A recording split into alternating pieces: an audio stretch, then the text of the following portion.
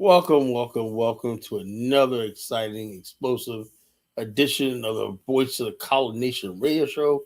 I'm the College Genesis, your chief host with the most to talk about. Thanks for joining me. Thanks for being here. Thanks for your support. Now, folks, coming off last night's show where I did a show called Lies My People Tell, you know, you look at the chat room last night, lies, lies, lies. You look at Slave Catcher Measy, Knack Slave Catcher Measy, lies, lies, lies, lies. I mean, like, does anybody tell the truth nowadays? Yeah, cook collar can't answer can't follow instructions, can't really answer what the title says or what the thing, but you cook collar. Like I said, it's just getting funny, man. Like I said, they call me the ringmaster because I deal with a circus of deadly clowns. Everybody think they cook collar. Everybody, it's funny. Yeah, it's really hilarious. But folks, we're gonna move on. From last night, a whole lot of lying being told last night. Whole lot of lying, man. That's what we dealt with last night. The liars and whatnot. And one of the lies I'm building tonight is that's been circulating in Black America is we know and I know that this Atlanta child murder thing is a curse in Black America. And like I said, let me set it up for you. There was a writer that lived in the 20s and 30s that moved to France, African American writer named Richard Wright. And he says something that always stuck with me because I used to be an early reader of Richard Wright when I was in high school and junior high school. And he said, you cannot be mad at and hate white people with not equally hating Black people. What he meant by that was everything Black people go through in America is because somebody decided that this is what they did because of we're creatures of comfort. The Atlanta child murders happened and we don't have the truth is because Black people in Atlanta got comfortable. They start seeing good jobs and stuff like that. So therefore, the police, law enforcement, and I'm going to break this down tonight, right? I'm going to destroy anybody who tries to disagree. Look, the law enforcement in any city, right? If the forensics person, the people do fiber, and people say that's what happened, guess what? That's what happened. The same pattern of behavior is going on right now. There's been a total of 63 suspicious lynchings in the South since like the 1990s. Did Wayne Williams come out of jail and lynch all those Black people? We keep finding bodies all over the place. There's a coordinated effort, right, with Klan and law enforcement. You think the Klan went away and so right? No, they went underground. They're still in law enforcement. They're still in detective units. They were still part of the Georgia Bureau of Investigation. And they were the ones who killed those kids in Atlanta. And they was able to get away with it. Just like they could get away with it now. In Mississippi, there was one jail in Mississippi that they said 45 mysterious hangings in the jail cell. What happened? The guy was waiting for trial. He was up on some petty burglary, larceny charge, right? And he was found hung dead in his jail cell. Suddenly, the cameras are off, and there's nothing in there to the thing. You gonna tell me? Did Wayne Williams get out and go all the way to Mississippi and lynch that people in jail? No, you're talking about the Klan. That's what you're talking about. You were talking about the Klan activity still there. And the Klan is not as bad as the fact that you got Black people out here who will ignore it. They don't care that all these Black bodies keep finding being hung and whatnot. Well, Colin, why are you upset? No, I'm saying this because one thing I hate is I hate living a lie. When someone comes up here and tells me, Colin, I mean, you ought to be grateful to live in America. Get the fuck out of here. This is what I'm talking about. See, I'm a man of principles. I believe in something, right? If I see Black bodies being hung and whatnot, and no investigation and stuff like that. And I know for a fact, just being hardwired to living in this country, knowing these people and everything like that, I know that what these people are capable of. So I am never going to let America off the hook by saying, oh, my country, tis of thee, and all that nonsense. That's what Mr. McNeely wants. He wants me to get out there and sing Yankee Doodle Dandy and be happy to be. No, I'm sorry. I am sorry. That's never going to come out of it. I don't give a goddamn if I stay here and die. You're never going to get me to say, I lived in the land of the free, home of the brave. I'm never going to say that. You know? And I could probably make a lot of friends, and I could basically, bridge the gap, whatever like that, and I could make a lot of people happy. But you'll never hear that come out of my mouth. I'm never going to say that America is the country they says it was, that this is a land of a free and the lands of exceptionalism and all stuff like that, American exceptionalism and all this, the country of freedom, liberty. And it's all a lie. You know? I don't care if I'm anti-American. Say what you want. You think I give a damn? I'm just telling the truth. If the truth makes me anti-American, I'm sorry. So be it. Why don't America change? Why don't America reflect and do right? Why can't they do that? But I'm supposed to sit back, watch all the stuff I see going on. Black people still getting lynched in this country, right? Police kill black people with impunity and whatnot. Crime out of control of the black community, whatnot. You know, and then the freaking like this, you know? So the bottom line is this. I look at all this hell. America is literally hell on earth. You got white people running around now celebrating a racist country music singer, David Allen Poe, whatever the fuck his name is, right? Devil. And they're singing, they're just celebrating and stuff like that, a divisive figure. And I'm supposed to be happy about that? I'm supposed to be happy that I live in a country which they don't respect my ancestors, they don't respect me, whatever like that, man. So I don't give a damn about this. Them days are over. Those days are over, you know? And so it is what it is, you know? It ain't no about no victim Olympics. I'm not a victim, you know? I am not a victim. I'm just telling you like it is, you know? I'm not a victim. I'm far from a victim. Trust me, you know? You know how to be a victim? You're a victim when you actually believe in this bullshit they talk about. I don't. I could get along in America, and I'm successful in America because I don't believe in it, you know? So when shit happens and whatnot, I'm not shocked at all. Nothing shocks me in this country anymore. You know, I don't believe in it, you know? So anything we do or create in this country, I'm like, well, whatever, you know? You know, so it is what it is, you know? Racism always on racism. Okay, I'm not hollering racism. I'm just talking about how it is, you know? I see I got some white people in the chat room tonight, you know? Maybe I might break my code and let some white people call in if they behave themselves and act civilized and whatnot. I'll probably take a white people person's call, whatever, like that. They really want to rumble with Thanos tonight. They could do that, you know? The bottom line is this, and they simplified everything. Racism. Look, there's serious problems between black people and white people in this country. There's serious hatred there. I didn't start it. I didn't start the hatred. I'm telling you right now, black America is seething with anger and hatred. You know, all I'm doing is expressing what I hear out there. You know, I ain't telling nobody to hate. You know, I'm just saying it's out there. You know, what can I do about it? You know, what am I gonna do? Oh no, you know, let's all reach out and hug a cracker. You know, no, it don't work like that. If people want to hate, man, let them hate. I think you look. The bottom line is this: I think hatred is a good thing sometimes. I think hatred is a good thing sometimes. It's good to hate. You know, if somebody's clearly your enemy and stuff like that, you got to be clear about that. You will have every right to hate that person and want to destroy him. You have every right to do it. That's what makes you human. But when you hold that anger in you, what's happening with a lot of black people is they have this anger and hatred in them, and we end up turning that hatred on ourselves.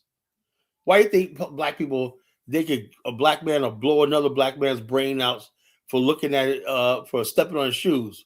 But you got this clown Chud the Builder running around insulting black people, talking about the N-word and threatening black people with guns. And you got black people, oh no, we got to be understanding of Chud. You got some clown talk about, I'm going to Nashville and I'm going out to dinner with Chud. I talk about stuff. What the fuck are you talking about going to fucking Nashville and going out to dinner with this devil? You know? So in other words, basically, if the same black man, if that was somebody black doing something, he said, I'm on my way to Memphis to blow that motherfucker's brains out. They do it. Look how many people got killed over the last few years, rappers and everything like that, over stupid beefs. But when it comes to a white man, oh no, we got to be understanding. Let's all be Americans and all this kind of bullshit. No, I'm sorry. You know, it was good for the goose, good for the gander, right? If white people, black people can get taken out, so why can't white people? So that's what I say. You know, let's be equal opportunity, right? When you YNs and you got your bliggity out and you got your gap pointed at me, point it at the white devils, point at them. Take some of them out, you know, make us all happy, you know. So it is what it is, you know. So it is what it is. And I'm just saying like this. Since white people let this get like this, where we're in a constant state of violence. Black American communities are a fucking war zone. But it's okay as long as black people killing each other, right? Why don't we let them be part of this culture? Let's let them be the part of America we know. Death, destruction, and violence. Let's see how much they like it. You know, we're all Americans.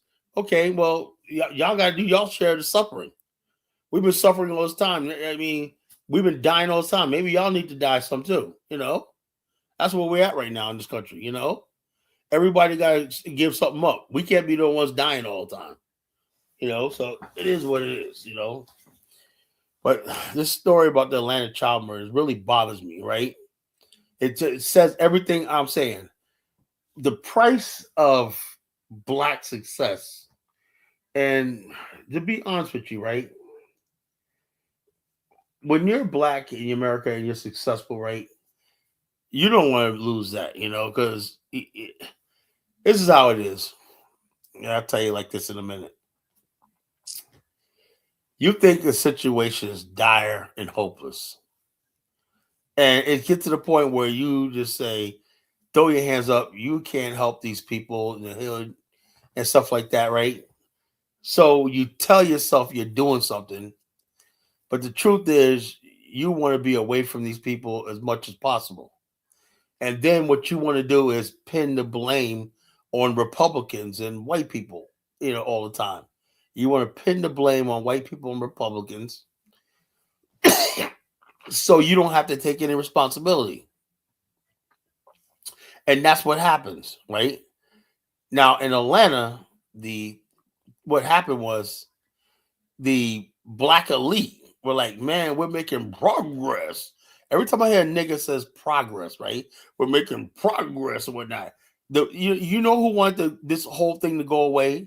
The Atlanta child murders didn't go away. It was the black so-called elite, the boule.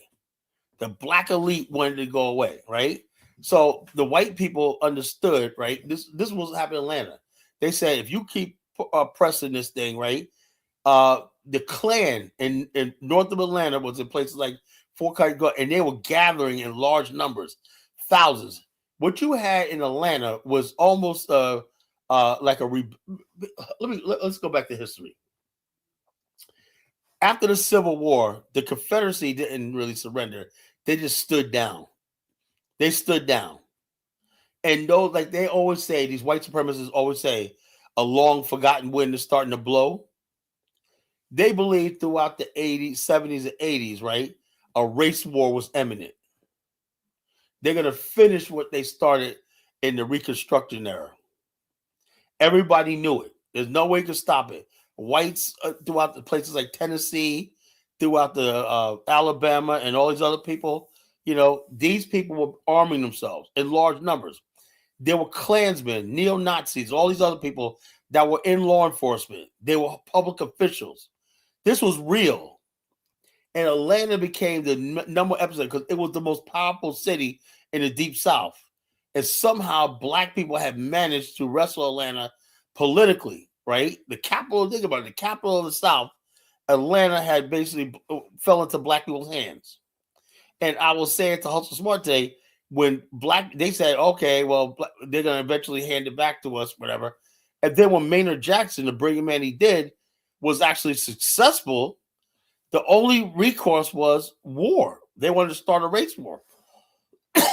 You start a race war, but first by killing black children. There was 28 children killed, and I saw a couple of those, right? And because first I was like, "Oh, Wayne Williams did this, right?" Then when I saw one of the actual photo one thing, it was a friggin' black girl that was raped, brutally raped, hung. So how did Wayne Williams have the strength to keep in that short period of time hang 28 people? They know he didn't do it. Yeah, he was a weirdo and stuff like nonsense and stuff like that. But they know he wasn't capable of doing those murders. But the thing is, the black establishment, the black elite in Atlanta, right, along with the white elite, say, we want to put this past us and move on. So Wayne Williams became their scapegoat. So they can get back to doing what they want to do and, oh, it's all over and not. It's just coincidence the killing stopped. Of course, they did that because that would trigger something. But it didn't stop. There were more kids that were killed, not in Atlanta, but other parts of the South. They just moved to other areas. So throughout the South, there was these mysterious hangings all throughout the 80s and the 90s. You know, black bodies found killed and lynched and stuff like that throughout the 80s and 90s. Not just in the South, but even in the Northeast. You got places like South Jersey. There were black bodies being found hung and stuff like that. So the bottom line is these people did not stop. And to this day, I believe these people are still out there, you know? In Detroit too? Yeah, okay, yeah. I heard about that. Detroit too. So anybody tells you some stupid nonsense about Wayne Williams did all this there, you're a friggin' fool. These killed the Klan and the Aryan Brotherhood. These people are out there. And this is something black men got to face. This is a reality we have to face. This country might end up in a race war. What are we going to do when that happens? And I'm sick and tired of black people making it seem like another black person is the fucking problem, you know? I don't know. I'm armed. You know, I'm fucking armed. I advise any black person, go get your rifle, go do it like this. You know, no, you can't. My brother has an AR-15. My brother has two AR-15s. I don't have one. I got plenty of pistols, though, you know? But the bottom line, make sure you ain't no damn sitting duck. DK, come on, you're starting to sound like a coward, man. You know? Yeah, this is the reality. You know, I don't own an AR-15. I don't want that. I'm not into that. You know, I got two Glocks. You know, I don't need all that shit like that firepower. I got friends. I got plenty of black people I know, friends of mine. They got AR-15s. They got 50 caliber rifles. Some of everything. You know, who cares that we aren't already? You know what I'm saying? This like we aren't ready. So we're supposed to sit back and be like, oh, we're gonna do that. No, we go to the gun range and everything. You know, it's about basically it's a deterrent. The whole thing about white people is they think that we're not going to the shooting range. They're not thinking like this, you know. So DK, if you're scared, say you're scared, man. If you're scared, DK is scared. Say scared. Okay, DK, we'll let you off the hook. You can go and put your panties on and whatnot. You know. You'll say, who cares about that? These motherfuckers ain't trained. You know. I've been shooting guns since I was 14 years old. I was shooting. I'm like a marksman. Now my skills are as far as at the shooting range. You know, it don't take much to pull a goddamn trigger, bro. You know, like, oh, you gotta be trained. Yeah, man, get out of here with that stupid shit. Can't be scared, man. You know, okay, man. Nope, you can't get up on the panel all night. You know what I'm saying? Talking about you. No, you don't worry about me. I'm not scared. You know, I'm not scared of nothing. I'm just telling black people just be prepared because it might even know we have all that. It might not even work because the bottom line is this, you know, I don't know if what's the fucking who cares about an AR-15? Who cares? You know, what's the point of AR-15 if you can't fucking shoot? I know people who got AR-15 still got killed. You got these little Glocks now with the extended 30 clip in them. You know, I seen those. You know, so like this. You know, so DK, if you're scared, say you're scared, man. You say you're scared, man. This is a war, man. When you came to this country, man, you understand? We're in a fucking race war, bro. You got freaking. It doesn't matter who's a thing. It's all who gets that first hit in. You got freaking Glocks now with 30, with clips of 30 clips in them that they extend it to make it automatic. You know, what they call blickities and whatnot. You know, you got these YNs out here got firepower, bro. You know, so the bottom line is this, and also, DK, one thing is for sure, black people have went through a lot of trauma, right? We've seen death. I lost 3 cousins to the fucking guns, you know? Average white person have never known anybody that got killed in their life, you know? If they basically, what you call, you know, ain't gonna bust a grape. You know, maybe I won't have to, you know, but I'm not gonna be scary like you are. You're scary. DK's a scary. I thought DK was strong. DK's scary. You know, DK's a scary dude, you know? I so scared, Colin. Don't talk like that. I so scared. You know, I'm so scared, man. I don't know, man. I'm so scared. I'm scared of the white man. You know, he might take my green card away from me. You know, I'm so scared. You know, yeah, you are scared, man. You sound like you're scared. You know, you're scared of me talking like this. You know, you're terrified. You know, if you're scared, man, say I'll change the subject, man, just to please you, man. You know. So, no, I'm just saying. You sound scared. You sound worried. You should be like, yeah, man. You know, anything can pop off, collar. I'm ready. You say, oh, y'all not ready. Well, get ready. You know, you never know what can happen. I see this one girl today on TikTok, right? Her name is Detroit, such as like, yeah, I mean, with immigrants, I doubt it. Immigrants will fucking flee, they'll run, they'll hide. I'm not, me no black. You know, me no black, I'm Nigerian. No, I'm a Ghanaian. You know, I don't want nothing. I don't want no smoke. Whatnot, you know. The immigrants will run for the cover and whatnot, man. I don't see no immigrant getting involved in no race war in this country. You know, I don't see that shit, you know. This girl going around talking about we are so ready. I'm gonna play this video. She's talking about we are so ready. And I said, look, ready for what? What the fuck you gonna do? You know? It's about you. There's gonna be a race war pop up. Every white person, there's millions of them, are praying for a race war. I thought Trump was gonna start a race war. That didn't happen. Now these guys are they're egging for a race war so bad, and they don't even have any idea what that looks like. I think they think that they'll be walking around with guns, picking black people off. We'll be running, crying and whatnot, and they'll round us up, whatnot. They don't understand we got guns too. And as soon as basically one of them get killed, and they see one of their blonde, blue-eyed people bleeding to death or whatnot, that will freaking that will stop that nonsense. Because there's an old thing, right, where there's some white people who really think they're bulletproof, you know? So it is what it is. I didn't run to Liberia, bro. I'm still here in America. I ain't running nowhere. This is where my people are, and this is where I'll die, you know? I ain't running for my people and whatnot. If there's gonna be a war in this country, I'll be there. I'll be there leading the fucking charge. I ain't going nowhere. I ain't fleeing nowhere. You know. So it is what it is. So it is what it is. I ain't going to Liberia. Like I said, I don't run. I don't run. Suppose that I don't run on high. That's what I said. They got to pick a side, though. Yeah. The bottom line, most of them are in delusion. They have no idea what's building in this country right now. They have no idea what's building in this country. But when it does happen, they want to stand behind Black America. Oh, I didn't know it was all this.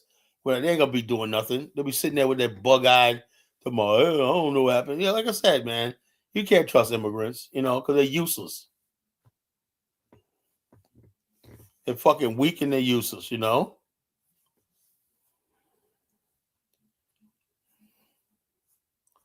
That, well, Colin, why you always call immigrants, African immigrants, stupid? Because they are stupid, They are fucking stupid. They come over here. Oh, this guy on TikTok talking about, oh man, America needs us because we're the most educated people on the planet. They really believe that. Poor ass Nigerians, the poorest country in the fucking world, believes that the world needs them or something, In every country where Nigerians are at, they're fucking poverty. They bring their poverty, their crime, everything. These people are crazy and delusional. I'm at the point now where I just think the whole Pan-African thing was a fucking mistake, you know? But dealing with people that I should have seen signs years ago that some of these people are fucking crazy. Some of these Africans are fucking crazy. You know, they live in a delusional world. You got the least developed part of the goddamn planet. The least, your languages have the least amount of words. Your languages have no science, no math, no none of that stuff like that, right? But yet you want to convince me that you built civilization thousands of years ago and taught everybody civilization. It's fucking insane. So I'm just like this. I used to believe it, you know. Then I woke the fuck up, you know. I woke the fuck up. You know, I thought that we're going into some with some advanced people and they got the science and whatnot. In Africa right now, I'm like, man, I don't see no black person in America going to that shit. You know, we're too good for that shit, you know. Go there and fucking be ruled by backward ass people, you know. You know, backward ass fucking people, you know. So it is what it is. But back to the Atlanta child murders, right? The reason why we're still talking about this today is because more and more people, I think, the people in Atlanta, right? You lost 28 kids. Nobody that you talk to in Atlanta, right? Real people believes in a narrative. And what shows me is this, and I can't think of a example right now off the top of my head, right? Oh yeah, a perfect example of what I'm talking about. The whole remember Michael Brown situation, and even Trayvon Martin situation. I'm realizing now how the media, law enforcement, and people could collude together to create a narrative and evade justice. This guy, Darren Wilson, and what's it called, Ferguson, killed Michael Brown. The media came out there and showed a big guy punching a circle, taking a with the little cigarette things, right? Whatever. And then after the fact, we found out that wasn't Michael Brown, and that didn't even happen that day. But the media put that out there as a narrative that he was some bully going around, and he just happened to run into the wrong cop. Darren Wilson gunned this kid down in cold blood. But there's black people out there that will go out there and go along with it because they want quiet. Just like Trayvon Martin. You got black people out there. Well, Trayvon Martin should have complied with George Zimmerman. George Zimmerman was not a fucking cop. He ran at Trayvon Martin and put a bullet in his chest. You got black people out there, I'll buy that. You know, that's what you have. So you see a familiar pattern here where black people will always basically side with what the white power structure says for expediency. And that's exactly what happened in Atlanta. A lot of black people I talk to down there, I have my brother African Warlord Lex, he's from Atlanta, right? Well, he's in Union, South Carolina now. But he grew up in Atlanta. He knew Daniel Cater, right? He was friends with him as a child. He says the talk among a lot of black people there was nobody fucking believed that goddamn Wayne Williams was responsible for those murders. Nobody believed that. But that's what they pushed on the masses of people, you know?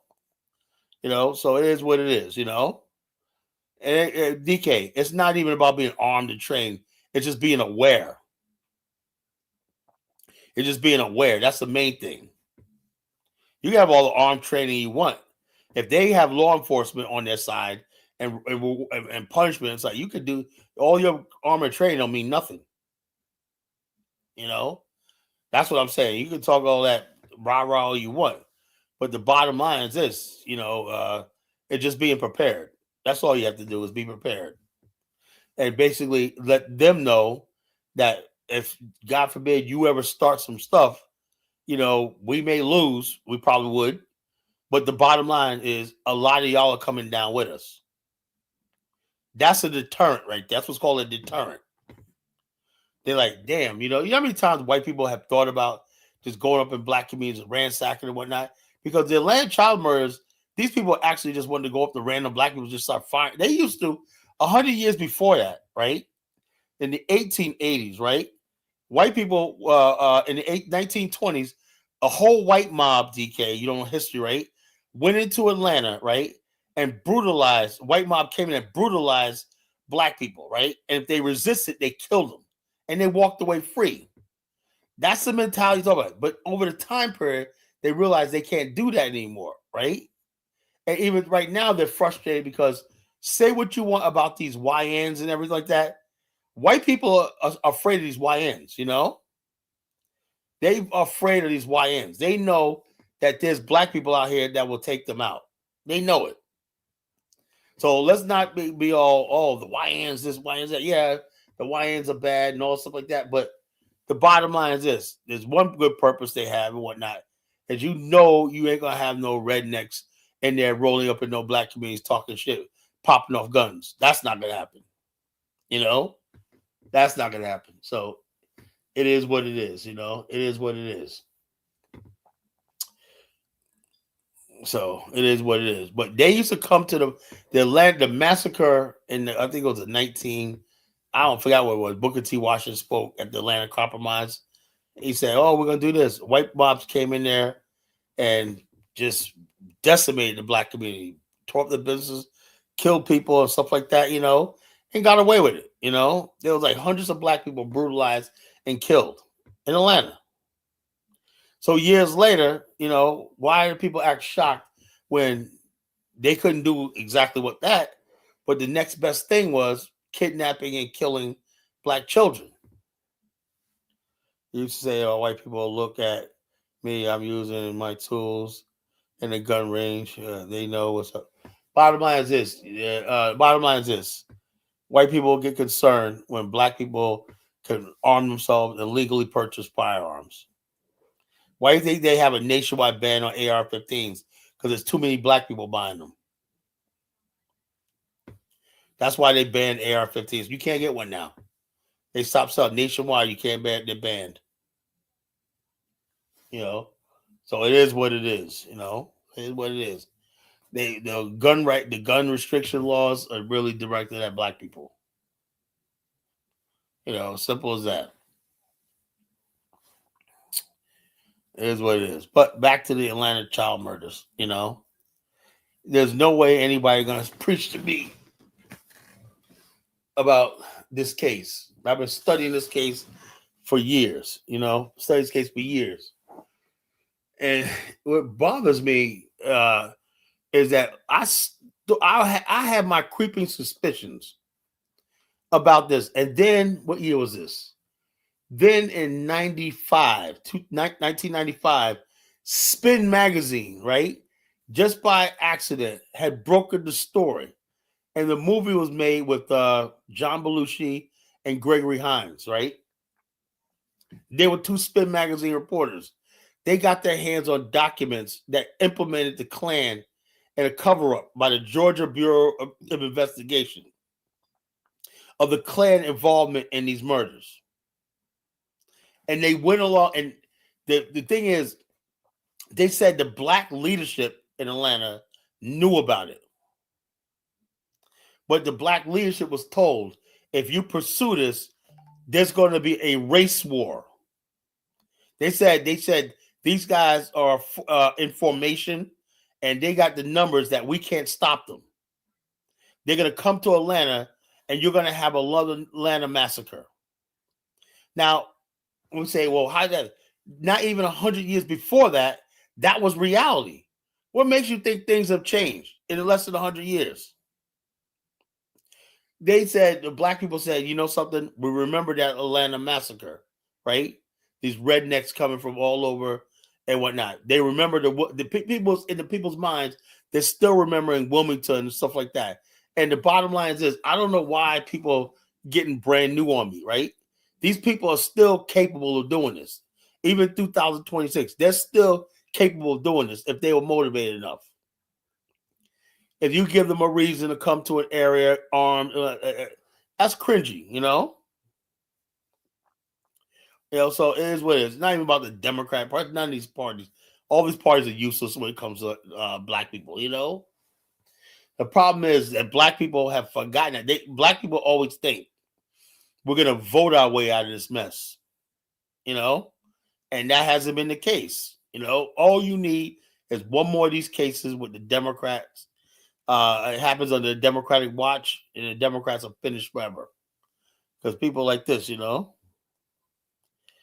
I don't know. I don't know about who banned. All I know is I was told that the AR-15. We'll see. Let me look it up. It's a AR-15 banned. Let's see. ChatGPT, do your thing. Is the AR-15s, were they banned in the United States?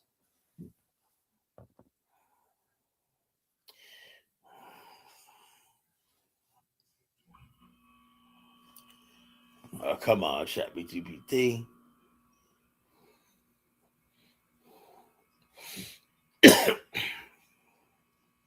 Okay. It says right here, the AR-15 style rifles were covered by the United States by the 1994 federal assault weapons ban. But the ban expired in 2004 and was not renewed. So, between 1994 and 2004, certain AR-15 configurations were fairly restricted. That means you can't make the weapon into an automatic weapon, for assault weapon ban. Since 2004, there has been no nationwide federal ban or AR-15s. Okay, you learn something.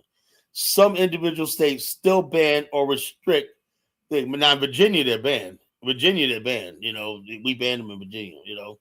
Some individual states still ban or restrict AR-15 under civil rules and their own laws. In short, yes, certain AR-15s were federally banned for a period, but that federal ban ended in 2024. If you want, blah, blah, blah, blah. But it says, because in Virginia, they banned AR-15s. So, in other words, basically, it depends on the state you go to,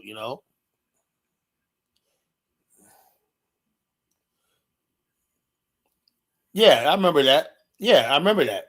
The guy said he wanted to unalive 30,000 black people, That was just sort of brushed under the rug or whatnot, Remember that kid in Buffalo?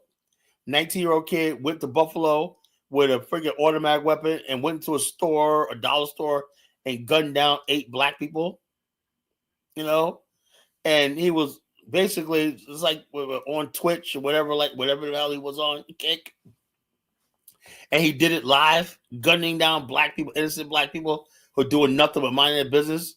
Look, I'm like this, man. If you're black, you have a right to hate other black people. I get that, right? But I do believe everybody has a right to live in peace. Live in peace. You should not sit there and say, worry about getting killed like that and say, well, we accept that because we're black. So no, it's something so horrible about being black that we're gonna accept fucking people killing our own people, man. Get the fuck out of here with that shit, And that's why I tell black people, start thinking like that, So yeah, July 1st, the ban is in Virginia. I know that. But the ban is, people are buying them like crazy now because about the ban, So bottom line is this: when you get guns and whatnot, depends on who you gonna live. Look, bottom line is this: not every black person is your damn enemy, right? I want to see more black people have some more energy. And like, if white people had the idea that we would basically turn these weapons on them, a lot of the temperature in this country would go down. They really have this idea that they're gonna pop some racism off, and while they're killing us, we'll be shooting at other black people. They really think that. They really believe that shit. They really believe that. They really believe that black people are just gonna be like, oh, white man killing us, white people killing us, whatnot. But I can't do nothing, man. Let me talk about other black people coming. Look, the bottom line is this. White people killing black people is more dangerous because one, they have the numbers. Two, what I'm learning too is this: when black people kill, they tend to get arrested. They go by they get arrested. They go through the court system and everything like that. But white people, I'm seeing too many of these good old boy redneck guys, right, doing shit, get caught with guns and whatnot, doing shit, and they basically like they're buddy with these law. I do not trust white law enforcement. I don't. You got white boys or rednecks or not, and they basically are in cahoots with many elements of law enforcement. You know, they hang out in the same pubs. They hang out. They have backyard barbecues together. You know, they do all stuff like that together. You know, yeah. The white militias are training right now in the tens of thousands. They're training. You know, they want a race war. You know. They want a race war. They want to basically be able to topple governments and whatnot. They want to be able to intimidate voters. They want power back in this country. You know, that's what it is.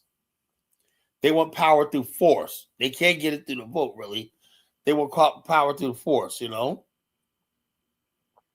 DK, I'm not scared. I am not scared whatsoever. Right? I'm more scared from other people than myself. I'll be all right. But I'm not scared of nothing, you know? But they talk about us all day, DK. Are they scared? They talk about killing us every goddamn day.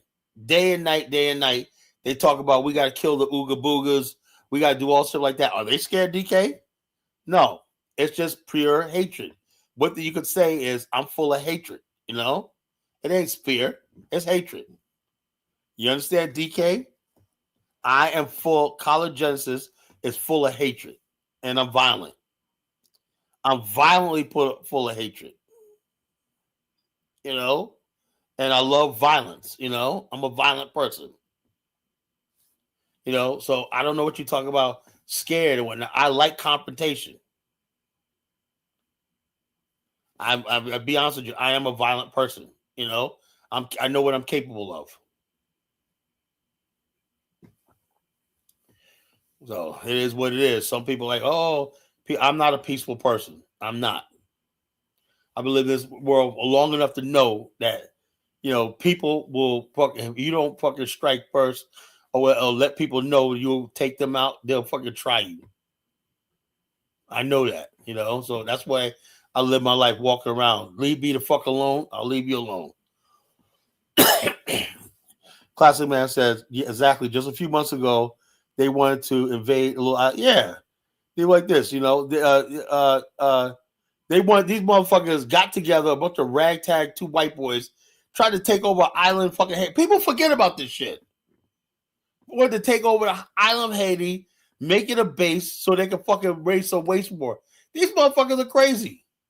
You know, it ain't a matter of time before something bad really happens in this country with these motherfuckers. Because people walk around acting like they're fucking scared. And I'm sick and tired of scary ass niggas coming in here telling me, oh, beware, caller. Whatnot. No, I want people listening to my show and sounding my voice like there's millions of black men like me. You know? No, I'm just warning people like that. There's millions of black men. If they usually need to know there's people out here like me. They have this idea that everybody's like you, DK. That's what's dangerous. You know? When people act soft like you, it puts ideas in people's head. No, all black people are not asleep. People like DK are asleep. Not everybody's asleep. Trust me.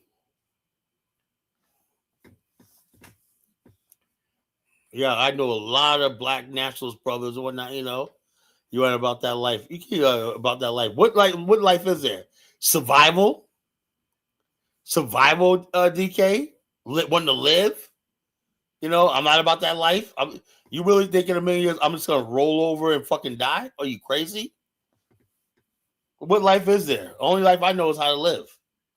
They want to execute all the black men island and wait for the women. Yeah, that's what I'm saying. These guys are insane.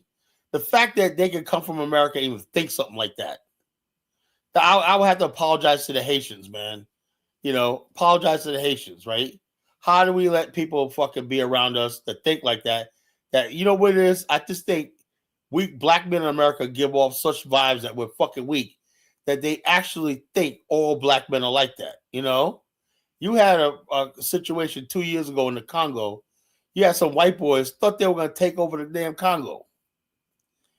Trump got them off or not. They were facing the death penalty in the Congo. Congo does not fucking play. DR Congo, they wanted to take over the fucking Congo and whatnot, And they they wanted to control the mineral resources.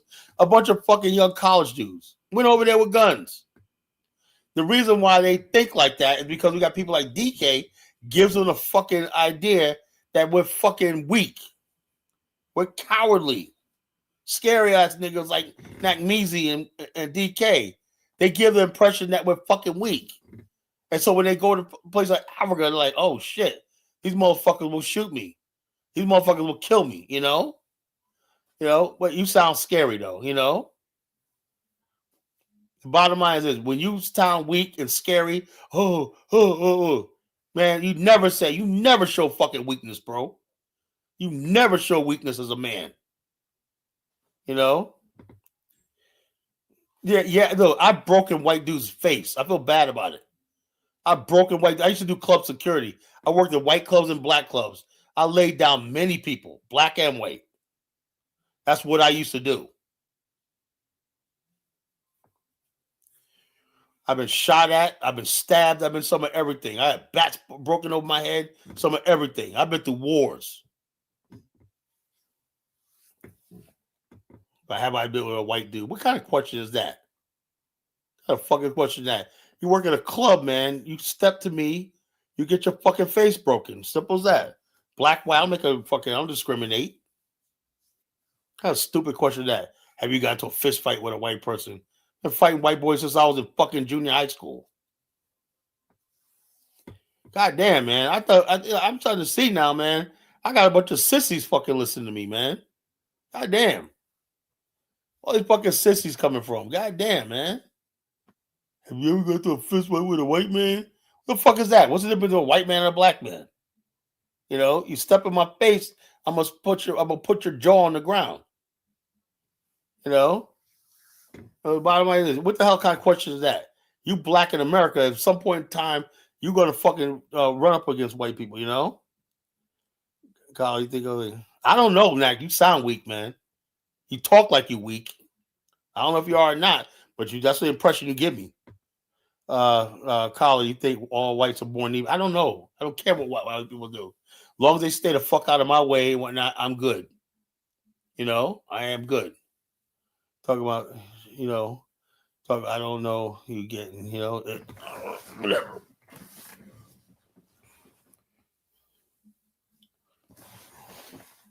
What I cannot stand is I cannot stand a scary ass black man. I really fucking hate that shit. Really do. The black man, we act tough with each other and whatnot. When I start talking about the white man, everybody, are you sure you trained, Collar? Scary ass niggas, man. Scary ass niggas. I'm not scared of nobody. Collar, you already started with that. You started with that. How am I start? I'm gonna start with nobody, man. John, I'm gonna start with nobody. I ain't say nothing. You're barking up the wrong. Next hands is registered what? Registered for fucking what? Knox hands are registered, man. Come on, you're talking to me, John. You're talking to me. Somebody is really dangerous. Violent, dangerous. I'm really violent and dangerous. I'll be the first to tell you. Yeah, I'm a violent person. I'll fight you and hit you for no reason, and not for sport.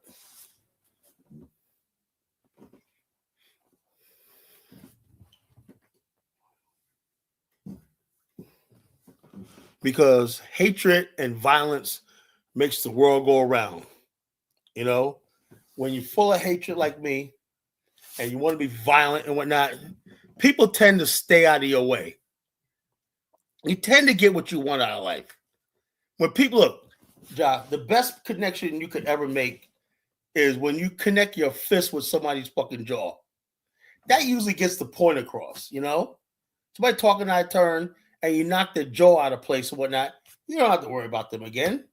They're going to come at you, let me reconsider what I was saying the first time. That's how life is, you know? Going forward when not, you know, I'm saying right now, I'm looking at this country right now. This country might be in a fucking race war, you know? I don't see anybody backing off. I don't see anything. All I keep hearing these black men talk about, we gotta love somebody. You know, these lovey ass black men, you know? The same black men will kill you in a minute, right? But every time we talk about the white man, they're like, oh man, we gotta love. We gotta get past us. We gotta be the bigger man. We can't let words bother us. Man, get the fuck out of my face. You know, you got motherfuckers out there that will fucking kill you for stepping on their goddamn shoes. Comes to the white man or white people, these motherfuckers run scared. And then I talk about this shit, they get all upset. Oh, Carla, you ain't trained. You ain't ready. You never hear them say that when you start talking about black people. But yet white people, what do you think? White people are bulletproof or something? What do you think? Their jaw can't be broken? You know, their neck can't be snapped? Please.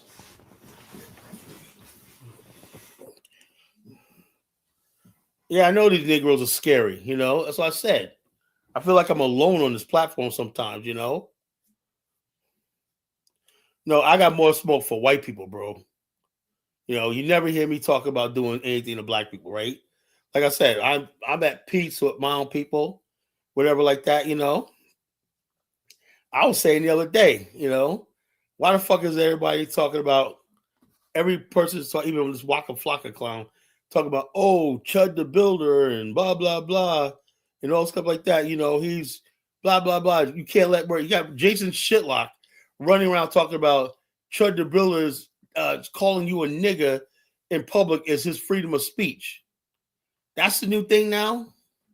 And you know who else I'm really upset with? You know, Quentin Rampage Jackson. That nigga's a bitch. I meet him. I'm going to tell him to his face. He going to try something and I'm going to bust him right in the shit.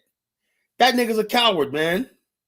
The problem with Quentin Rampage Jackson, and you look, somebody could take what I'm saying and send it to him and tell him who I am and tell him I said it. This guy basically hangs out with white people, chases white girls, and the payoff is once in a while he might be called nigga. He said, well, I can deal with the word nigga, blah, blah, blah, blah, blah. Don't bother me when I said, yo, when somebody calls you a nigga, man, they're basically going directly at everything your people, your ancestors, everything went through. They're disrespecting your bloodline, your image, everything. And for you to stand there because you want to be cool with some fucking white people or not and let them call you that, it's unacceptable. So they're basically like this, you know?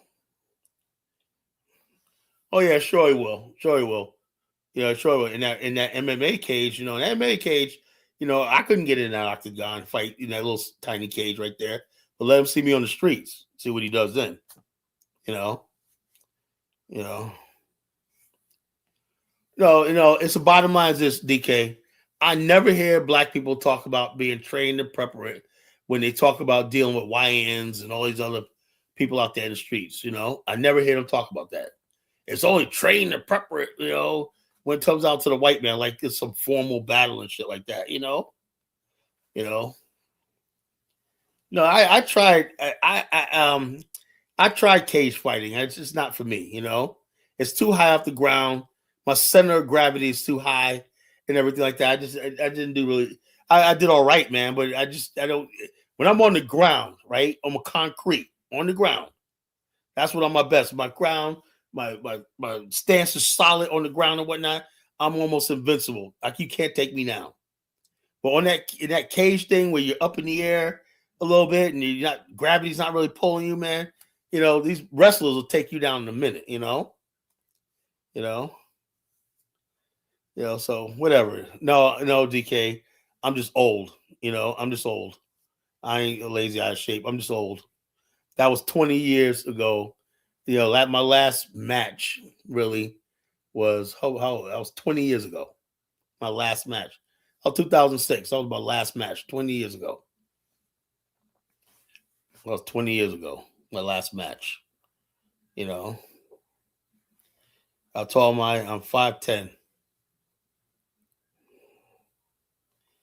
I train myself and I do stuff in my backyard, stuff like that. I go to the park and I always train my hands hitting a tree and I hit bricks to keep my knuckles and my arms tough and strong. I still do that. I hit a lot of bricks and I hit fucking trees and tree stumps and whatnot, tree bark. I chip up tree barks with my knuckles. I keep that going on. But as far as like me getting in a cage fighting somebody at my age, I can't do that. I'm not gonna do that.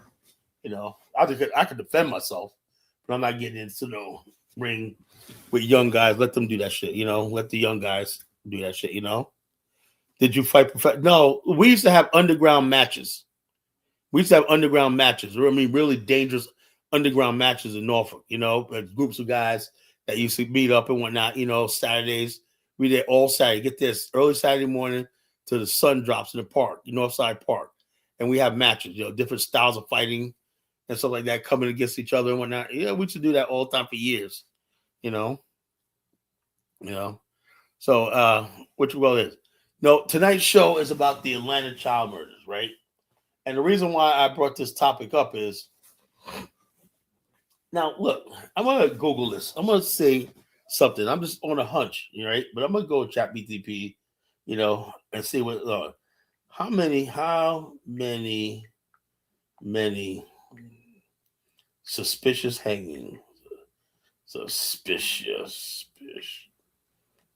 hangings have occurred in America over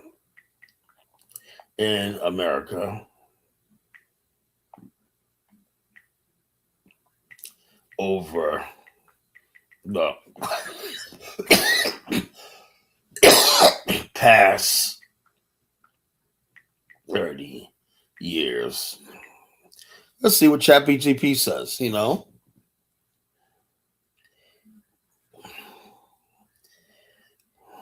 Wow. I was right. I was goddamn right. I was goddamn right.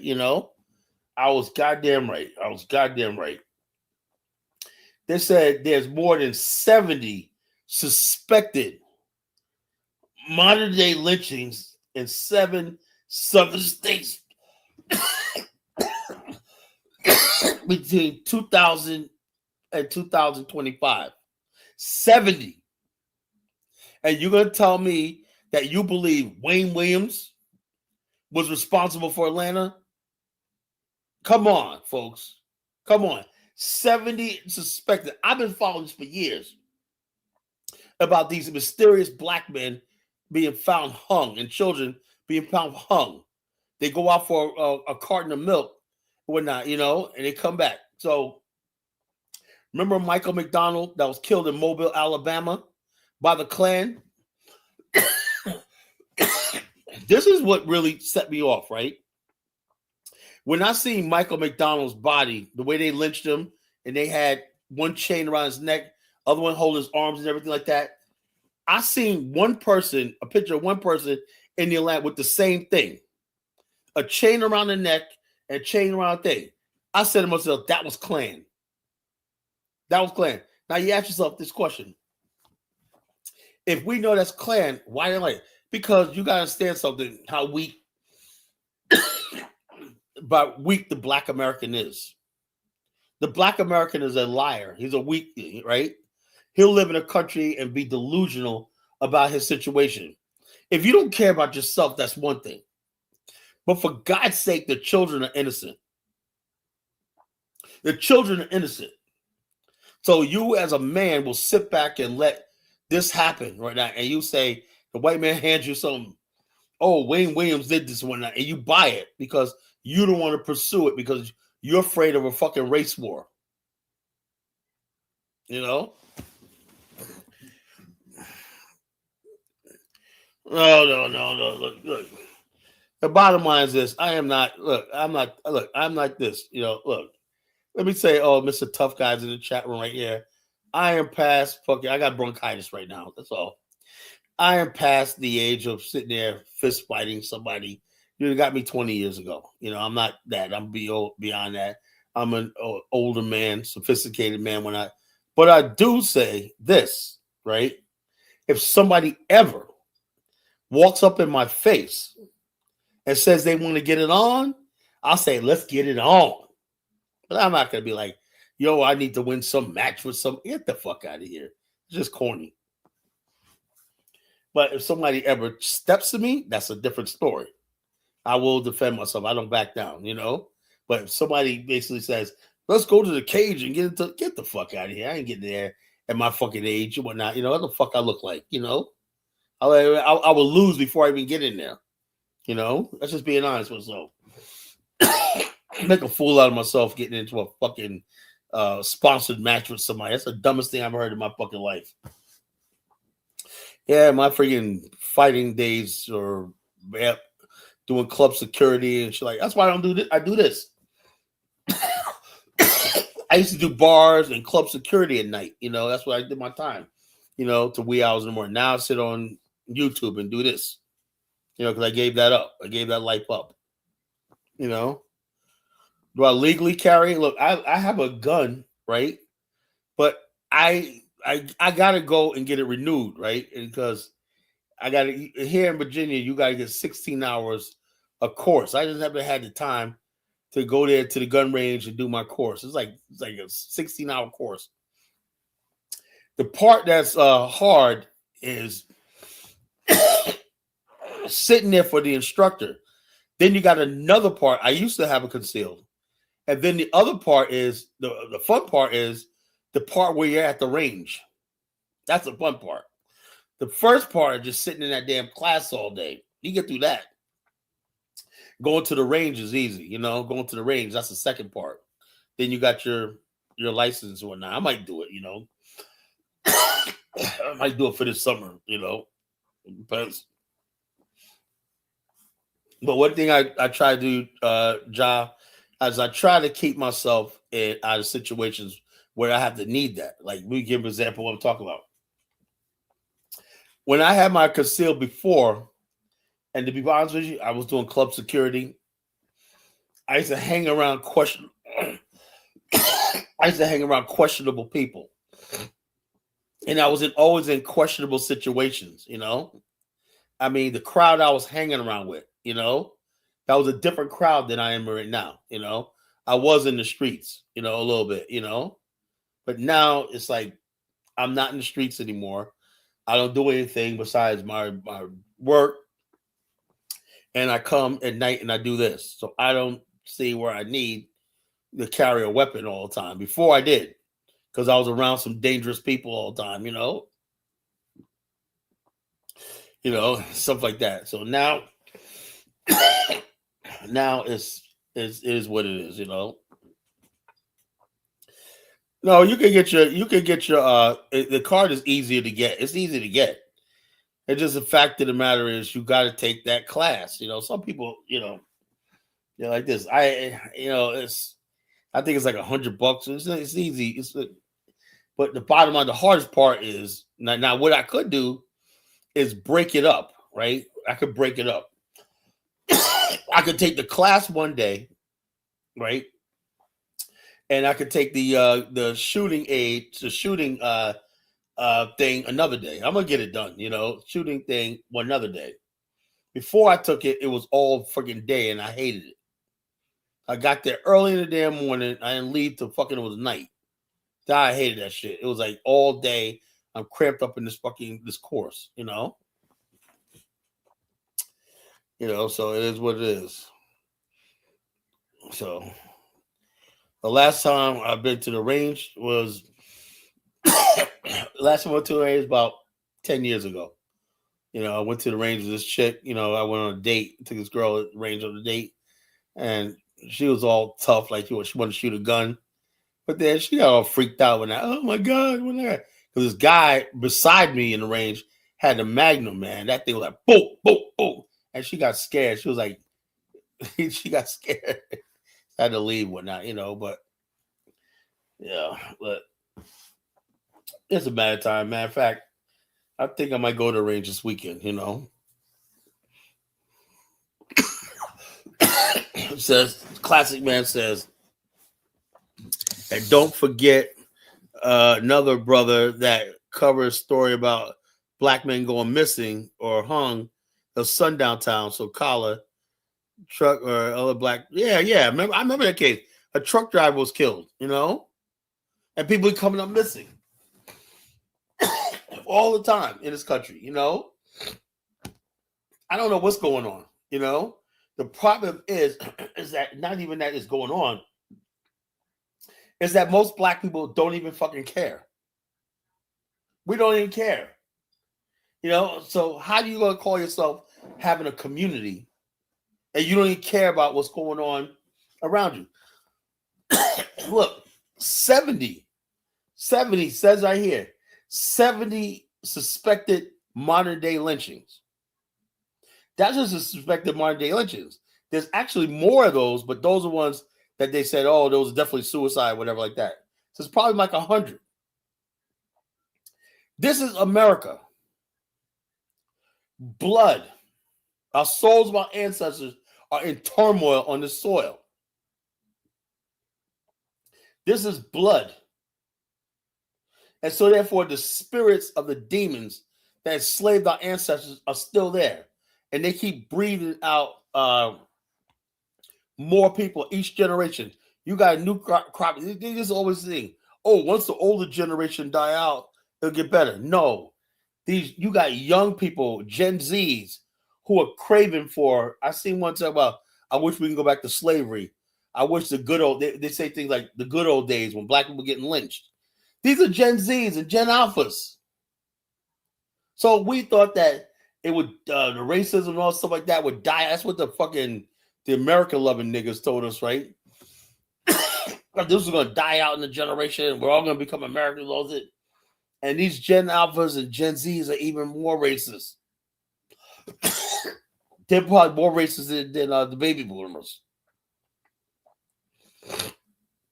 But that's what America is. America's a racist country. It is what it is. Now you can come here, you can make your money. You can do what you got to do, like I do. Mind your business, do what I do. But don't ask me to salute nobody's flag.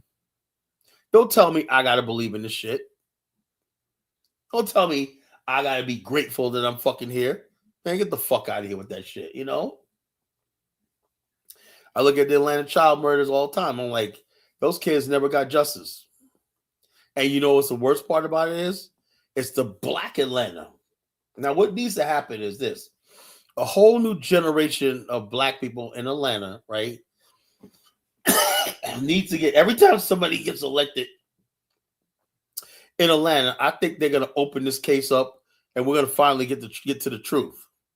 But we had all these people, Patrice and Lance Bottoms, nobody did a shit. Nobody's ever opened this case up and say, what the hell happened? So we can have closure. We have never had closure with that Atlanta child. And that's something that we need to understand. Because if the Klan and the Georgia Bureau of Investigation could do something like this, whatnot, what else can they do? And I just showed you. There's 70 in 7 states. There's 70 unconfirmed or suspected lynchings. 70. You know, I wrote an article years ago called Mississippi Burning in 2011. The article was that there was a black man found hung. And then I researched it that there were several black men found hung in the same jail, right? Then when I did some research, somebody else did research actually, and confirmed that each one of them were thugs that were messing with white girls. And they were found hung in their jail cells. That's murder.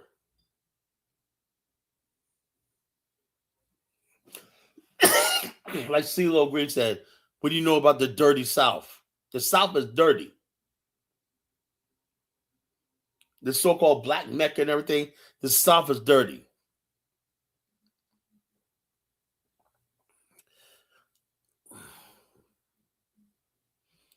Well, so look, let's not make it a generation thing, right? That was before my damn generation. When the Atlanta child murders happened, I was just a kid. I was in junior high school. I thought by the time I grew up and became an adult, right, that we have some sort of, okay, what happened when I, you know? The police, of course, the police are in on it. You know, and the black police officers, you got to understand something. All he cares about is getting that check. You know, you got to understand something how it works, DK. Yo, two things a Negro's priority in a Negro's life: getting that check and making sure the light bill's paid. Everything else is just what do you call it? Is relative. That check and that light bill. So damn the job, damn the justice, damn principal and all that stuff like that. The main thing is every Negro down there in the police department in Atlanta is worried about that check. You know, getting his check when you see it down there, these clowns in Fulton County and all that. All they care about is getting that check, you know? You know, so it is what it is. Yeah, but they're not fucking around crew. He put around the wrong way and whatnot. I mean, I like the spirit of the NFAC, but that dude was a freaking straight up clown. You know, Grandmaster J, whatever his name is. He was a straight up clown. Now, if he would have basically said, you know, the gist of what they were saying was, we're going to friggin', you have to have something, DK, where you could say this is our base. That means you got cities, townships, neighborhoods that you control. You can't just be all over the place and you just pop up in a white area, suburb, Stone Mountain, Georgia. Like, who are you? Who do you represent? You got to first secure your own neighborhoods. What are you talking about? What you're going to do with the white community, you know? And that's why I said I can't join movements like that, right? The number one threat, the problem back then was black on black crime. You know, the black community is a war zone. Something like that could have. Imagine if that they would say, look, like, you know who I like? The New Era. You know, I talked to the brothers in New Era, Detroit. Now, them brothers are for real because they said the priority is making sure our people are safe among each other. Once you have that, now you have the credibility of people. Now you can protect them from the other people. So that works. But you can't have a situation where you want to protect people, right? But the average person is scared to go to the gas station because he's going to get jacked, you know, or people are breaking into people's houses and people are getting assaulted. Girls are getting assaulted at bus stops and whatnot, you know. You can't do that. And then get out there, and while all this hell is going on in your community, you're out there talking about you ain't fucking around. It's a joke. That's why I think the people should have, and that's what it is, right? Let me tell you something. A lot of black people will join groups like that because they know they're not doing nothing and not going nowhere. You know, more black people join that than New Era. New Era was about really making our community safe, you know. They came in where the police couldn't get to. They were hanging around gas stations and making sure people get their gas on time, right, and whatnot. And so, so therefore, people felt safe with New Era. Gas stations said they could open later and whatnot. These guys come around, they hang around the parking lot, they keep a lot of chaos down and whatnot. This, that, the other thing. That New Era was the answer, but a lot of black men ain't gonna do that. Ain't gonna do that. Because they're like, oh man, we gotta fight the police. Look, man. The bottom line is we were cleaning up our communities, man. We were not fucking need the police. But you cannot talk about you're gonna you're gonna protect the people from the police if you're not protecting them from the YNs and the thugs and the goons and whatnot. That's why the not fucking around crew fell apart. And New Era is still there. Because the New Era, Detroit and Chicago, they got the confidence of the people. They do. I love them brothers in New Era, and the Detroit 300, and brothers like that put in work in the community, make it safe. And people will rally behind you. But yeah, so we're talking about that tonight. We're talking about the lynchings and the unsafe environment Black America is in right now. To me, my personal opinion is one thing when people talk about, they would tell me, well, what about black on black crime or not? Yeah, black on black crime, people go to jail. When you got all these bodies, right? And you got people in forensics. Let me tell you something how it works. I had a female friend of mine, she passed away.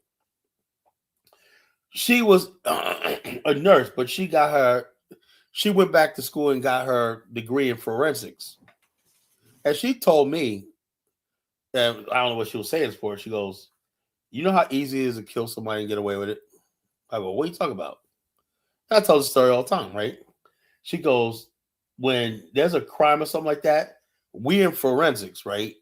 How it turns out is us. If we say it was a suicide, guess what? It was suicide. It said before the police could touch anything, the forensics side come in there first.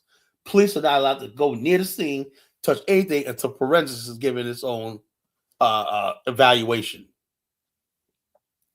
And if you got forensics, right? If they come on a scene and say, oh, this looks like suicide, guess what?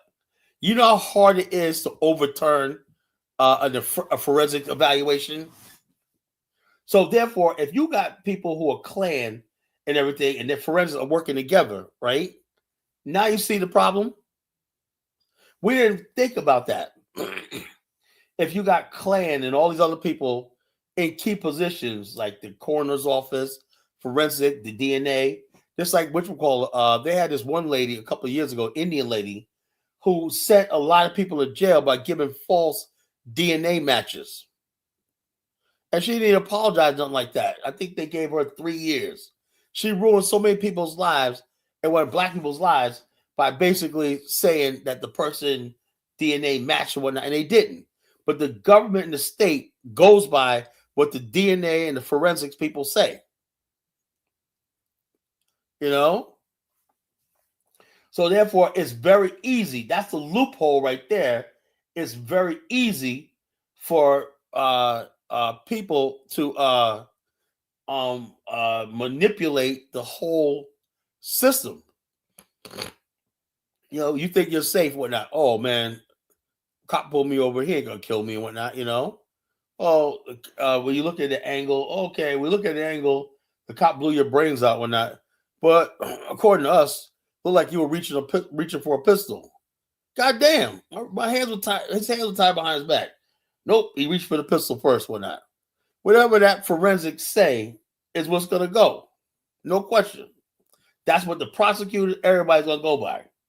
So if they basically want to cover a crime up and everything, that is exactly what is going to happen. And that's exactly what happened in the Atlanta murders, right? They said Wayne Williams did it. They framed this man, and that was it. That's it. That's all you need to know. Because who's going to argue with forensics and everything?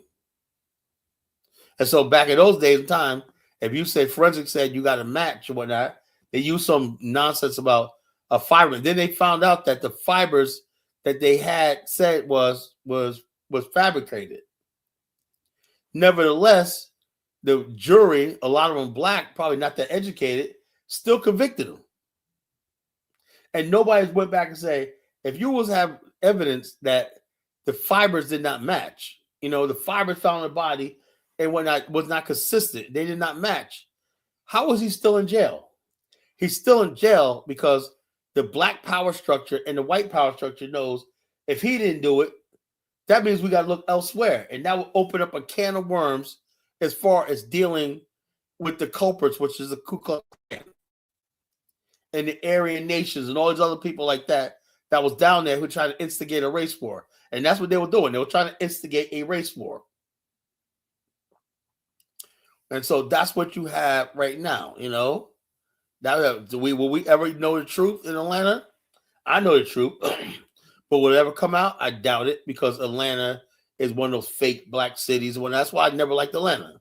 I believe it's a fake black city, fake black success, fake black everything and whatnot. Atlanta will never be no black Mecca to me. Some of the black people down there are wonderful people, right? But don't sell me as some black Mecca, right? When the black power structure, right, had the biggest compromise in history by them basically going along with this Atlanta child murder. So they threw those kids under the bus. And a lot of black detectives people don't tell you this, they quit the Atlanta police force because they said there was a cover-up. But that's not really talked about in history. Yeah, so it is. Yeah, black truck drivers' bias are becoming missing, Yeah, what happened to those Georgia twins, right? Oh, they committed suicide. Remember those two good-looking young brothers, man, from Georgia, college kids, college bound and everything like that? And as always, they concocted some story about depression and all that, and they were depressed and they committed suicide and whatnot after they found in the woods. I mean, it's just so fucking obvious. But since I'm the only man up here and whatnot, and a man cares about his people. A man cares about his community. That's why stuff like this bothers me. Those are two young, beautiful young black boys. Had their whole future. They were twins. Future ahead of them, right? And they found dead in the woods in some mountain range in Georgia, right? Some redneck found the body. And you're gonna tell me, oh well, they committed suicide. But what? Like I said, but it doesn't matter. If forensics say they committed suicide, that was it. Yeah. Is it a black judge found? Yeah. I remember that in New Jersey. That black judge that was found there's so much shit going on. I remember that in New Jersey. People think I forgot about that. That black judge that was found a dead body, with organs. I remember that. That was in New Jersey. In North Jersey. I think it was the Hudson River, But yeah, so it is what it is, We got all this going on and whatnot, while people telling me what a great and wonderful country America is. Carla, you got to love America and whatnot. Man, get the fuck out of here, I stand by what I say, I say it like this. Now, I'm not going to let nobody push me out of this country, but you ain't got no right telling me I got to love this shit. Nobody, Like I was saying today, something I used to always know. When I was coming up, right? I never forget this. When I was like in 4th grade, there was one kid that would never stand for the Pledge of Allegiance, right? White kid. Anyway, he was excused for standing for the Pledge of Allegiance, right? Because some religious reasons, whatever. I forgot what it was about, Anyway, everybody's had to stand for the Pledge of Allegiance, right? But the thing is, when you're white or whatever like that, people give you grace. Say, oh, yeah, but you got to stand, blah, blah, blah. Just like if a Japanese kid, when his pledge of allegiance said, no, I'm not going to say that, I'm Japanese, he'll be excused and he'll be friends with everybody else. They'll respect his agency, his right to do that. The only people that are not allowed to say, you know something, based on what this country did to my people and I cannot do this, is black people in America. You never noticed that? The only people that are not allowed to be like conscientious rejectors is black people in America. Everybody else, I've seen so many Jewish people, you know, oh, well, you know, I'm Jewish, I'm not American, you know. I've seen Catholics say that, you know. And I had friends of mine growing up. I said, man, I feel some sort of way sometimes when I hear that America discriminates against Catholics. I said, you thought Catholics, man. Imagine what I feel like I'm black. But I'm not giving the same thing. In black, you ain't allowed to do that because you're not fully human. No matter what America did to you, you got to sit there and play the patriotic role and shit, you know? Yeah, so it is what it is, you know? About, it says, D said, and about outrage from blacks in America, black jokes. Yeah, the bottom line is this. Don't worry about outrage from blacks in America. You know, only thing you have in America, only thing you have, you know, in America is when the sports come, and everything like that. You know, sports come and the what you call it come. You know, that's all you need to know. Sports, your favorite sports team, what they're doing, working kind of missing on a job, school, and rage from. But yeah, black people in America, ZV, are so beaten down. We don't even know. We don't care. We're so beaten down. Our spirit is broken in America. What you see when you see black people wearing the American flag, that's a sign of submission. I give up. Really, our spirit is broken in America. That's why we don't sit there and get upset when we hear stuff like this anymore. We just say, "Oh, at least we're making money and whatnot. At least I can eat my cornflakes and whatnot. At least I can eat, you know, I can eat soup at night, whatever." That's all that black person ever thinks about, you know. That's what the white man got us to, you know. We are broken. Black America is broken, you know. They're broken people. It is what it is, you know. It is what it is. So, but anyway, folks, I was going for an hour and a half. You heard what I said. You heard my points. I'm gonna put the link in the chat room, right? If you want to discuss that, whatever like that, you know. Yeah, Chris, what's going on, Chris? Thanks for coming in. Hey, Chris, when you gonna call in, bro? You know, when you gonna call in? You called in the Bomani show, but you never called in my show. You know, blacks are exhausted by racism. We have them numb. Yeah, we're numb to it. What you see is not patriotism, it's black people being numb. You see this fucking clown, this mixed race clown that tried to take out the president, whatever like that. See, this is what happens, right? Let me tell you an interesting tale. This guy looks like one of these mulattoes, right? Who believe that his blackness or partial blackness, right, is his problem. So he wants to, he hates the fact that he was born mixed race because it basically, it basically excludes him from what the Americanism, right? Now, me, that doesn't happen because I don't believe in America, right?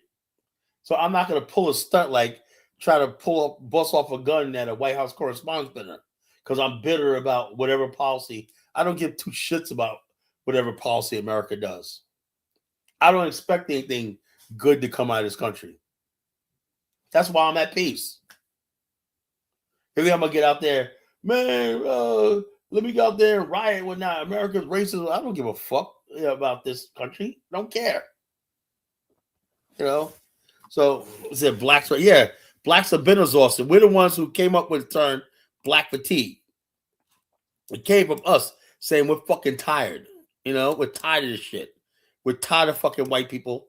We're tired of white America. We're tired of all this bullshit. If you want to know.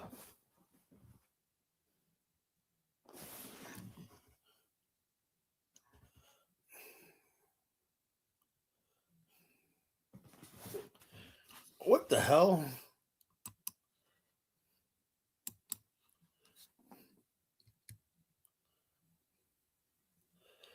What the hell? YouTube has rejected your comment, you know. It's fairly common when sharing links. You may need to share a link another way. What are you talking about? Let's see. Let's see. Let's see. Let's see.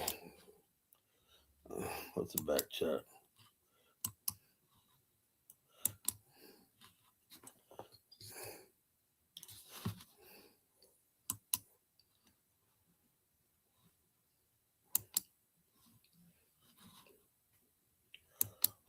Right.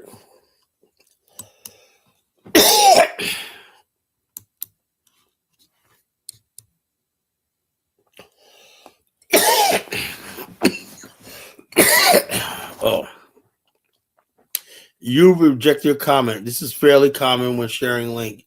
You may need to share the link in another. What the hell? Man, I'm blocked on YouTube. What the hell? I'm being blocked. So you guys got me. No, wait a minute. It's up there. It's up there. It is up there. It's up there. Yeah, it's up there. It's up there.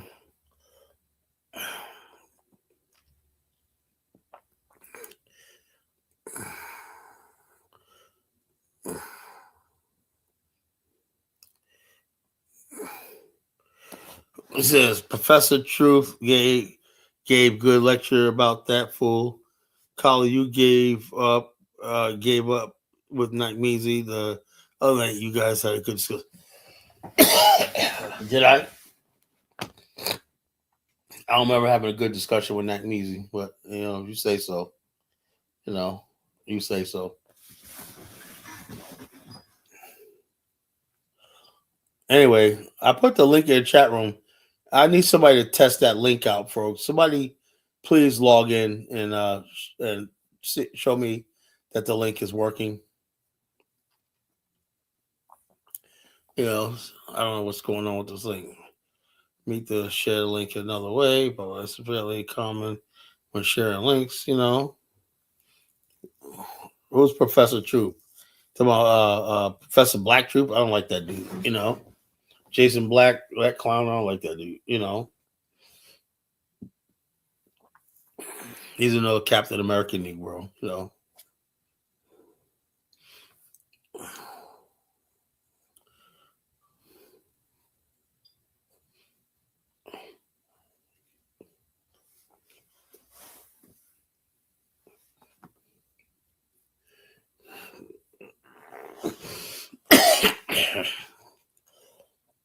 So I tried to link, nothing happened. Oh wow. I don't know what's going on with my thing. Hold up, folks. Let me log out and come back in, folks. Give me a second, folks. Leave studio. Leave studio.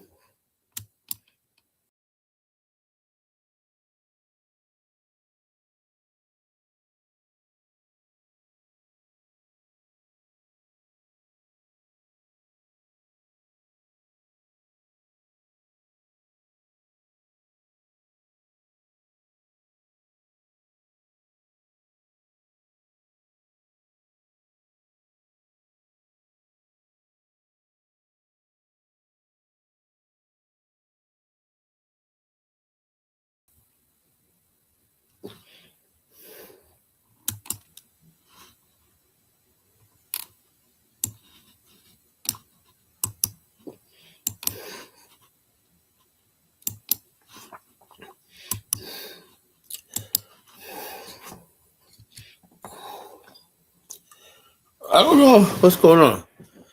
I have no idea what's going on with my channel, you know.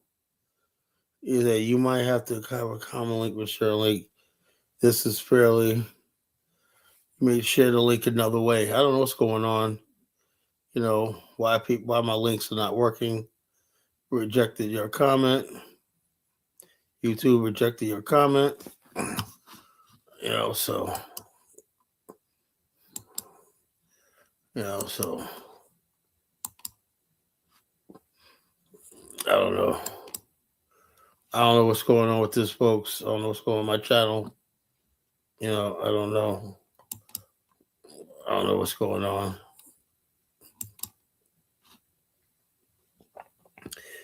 I don't know what's going on. This channel, what the heck's going on? You are live.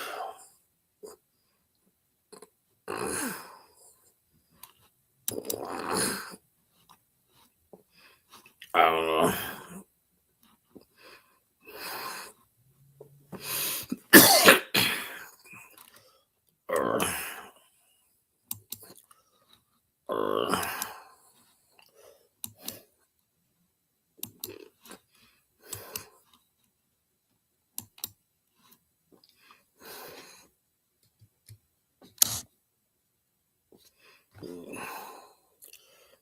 YouTube rejected your comment.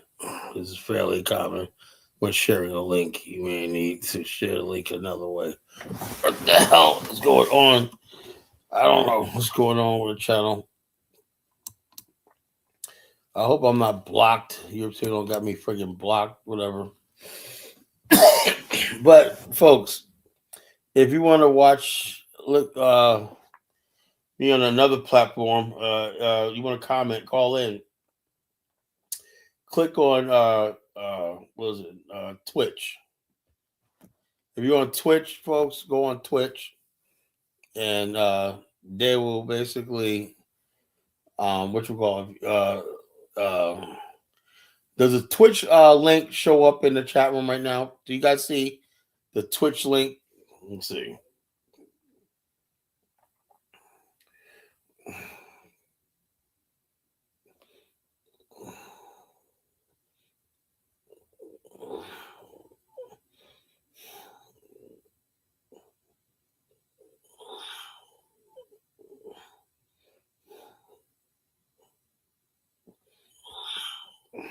So I might.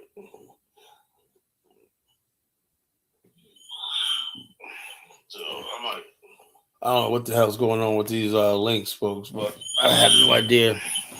You know what's going on. I don't know what the hell's going on with these links, folks, but I have to, folks. I don't know what's going on, and so I'll just keep talking, and then I'm gonna forget in the broadcast. I can't do. Somehow my link is not working. You know, let's see. It's not working. Whatever. You know, I don't know. Like this visual effects link. You know, I don't know what's going on. The link. What's going on with this? You know, guest kill stream. This is Brandon. Welcome our guests. You know, I don't know.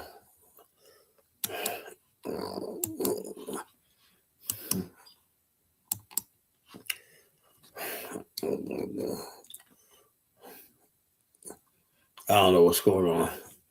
I don't know what's going on, folks. So anyway, we'll just keep talking. You know, I'm gonna talk for a little more longer, and I'm gonna end the stream, whatnot. I don't know what's going on my YouTube channel and whatnot. You know, I don't know what's going on. I don't know if I'm blocked on YouTube or what. You know, blocked on YouTube. You know, yeah, the StreamYard link, but can anybody click on it though? You know, can anybody click on it? Come on. It's telling me that my link is blocked. You know, so I don't know. I need somebody to click on it and show me it work. You know, so if no one's gonna click on it, I can't do nothing. You know, StreamYard link is there, but is it there? But people can freaking link onto it. You know, that's what I'm looking at. I don't know what's going on. You know, if somebody, one of my moderators, could copy it and repost it. You know, so it is what it is. You know, they're streaming in vertical mode. Yeah, I know. I don't know why it's. I don't know what that has to do with anything. Hold up. I didn't ask when I freaking came on. I did this thing. I didn't want to do the vertical mode. I don't know why I did that. You know. So StreamYard. Log in. Edit.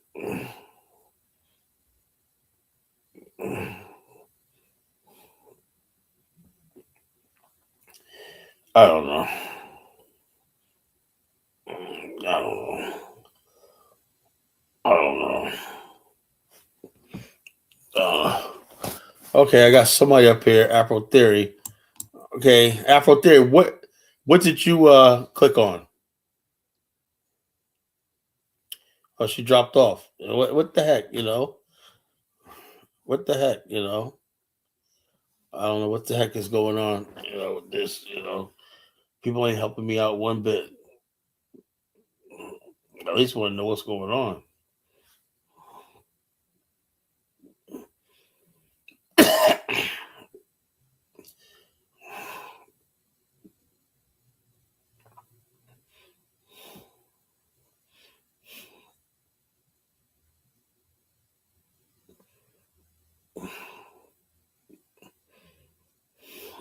I don't know. I don't know.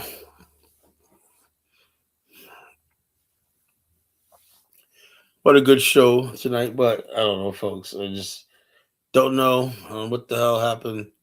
But it's not letting me share the link, on my platform, and I ask people if you see the link, click on it so I'll know what's going on.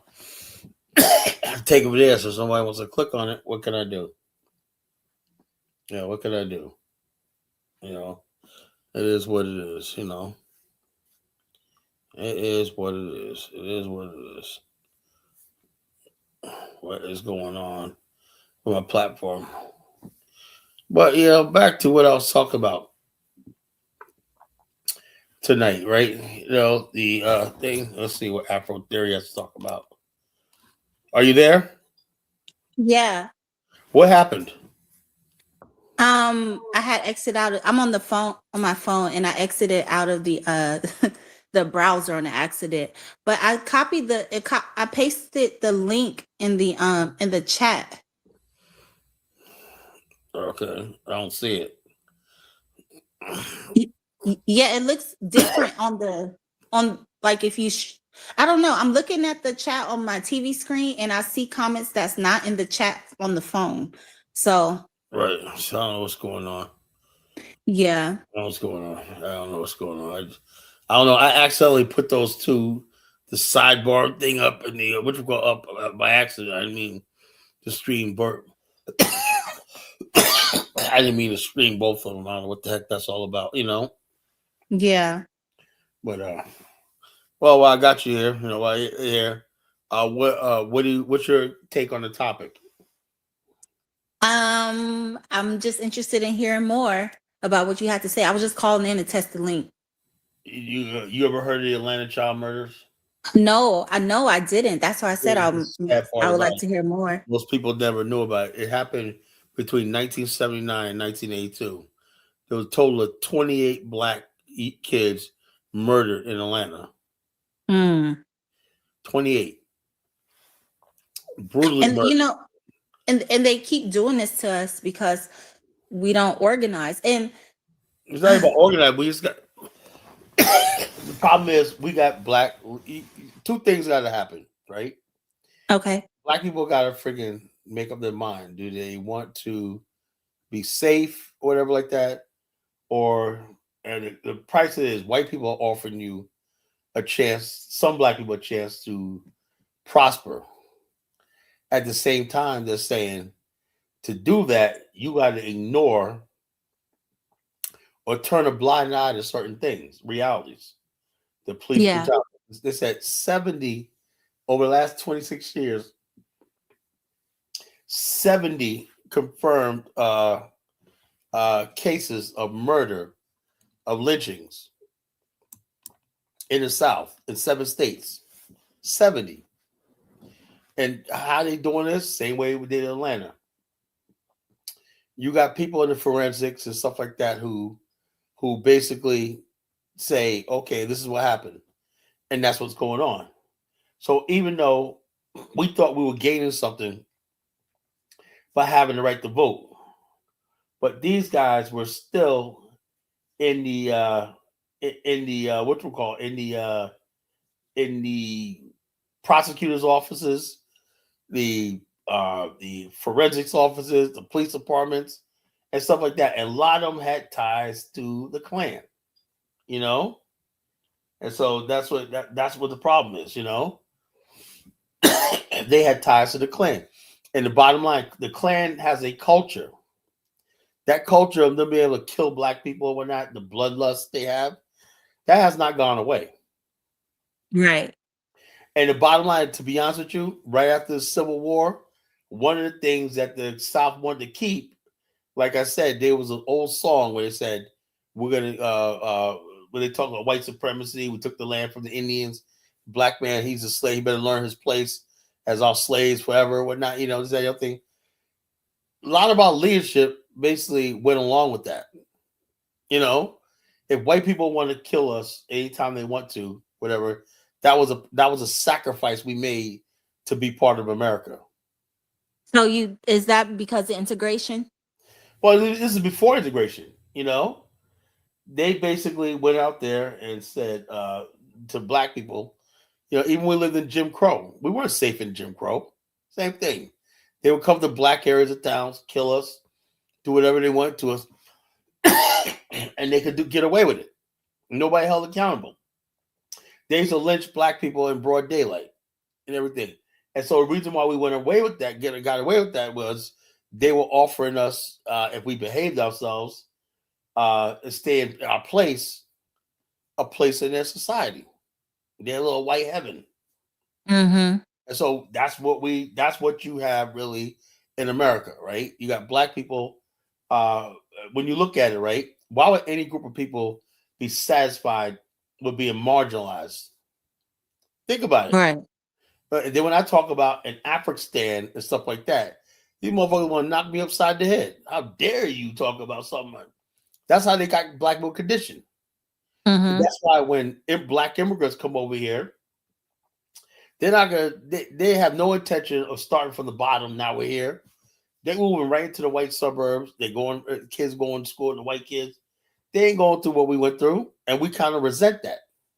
Yeah, that's true. We resent that. We resent the fact that they opted not to go through what we went through, but we chose that. Mm-hmm. We chose that. That's a good point. That's a good point. And that's what's also fueling the FBA movement. FBA movement is like they were taught that we were something special because we let the white man let us have a piece of their civilization. Mm-hmm. You know, because we worked hard, we were obedient, we did all. It's like you have you're on a job, right? And let's say you do all the extra work on your job and everything like that, and you do everything, you stay later and everything, and your boss comes up to you and says, Afro Theory, you know, such and such that just got here. I think that person had a good problem. I'm gonna give her the promotion. And you're like, I gave you 20 years of my life, whatnot, you know? That's what it's all about. Black people feel like they're being passed over by black immigrants, you know, because they've been here so long. I don't think that's it, Colin. I don't. Come on, DK. You know I'm telling the truth. You know, I don't think that's it. Most of that is it. It is. That's what their sentiment is. That's what their narrative that's is. Exactly about, what it is. Yeah, about being how did Tariq go from talking about race soldiers and whatnot to telling, he actually said out of his mouth, well, you're never going to have the relationship with white people we have. Who said that? Who said Tariq that? said that. He said they know us. They don't know y'all. I've never heard him say that. Colin, stop, Colin. Yeah, I've never heard him say that. That's what he said. He said that. No, Colin. And he said things like that. You know, he said, look, y'all immigrants coming over here and whatnot, you know, with y'all body odor and all stuff like that, you know, blah, blah, blah. You know, he goes, do you understand? White people know us. They don't know y'all. He said that. But you know, it's not just Tariq. Also, I listened to Afro Elite because he sounded a little bit more. He said the same thing. Sensible, yeah. But I can understand that they're upset with the immigrants. Excuse me, immigrants at large, like the immigrant population. But they don't. They pinpoint. It seems like they pinpoint African immigrants specifically instead of mentioning the actual threat, which is Latino immigrants. Yeah, but the thing is, though, the bottom line is, I didn't even talk about Latinos. I mean, I don't know how you go from Atlanta black murders to FBA. Kala. No. They're never going to. I think you have to. They're never. The fact is, FBA are never going to buy this Liberia movement. It's look, DK, look, sit down. The bottom line is this. The bottom line is this, right? I ain't saying that they have to. I'm saying like this. They're upset, right? Because people like Magnesium, all the people that black people in America got options, and some of us choose to go to Africa to visit. They don't even want us doing that. They don't want to go there us to visit, and so therefore they feel. Tariq went to Africa. People, I know that was a fluke. But let me say this, DK, right? There's an old African American thing is this. Oh, I know you ain't talking. You know what I'm talking about? I know you ain't talking. It's that hierarchy. Yeah, I know you ain't talking. I know you ain't talking. What's your point? In other words, when Africans come over here and say slick shit out of their mouth, I know y'all ain't talking.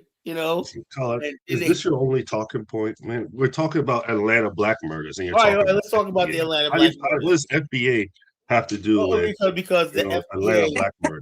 Hold up. I'll tell you how it ties in. FBA is not relevant. Hold up. The FBA, they are, right? Because the FBA's, the core of the FBA movement decided that there's 28 kids, 30 kids was a sacrifice for them getting close to the white man. Can we agree on that? It happened before the FBA movement. So I know, but I'm talking about the mentality. That's why, if you could look at what happened in Atlanta and stuff like that, right? There was no black immigrants here in the time, right? Black people were like, okay, this is a sacrifice, right? Black people turned the cheek on a lot of stuff. I'll turn the other cheek, whatever like that, right? Then you got African immigrants coming over here, right? They don't have to go through what we went through. They don't have to face the Klan and stuff like that. And I think there's a lot. Yeah, they do. Yeah, they do, Kala. You think if an African immigrant goes to the South, he doesn't have to deal with the Klan? No, they don't have no idea. What I'm saying, it's all psychological, DJ. It's right? interesting having an idea and being targeted. If they put a noose around your head, does that? Yeah, I know. That's when it's too late. Yeah, I know they get lynched, right? But I'm saying is this: the African immigrant is more likely to move into a sundown town. And they more likely to go, like you said, all these people that got killed in South Jersey, they were all Kenyans and African immigrants. They don't know they be going to all white spaces. They don't know they be talking to white girls and whatnot. They don't understand the nuance. Black people in America, Black Americans know how to survive this country. So, yeah, let me say something, Kala, please. DK, what he's talking about is the generational history that Black Americans have here, and that shapes. Oh, okay. That's all I was saying. And that shapes our outlook and our perspectives. Well, I'm just speaking in general, and that is something that FBA is correct on. So that causes a separation in mindset, not mindset, but in perspective and experience here. That's worth mentioning. Yeah. So my whole thing is this: if I tell the average African immigrant about the Atlanta trial, they're like, "What's that?" They're like, "Oh no, that couldn't happen." This America, like Musa. Yeah, I was about to say him. That dude is a clown. Musa is a clown. Musa, listen, I love you, but you're a bona fide clown. He's like, America's the greatest country in the world. So when an immigrant, we know this, right? That we go through. Mm-hmm.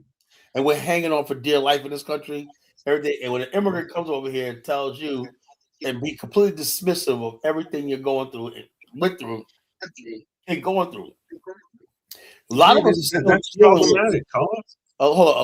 are still dealing with the after things of Atlanta Child. I don't forget that shit, you know, because that Mhm. happened to me when I was a kid. That really shook the bejesus out of me, because there was one movie made about it, right? That was really, really scary. That was really, really scary, and the hidden messages they were saying was, basically like one guy was like, Paul Whitfield was like, "What the hell do we march for? What the hell do we do all this stuff for?" And we goes like this. We know that this guy Wayne Williams didn't do that, right? And it was very clear that the Klan was involved and did this stuff, right? So I'm saying to myself, as a young man, a young kid, I'm saying to myself, you mean to tell me that I always thought that Martin Luther King, this is what we always thought, DK. We went through slavery, we had Jim Crow, things are bad, whatnot. And then Martin Luther King came along, whatnot. We had the civil rights movement, everything's good, we're good. And that's how we believe when we were kids in the 80s. Oh, that's in the past. And then when the Atlanta child murders happened, right? You realize this is not the 60s or the 40s. This is happening right now, right? And that really struck terror in the large numbers of black people. Why? Because not so much it was doing it, is because the people that were supposed to protect us and lead us were telling us there was nothing to see here. And we got our guy Wayne Williams. They know Wayne Williams didn't do all that. They know that. But right now, no one will open that case up and say, this black people tried, right? But every time they do, people are like, nah, you got black people, nah, we're going to move on. How you going to move on from something like that? That's what we're talking about tonight. How you move on from something like that? That is a defining thing, a defining moment in history, right? So, Carla, what do you think is the move forward? How do you move forward? What should you do? Well, my whole thing, I think we just need to know the truth, right? Whatever, like I said, like Michael has said, let the chips fall where they may. You know what that means? I said, once we know the truth, right? The truth, right? It could be that black people say, you know something? I know everything. I got all the information, but I'm willing to say, forget slavery, forget Jim Crow, forget the Atlanta child murders, and let's move on, right? Because we understand stuff like this happens, especially in the South, because it kind of the Ahmaud Arbery Why should we case. accept it though? Wait, Carla, let me finish, man. I was just kidding. The Ahmaud Arbery case kind of showed that they're in cahoots with the DA and Right, the exactly. judge, how they tried to bury that case. It's Right. only because one person They kind of almost got released away the with it video. too. Yeah, they They almost got away with it. You know? I think one person released the video, and that was it. That's how it got. They almost got away with it. And that what happened was that girl, that prosecutor chick, right? And the one guy was tied with the Klan and whatnot. They were working together. They were literally had history, and they were working together. And then the black district attorney, the black attorney general's office, black people attorney general's office busted her ass. That's like. But the thing is now, the difference is now is we got black people in high positions of power in Georgia. They can't at the time, DK. We didn't have that in Georgia. We didn't have nobody in internal affairs and all that stuff. Like social media, you can't really. Yeah, social media too.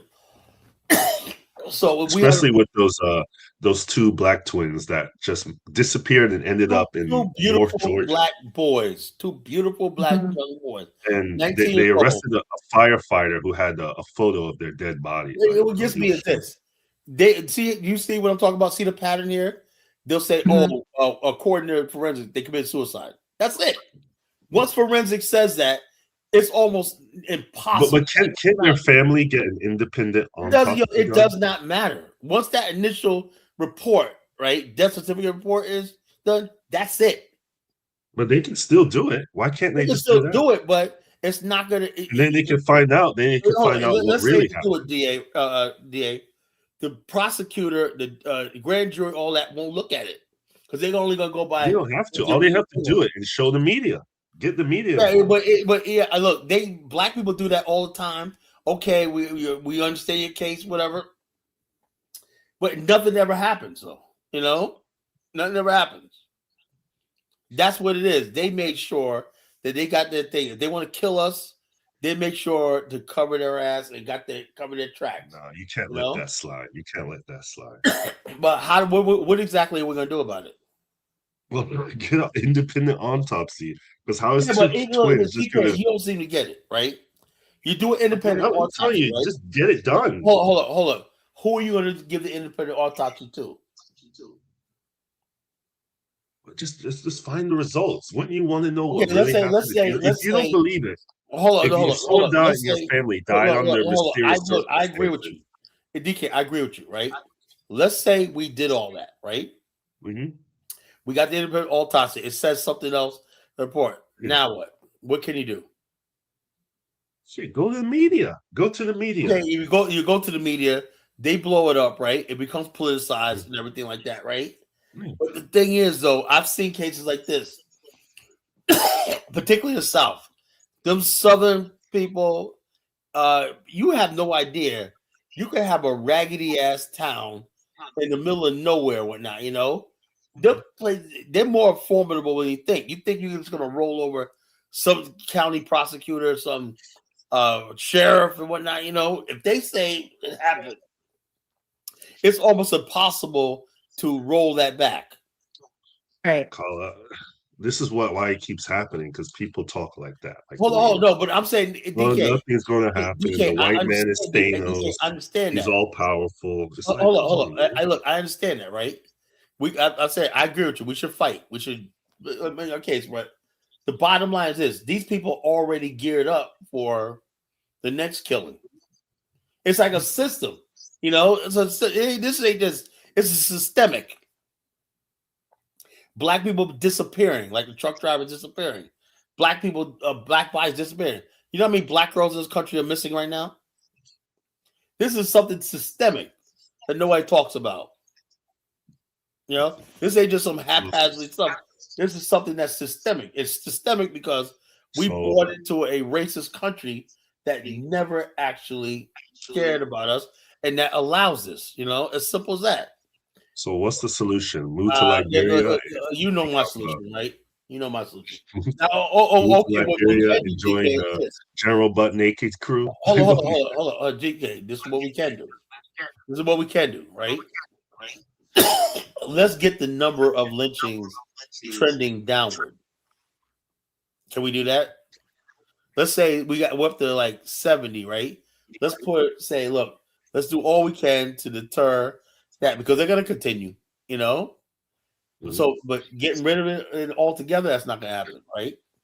We got to accept the fact that there's going to be more police killings. There's going to be more people found in their jail cell hung. There's going to be more murders of black people and that. We have to basically come to the conclusion that it's just a part of life in America is being black, you know? So you're just going to do nothing. I'm doing the Nakmeezy more. Nakmeezy's the one telling me I got to be happy, you know? He said, don't worry, be happy. My name is Nakmeezy. I don't think Nakmeezy said that. That's exactly what he said. I don't think he said that. He said, yo, would you listen to the show last night? He said, I should be happy. He said, I should be happy in America. And I'm saying to him, there's a lot of reasons why I'm not happy. One of the things is when I see all these mass killings. I watched the show. I get what you're saying is that if you're not happy, just do something about it. But hold on. Look, I realize I can't do anything about it, right? So you're just hopeless. The white man is Thanos. You're not in control. Hold on. Let me ask you a question. I don't believe in that shit. Okay, this is what our ancestors, the people that came before me, wanted for me. You know, they said, put your cash, all your worries in the hands of the white man. You know, the white man's justice system. The white man. You gotta take control of your own life. I'm in control of my individual life. You know, but I can't protect the next black man. You know, no, I can't. I can't protect. Look, bottom line. Look, you see those beautiful twins that got killed down there in Georgia. I can't protect the next ones from getting killed. You could raise awareness, man. Well, yeah, I am raising awareness. This is what I do in my show. I raise awareness. Don't go to a place with no white crackers. A fucking thing. You know, that's a solving problem right there. What the hell are you doing up in a mountain and whatnot? You know, in Georgia. You know, if they would have been told that, you know, by the family. What the hell? How did they get there? I was following the story. Like, how did they get there? Did they actually drive there, or someone take them? Let's We look. don't know. Let's look at the story. Let me look it up. Let's look it up. It's two twins found dead in Georgia. Two twins. They don't say twins. Twins.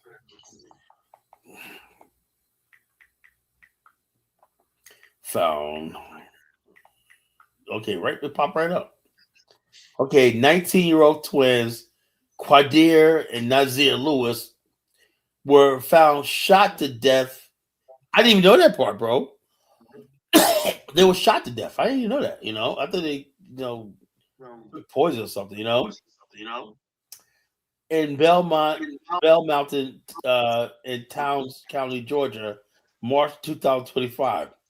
The Georgia Bureau of Investigation, it was probably the most racist institution ever was, right? Ruled that the deaths of it was a double suicide. See the problem? You see the problem I'm talking about? Yes, I said that. I meant, okay, yes, I understand exactly what you're talking about. Look, it says this, citing forensic evidence. Now, after everything we're talking about here, at 1776, what the fuck is so funny, man? You want to get blocked? Fucking nigga. So the bottom line is this. This is what I'm talking about. You got people like him think everything happened to black people is funny. How sick that we are as a culture. We got fools like this running around. Citing forensic evidence, right? However, the family disputed this, questioned how they reached the remote location, demanding, how did they get all the way up there? Just to commit suicide? I was born at night, but not last night. It's always suicide. It's always suicide. The family opened the GoFundMe to fundraise for a private investigator. It's now at 75. It's been going on, that's been a year and now almost a year and a half now. What's going on with this case? Anyway, discovery was found on March 8th, 2005, year actually. Near Belmont, GBI ruling, Bureau of Investigation, deaths were suicide. After autopsy result investigation, I don't believe it. Family dispute. The family said ruling noted the twins were not hikers, did not know the area, and had upcoming travel plans. The tickets, the plane tickets, everything were there. Why would they commit suicide? You have to be careful. I know everyone talks about Atlanta's the Black Mecca. Oh yeah, Atlanta's bullshit. Georgia's the heart of the Confederacy. The Georgia Bureau of Investigation is the one that covered up the Atlanta child murders thing. They knew the Klan, they knew who was involved, but they covered it up. Yeah. So controversy. Family supported by the NAACP has requested an independent investigation with some, such as civil rights attorney Gerald Gregory, alleged potential cover-up. This is sad, man. 2025, we're still going through this stuff. And this is what Nakmeezy tells me I got to be proud of. I think he said that, Colin. That's exactly what he said. Nakmeezy, you're out there, man. Come up here and defend yourself, bro. You're out there, Nak. I know you listen. But Color, you doing all this, why don't you go to the gun store and get an AR-15? Well, look, what's an AR-15 going to do in a case like this? 30 rounds. Well, this is what I'm saying. This is what I'm saying. Black people act stupid, right? What the hell is an AR-15 going to do after the fact? Are they going to bring those boys back? No. All right, so what is an AR-15 going to do at this point? You're going to defend yourself. Defend your family. If look, those boys were up there. They had no weapons or nothing like that. They were on a fucking... Well, they probably should have had some weapons. They probably should have. Oh, they were in a freaking lodge, and they ended up on the mountain trail. They didn't go hiking. They said what were they doing there? They were waiting to get on a damn plane and whatnot, But it doesn't matter. It doesn't matter what they were doing there. The issue is that you can't be Black in America and live and just exist without possibly being attacked. Yeah, let me get my brother Good King on, man. What are you ready for nationhood, Good King, or am I alone by myself? Ready. I mean, I'm always ready, but you got to start focusing on building a nation instead of being a sports critic. I just gotta get you Negroes in line, man. I'm the one fall in line. Man. I came to bring the smoke, Tyler. I came to bring the smoke. Hold on. Y'all Negroes out there doing your own thing. I saw you in Jamaica, man. I saw you over there. What's nigga doing in Jamaica, man? Black man redemption. You over here in Jamaica and whatnot, in the islands. What is nigga doing on the islands, man? You got what's up? Yeah, you know we got to build with our Caribbean brothers, man. Yeah. Anyway, what do you think about this topic? You remember the Atlanta child murders? Nah, I wasn't around then. You wasn't around? Okay. This happened in the early 80s, you know? Total 28 black kids were found murdered. And it was a black community, the Georgia Bureau investigation, the district attorney all covered this shit up, you know? And pinned it on a guy named Wayne Williams, you know? They know that did not happen, right? Because right after that, right, black bodies were still being found throughout the South. You know, the fact that it sounds like just another story of America. Yeah, that's what I'm saying. That's America. Yeah, it's America. That's what it is. But people telling me, Good King, that I gotta be proud of this shit. You know. Nah, we don't got to be proud of that. We got to be proud of the accomplishments that we made here. I'm proud of my people's accomplishments, man. Don't tell me I got to be proud of fucking the red, white, and blue and shit, man. Get the fuck out of here with that shit. Oh, yeah, I'm with you on that. I don't take pride in the flag. I remember black children were scared to... Yeah, Christopher, he's about my age. He remembers that. Everybody, that Atlanta child murder shook the... Cut. There's no black person, right? Gen Xers, who don't think about that. That really we always Colin, Baby Rodriguez say your scare tactics won't work. Why? What's a scare tactic? I ain't scaring you. I'm telling you, black behind the truth. You can get strung up, Baby Rodriguez. Too late when you sit there hanging from a fucking telephone pole and shit, you know. But no scare tactics won't work. I ain't the one gonna put a noose around your neck, girl, you know. The only remedy for it is organizing. Yeah. Yeah, we gotta be formidable. We gotta be in formation. We should be organized here, and we should have legations and delegations throughout the world. Speaking on the black nation. What did the black congressional caucus do during that time? They're fucking were they around? They're a joke, man. You know, the Congressional Black Caucus is controlled by black immigrants. Only people that really fought back in the South like that was like the Deacons of Defense and Robert. Yeah. People like grassroots people like that, you know. You know, so what is. Yeah, the only thing we can do about it is organize. I mean, we can complain and analyze, but that aren't really gonna solve anything. They really think we're going. Are there any useful black politicians in America, or are they all useless? Well, and if your goal is getting black people to the polls again, and Roland Martin, like he's basically like saying, if you don't got the polls, he's gonna knock you upside the head. Yeah. Roland Martin, he cussing us out and everything right now. Like, yo, big dog, don't mess around. Roland come across that screen and knock you upside the head, bro. Roland ain't playing, man. Get out there and vote. You know why? He said he checked Khalid Muhammad. I'm like, man, I'm about it. He knows he got to deliver. They gave him all that butter biscuit and fried chicken money. He got to deliver, man. You know, he on the verge of crime. What did he say about Khalid Muhammad? What did he say about Khalid Muhammad? He said he checked them. He didn't check no Khalid Muhammad. I saw that interview. Khalid. Roland Martin said that. Yeah. Roland Martin said that. Yeah. Oh, Roland be acting like he's a thug and whatnot. You know, he checked. I remember. Oh, when he had Richard Spencer on there, that Roland got scared. Remember that? Richard Spencer said, "I'm a white man. What are you? The Lord Jesus Christ." That's how Tucker Carlson did Tariq, though. Yeah. Oh yeah. Well, all these guys always fess up. And they get in front of the white man, they fess up like real quick, you know. Roland Martin. We're in the same spot right now. But you see, since that vote right got put out, since they did the gerrymandering, the FBA talk kind of been simmered down just a little bit. Well, the gerrymander is actually what they did is actually good. You know why? Because those black districts, right? They didn't have to campaign. We got a black district, all the black folks over there. They ain't going nowhere. So I mean, it's like we wasn't doing nothing with it no way. So that's what I'm saying. We don't care. People understand something. We saw no progress in none of this shit. Why should we be out there fight? They want us out there swinging and fighting and foaming at the mouth or not for what? You know, get the hell out of here. we need to focus on infrastructure. That's it. It's called swollen farting. You know. The rolling solution is you got to vote for Indian Democrats. Yeah, he don't have no solution, man. It's like just follow whatever the Democrats tell us. Yeah, get out there and vote. I don't care. You're a punk. You know, yeah, right.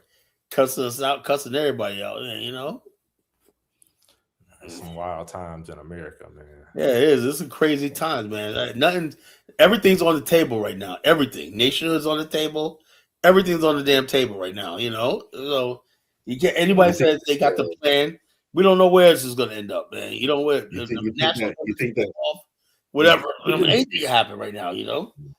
You think that Indian clown that's head of FBI is going to investigate this or reopen this? Who? The Indian, what's his name? Cash Patel. Yeah. Isn't he getting fired? Yeah, they were talking about him. But he's a drunk man. I thought he has an alcohol problem. You know? Yeah, I thought they were talking about firing him. Got an alcohol problem, man. I'll be a freaking thing. You know. So it is what it is. Well, you got the problem. What complicates everything we're doing is we got a lot of black immigrants that come over here and they think this is paradise. And anytime we try to complain about what we see, like I'm doing a show tonight, man, we have never gotten justice or records for land child murders. All day. Have you ever heard? We haven't organized for that though. The immigrants not our problem. We our problem. Well, I know that. What I'm saying is this: when they do get the mic in front of them, right? They're always saying, "Oh man, y'all always complaining." Especially Jamaicans, y'all talk about racism too much. Y'all perpetual victims, you know. Okay, so what do you have to say about a Clarence Thomas or a Brandon? This of our ethnic group that says the same thing. Well, it's like this: we know who the coons are among us.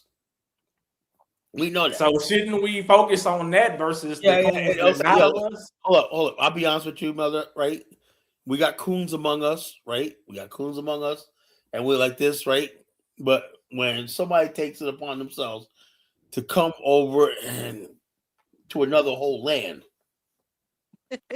you can't come to somebody's house and start rearranging the furniture.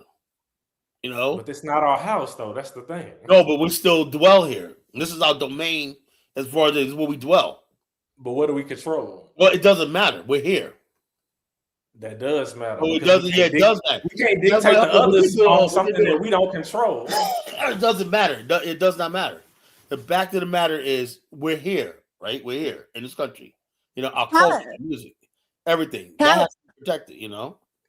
Tyler, what he just said is, or what he just said about we can't dictate what we don't control. I'm not saying. Do you think that?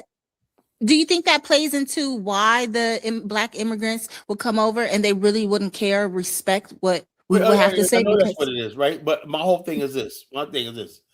I don't expect them to respect us like that. I don't. I understand that. They don't have to do that, right? Mm-hmm. But at the same time, right? Mm-hmm. When push comes to shove, right? Push comes to shove. For example, right? Immigrants are now. They were really humiliated. Black immigrants, they were humiliated at that Coachella situation. They were humiliated when that girl Tyler only sold 3,000 records, right? And their whole thing is, well, wait a minute here. We know we don't need Black America, right? But we come to this country, right? When they do roles on movies and whatnot, the biggest movies, black people control. We control who gets. They're trying to climb the ladder. We are the ladder, right? Now, anytime we could take that ladder up from under them, right? We made Lupita popular. We did, we do all the stuff for them, right? Okay. We don't do it as like, oh, we're better. We just do it. Whatever. Okay, time out, Colin. We didn't put Lupita in no movies. Let's hold on. She was in Black Panther, right? Well, no, 12 years is 12 years. Yeah, 12 years a slave. 12 years a slave. That was what she was famous for. But at the same time, right? Black people in America embraced her. They were like this.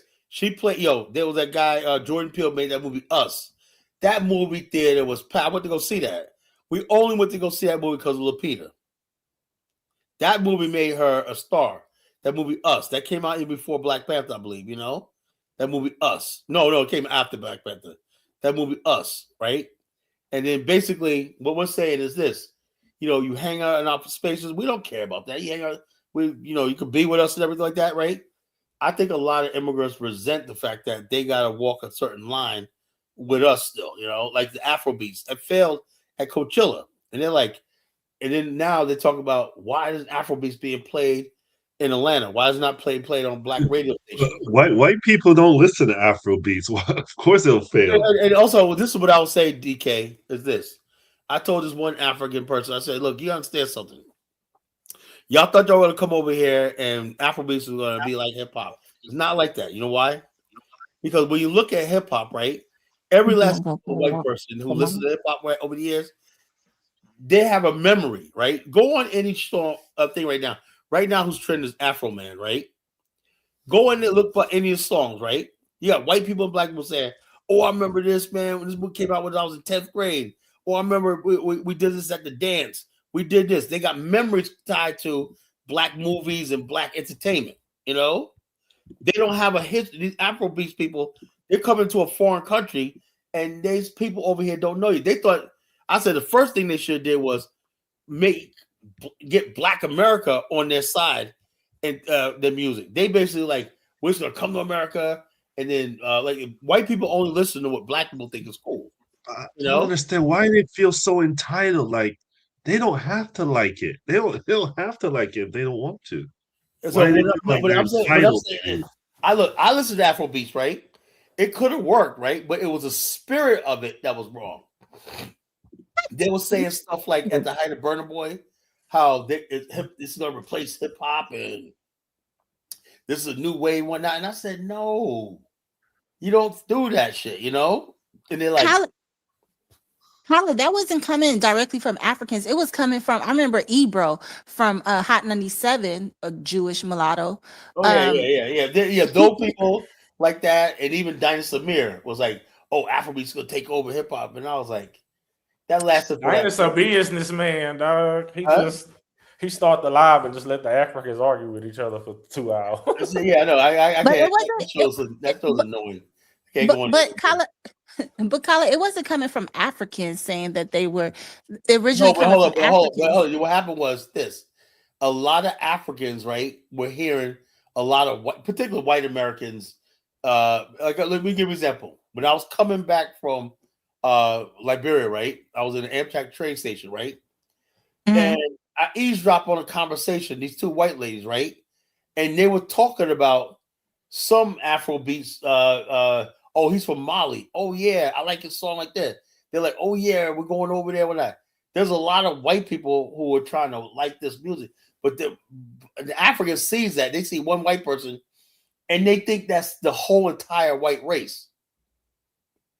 They understand those are white people who might have a niche for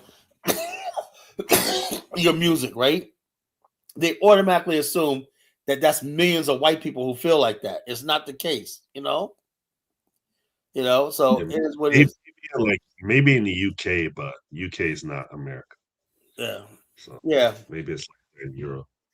So a lot of Africans, when they see white people get involved with it, they start smelling themselves. Oh, we're taking over.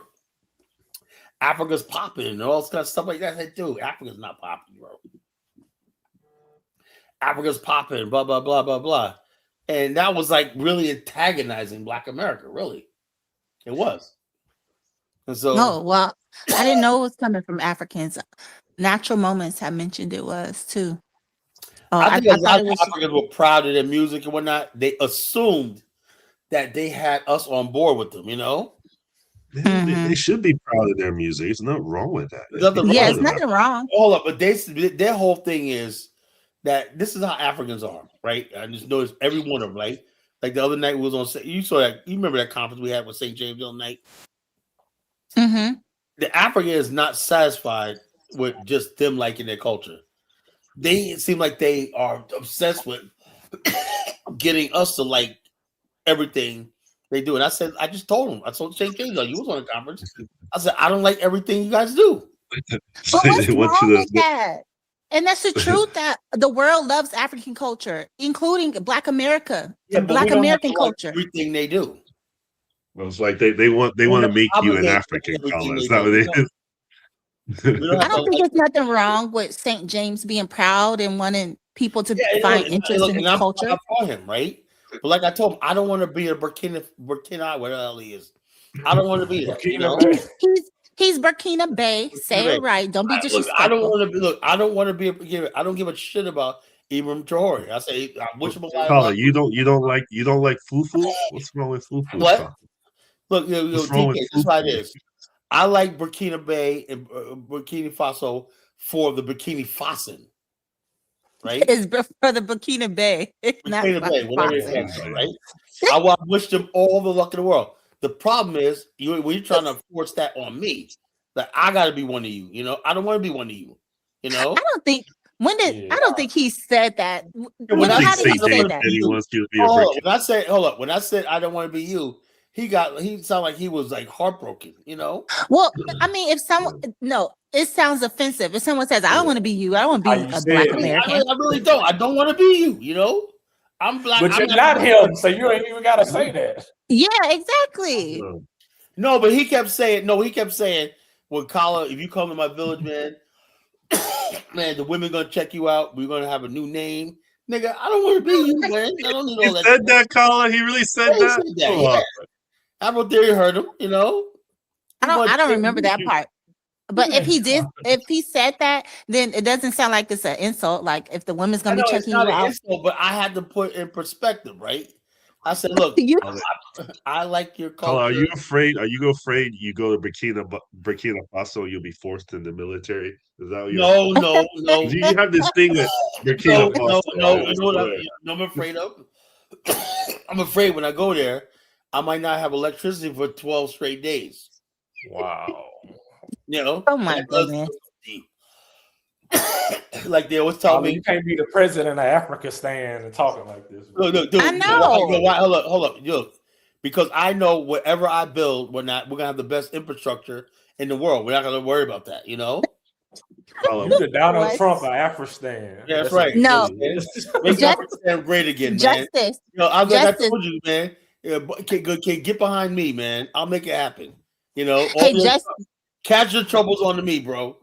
Justice. If Kala built Afghanistan, everyone will be an enemy. He'll have no allies. No allies. He'll offend everyone. He'll offend everyone. Look, I believe in FTA. You know what FTA stands for? Something you made up? No, it means foot to ass. My goodness. We gotta get you to be more diplomatic, man. Kala. Yeah, right. Kala, I have a question. How is it that you find Africa to be the place for you to have Afghanistan, but that's what I'm confused about. But you talk so bad about Africans. You know why? Because look. Let me tell you. You want to know? Yes. I'm not trying to be funny. You know, I'm not trying to be funny, right? Years ago, 30 years ago, right? When I began this journey, right? With the colonization of Afghanistan 30 years ago, right? I was told, right? Africa had diamonds, gold, oil, and all the riches in the world. Africa, all stuff like that. You know, we have fertile land, or not yet. You know, and said, okay, and somewhere it's true, right? But I said to myself, man, we got all that. Why is nothing developing? You know, then I realized, right? I realized that their mindset, of Africans. Oh no, Zongo Bongo's coming up. Oh But no! Hey, Afro Theory. Bongo, Hey, Afro Theory. You two Bongo. should have heard Kala a few nights ago where he said Africans didn't build shit in history. That's what he Yeah, said. Kyla, you be I know, tripping, bro. Like, Well, Kyla let's be go Pan there. African on Sunday, Liberian nationalist on Monday, Black nationalist on Tuesday, You said Pan African on Wednesday. black people didn't build the pyramids. Black people didn't build shit. Well, I'm saying like, hold on, Hey, yo, man. DK. I'm like this. Now, what the good thing about it is like this: you're human, I'm human, Africans are human, right? That means every human has the potential and the capability, right? Just like Black America, right? Black America. Now I'm putting this all together, right? This week? What did I say I was? What do I call myself? hate monger, Hate monger. Oh no, Culture before hate critic. monger. What do I call myself? Caladanos. Apologist to what? The Thanos. No, you The- culture critic, morons. The Oh, culture cultural critic. Oh, Oh, the culture critic. Now, Yo, now, Oh, that's yo, a new one. yo, Kyla, I don't, hold on. Reason why Kyla, I between don't the appreciate you critic disrespecting was Africans. I really believe that the problem with the black race was culture. Right now, you got two sort of cultures. Right, you have cultures that basically are long-winded, long-standing. Right, they basically cultivate for years, and like this. There's an old saying, right? A wise man is a man who plants a tree, right? Let's say he sees a part of his land that has that needs shade, and he's at the end of his life, he plants a tree, and The a fruits foolish he'll man never says, see. "Sir, why are you hold up? Let me say this. Why are you planting that tree? You're not going to be here to see it. Hey, but the person coming after me will benefit from it. I'll be long gone." Those type of people, right? When you get people to that point, now you're ready for nationhood. It's called delayed gratification. Our Yeah. culture in the black race is about instant gratification. You know, the white man knows that. He knows that when he goes to you with a deal, oil and everything, I could look at every last single deal on the African continent. I could tell it's rushed, and Africans are just thinking immediate. You're not thinking long term. Every one of them. And then now, years later, they want to get like, oh, France is doing this or that. No, that's what y'all agreed to. All the stuff that y'all. Hey, man, Kyla, be careful, man. Drink some water, man. Drink some water. No, but that's what y'all agreed to. Ain't that right, Zongo Bongo? Need that ginger and that honey, that good African honey.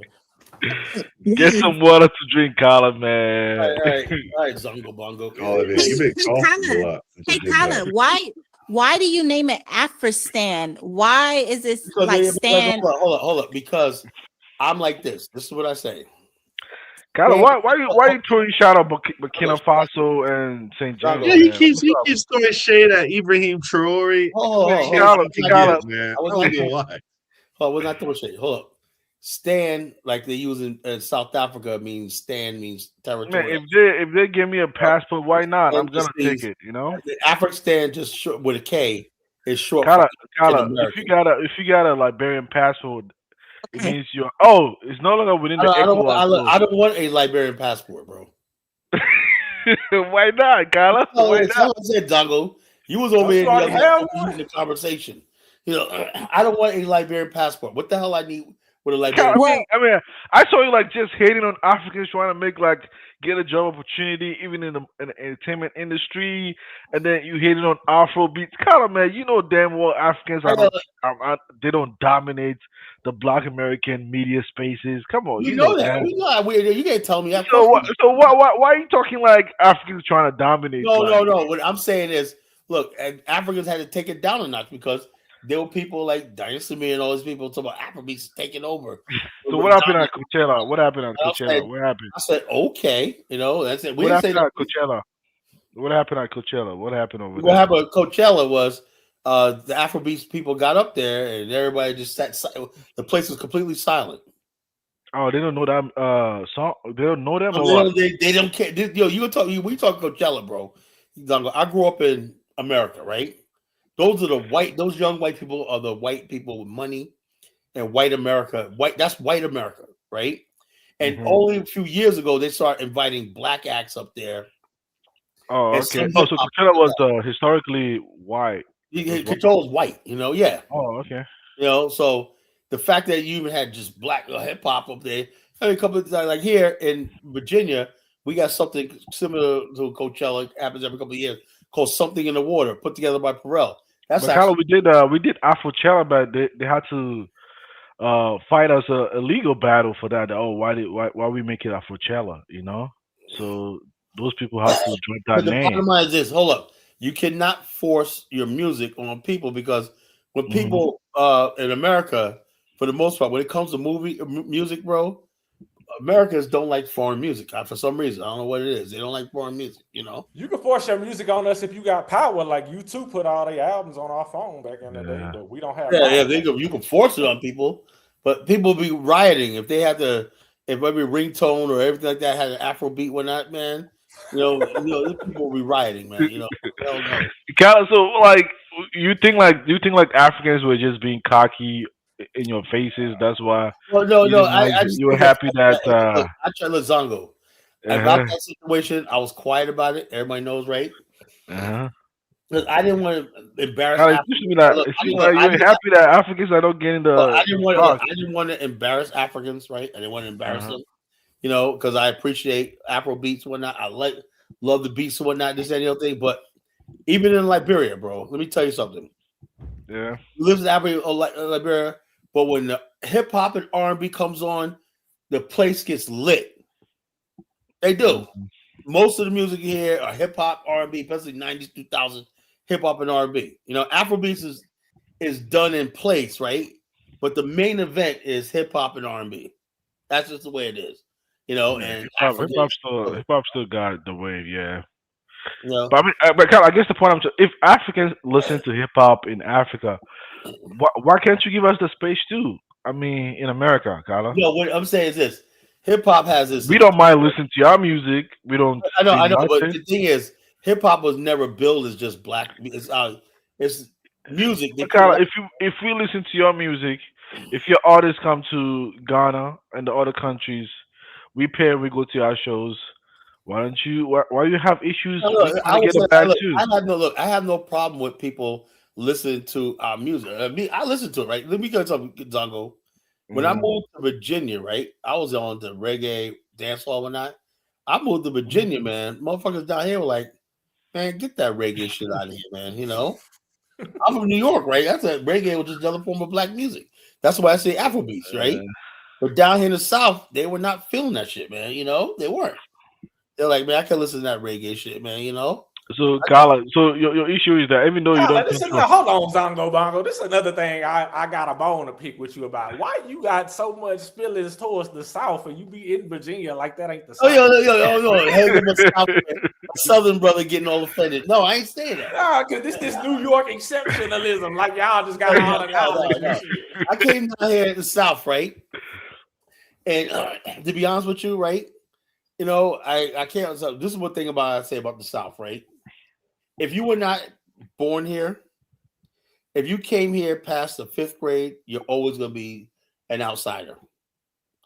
I have absolutely no friends. After 30-something years I've been here, I have absolutely no friends from the South. All my friends are from New York, whatever like that. Because all the people that's been here their whole life, they've known each other since kindergarten.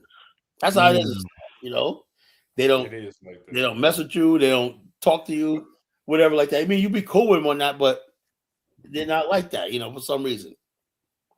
So I came down here, man, I was like, man, I tried to make friends and stuff like that. The Southern brothers out here, man, it's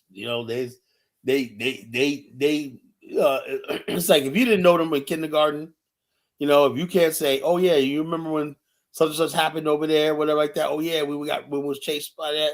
If you don't have those memories with them, you can forget it. I had this one guy, I was doing security, and this one guy was a Bayside Arms, right? My boy Junior, he said, you want to work tonight? Yeah, so it was a reunion for Bayside Arms. Man, this one dude that came there, he came there and he was 19. He said, oh yeah, he said, and they would not let him, oh, you remember something? You didn't come here till you was 19.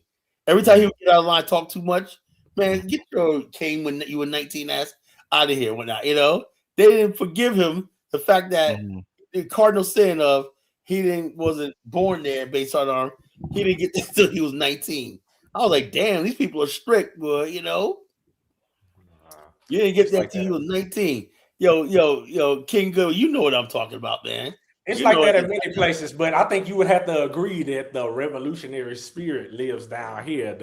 The spirit of building black infrastructure lives down here. I know that, but hold up. But let me ask you a question. Let me ask you a serious question, right? How do you build black infrastructure, right?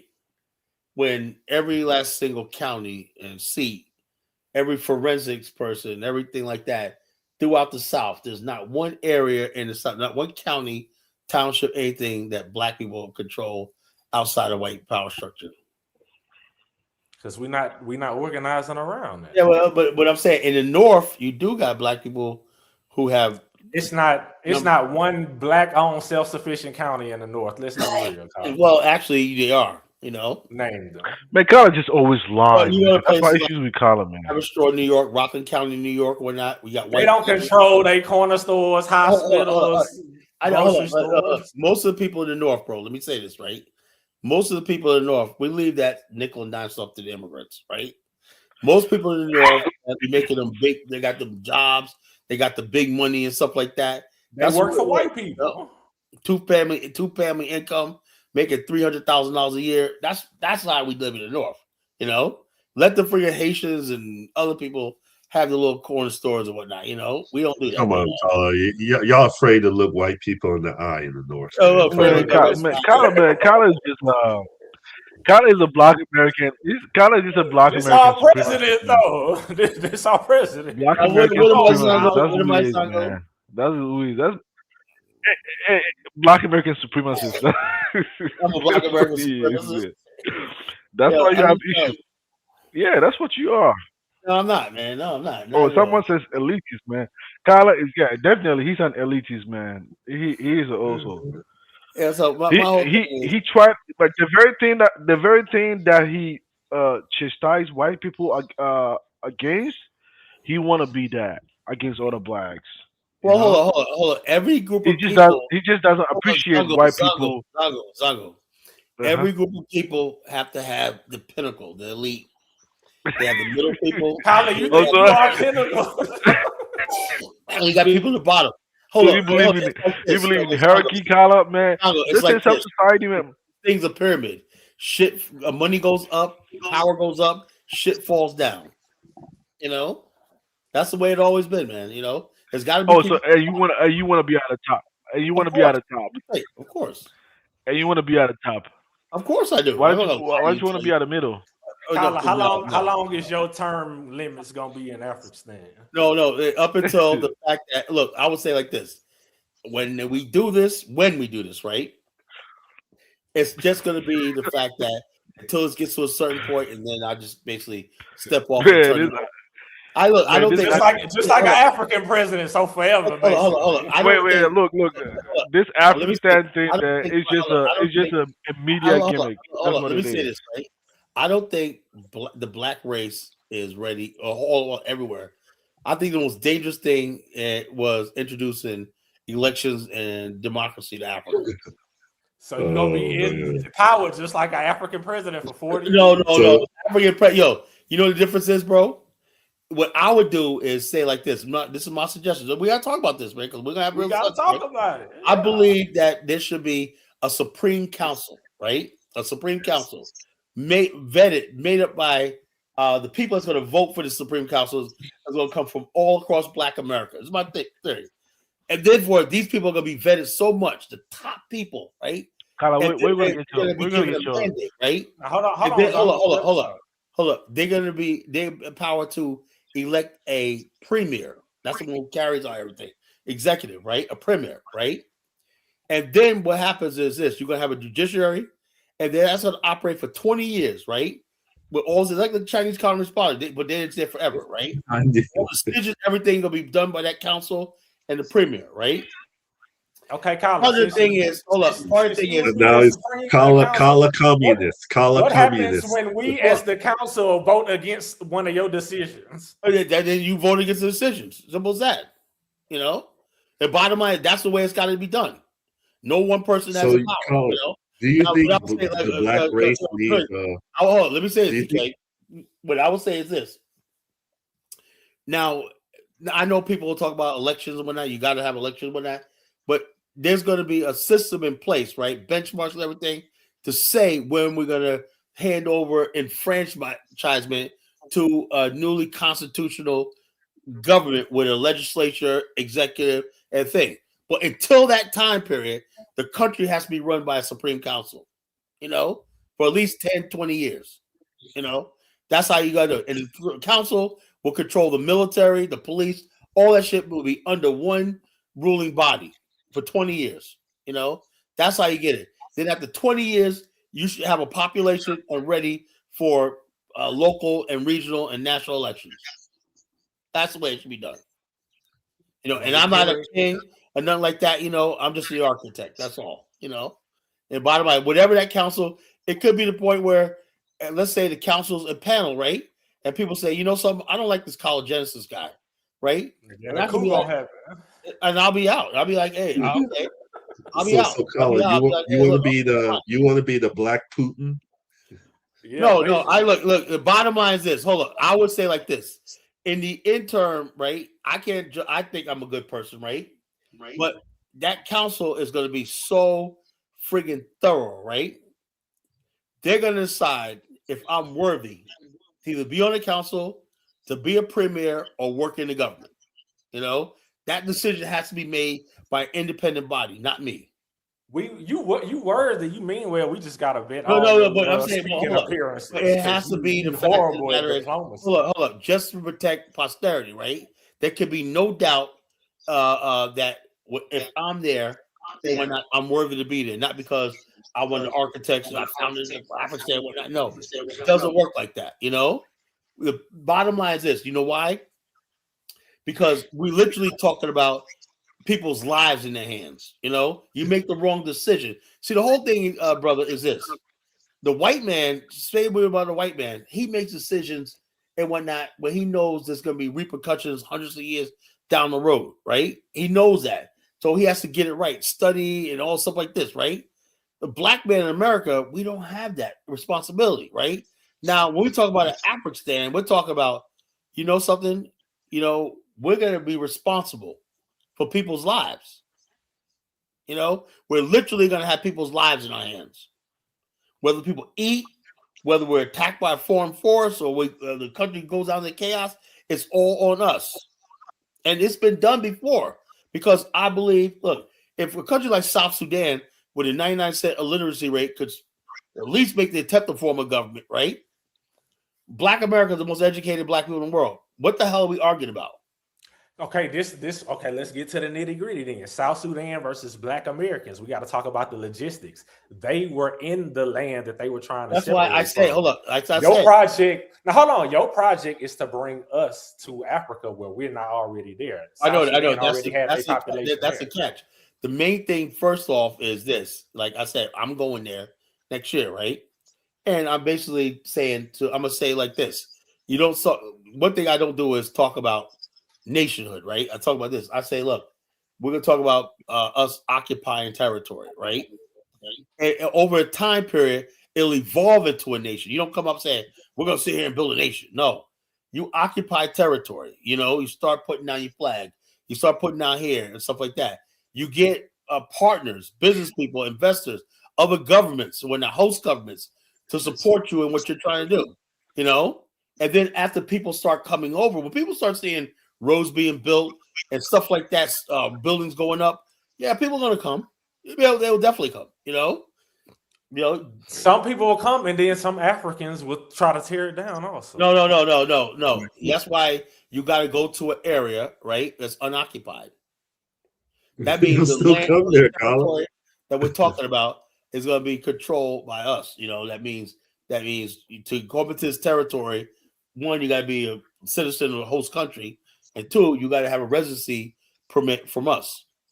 That's a deal breaker. The nation that you got the land from, you would have to be so tight with the head of state and so tight with the ethnic groups there. The bottom line is this. That's why me personally, that's what I'm working on. You know, that's what I'm working on. And then I laid it out to several. When the last government of Angola was there, when I laid out my plan, and they liked it. They said, "Man, I liked it." But then what happened was this lady, Dr. Arikana, got a hold to it. You know. And she started talking about some Wakanda City in Zambia, you know, whatever, like in Zimbabwe, you know. I started this whole thing. Akon, all this stuff like that came from me, you know. I was the first person to start talking about an African-American homeland in Africa. I was the first one. No, you got bro. Martin Delaney was talking about that in 18. Oh, yeah, no, but I'm talking about in the modern times. Okay. You can say in the modern time. I talk about I'm talking about in this modern times. The age of the internet, social media, I was the first one to document saying that the black man in America, our future is in Afghanistan. I was the first one to do it, you know, and I was there alone, right? And when I got on this platform, you know, when I first got on, people I told me I'm crazy. But now people right now don't think I'm crazy. They're starting to take me seriously because I'm dead serious about what I'm talking about. I know we can do it. We need a nation. It's just how we do it. Yeah, so the bottom line, the main thing is you basically like this is you get land, you occupy the land, and just get agree. Look, this is what happens, bro. And I try to tell people all the time. They say, well, how you get land, Colin? I said, it's very simple. Once, like next year, when I go there, right, I'm going to start the process myself, right? And what you want to do is get a contested for land because anybody, possession is 9/10 of the law. People don't know this. Do you know? There's no law in Africa, Colin. Hold on. Check this out. There's an 8-year-old white girl from Idaho that her father got some unoccupied land in Sudan and Egypt and built her own kingdom. Yeah, I seen that. So what I'm saying is this: dirt's a wall. But there's a site. The area is about the size of the state of New Jersey. Tyler, you got to take your time when you talk, man. So my point I'm trying to make is this, right?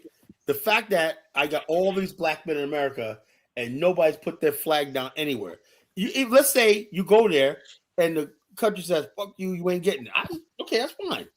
But it's going to be on record, right, that there's a contested nation for a land. It's a dispute. That means the international governments got to look into the case now because I made a claim. You know, we got to at least make the first initial claim. Sitting in America arguing with me is not going to happen. We got to make that first initial claim. That's the road to having a land of our own. You got to make that claim. But once you make that claim, then the host government, right? You're on the equal footing with him. You say you claim this sovereign land, but we're saying this land is ours because of blah blah blah blah blah blah blah. Okay, then next thing you know, we'll take it to international court. We'll take it to AU and whatnot, you know, and you get rulings on it and whatnot. The host country will say, well, let's work something out. By that time period, I want to have a consensus among black American men. You know, I said, look, I got 10 million black men in America who say they support this and they want this. They can't ignore that. Oh, trust me, I've been planning this for years. I know what I'm talking about. You know? So next year when I get to the continent, I'm going to make it happen, you know? Make it happen. I'm going to start the proclamation of the African proclamation. Man, Colin, man, look, it's good to talk, right? But really getting things done. Zongo, really? I'm going to do, you know? Really getting things done practically is a whole different conversation. Zongo. You know, I like Zongo, Bongo. All right, man. I'm gonna take it. I'm gonna take it easy on you today, man. I'm gonna let it pass. I'm gonna let it slide. Hold on. You know what Malcolm X said? What did he say? He said, when you are on the brink of a revolution, you are uncompromising. But no matter what you say, once you got that nationalist revolutionary in you and whatnot, there ain't not a damn thing you can say. We're going forward. You should be taking cues from the aliens instead of having issues with them, Colin. Hold on. look, my whole thing is this, right? I mean, I appreciate what they're doing and everything like that. But I am not good. I don't know. Kala, What that got to do with me? are you gonna have real sovereignty Because with you're Africa? African, you're trying to be the head of state of African, bro. You have to support other heads of state. Yeah, I know. I do that. But what I'm saying, no. What I'm saying is this, even though. if you don't support him, hold on. propaganda-wise, just based on how it Check looks, this out. Yes, we're gonna have diplomatic relationships with all these African countries, our brothers' countries, or whatever like that. But what I'm saying is this, what Zongo and all these people want is what happened with the problem. What happened in Liberia? You know what happened in Liberia? What happened? It had the Liberians, the American Liberians, focused solely on building their country, right? Mm-hmm. Bringing black people from America over there, and not caring about. They were all over the continent. Yep. They were in Kenya, brokering this. They were in Zimbabwe. They were in all these countries, Namibia. There was in all these countries and whatnot. You know, it was in Ghana. You know, solving everybody's problems and whatnot, right? And so while they did that, their own country was weak. So you mean they were overextended? Is that what you're saying? Yeah. So I don't want to do that. I want to focus on our territory, what we're trying to build and whatnot. Bring but Kala, I mean, first you have to establish your security first before everything. Zongo. We're gonna so Kala, what are you gonna do about, like, would you have a situation like South Africa where there's like millions of Nigerians coming to your country? Fuck no, hell no.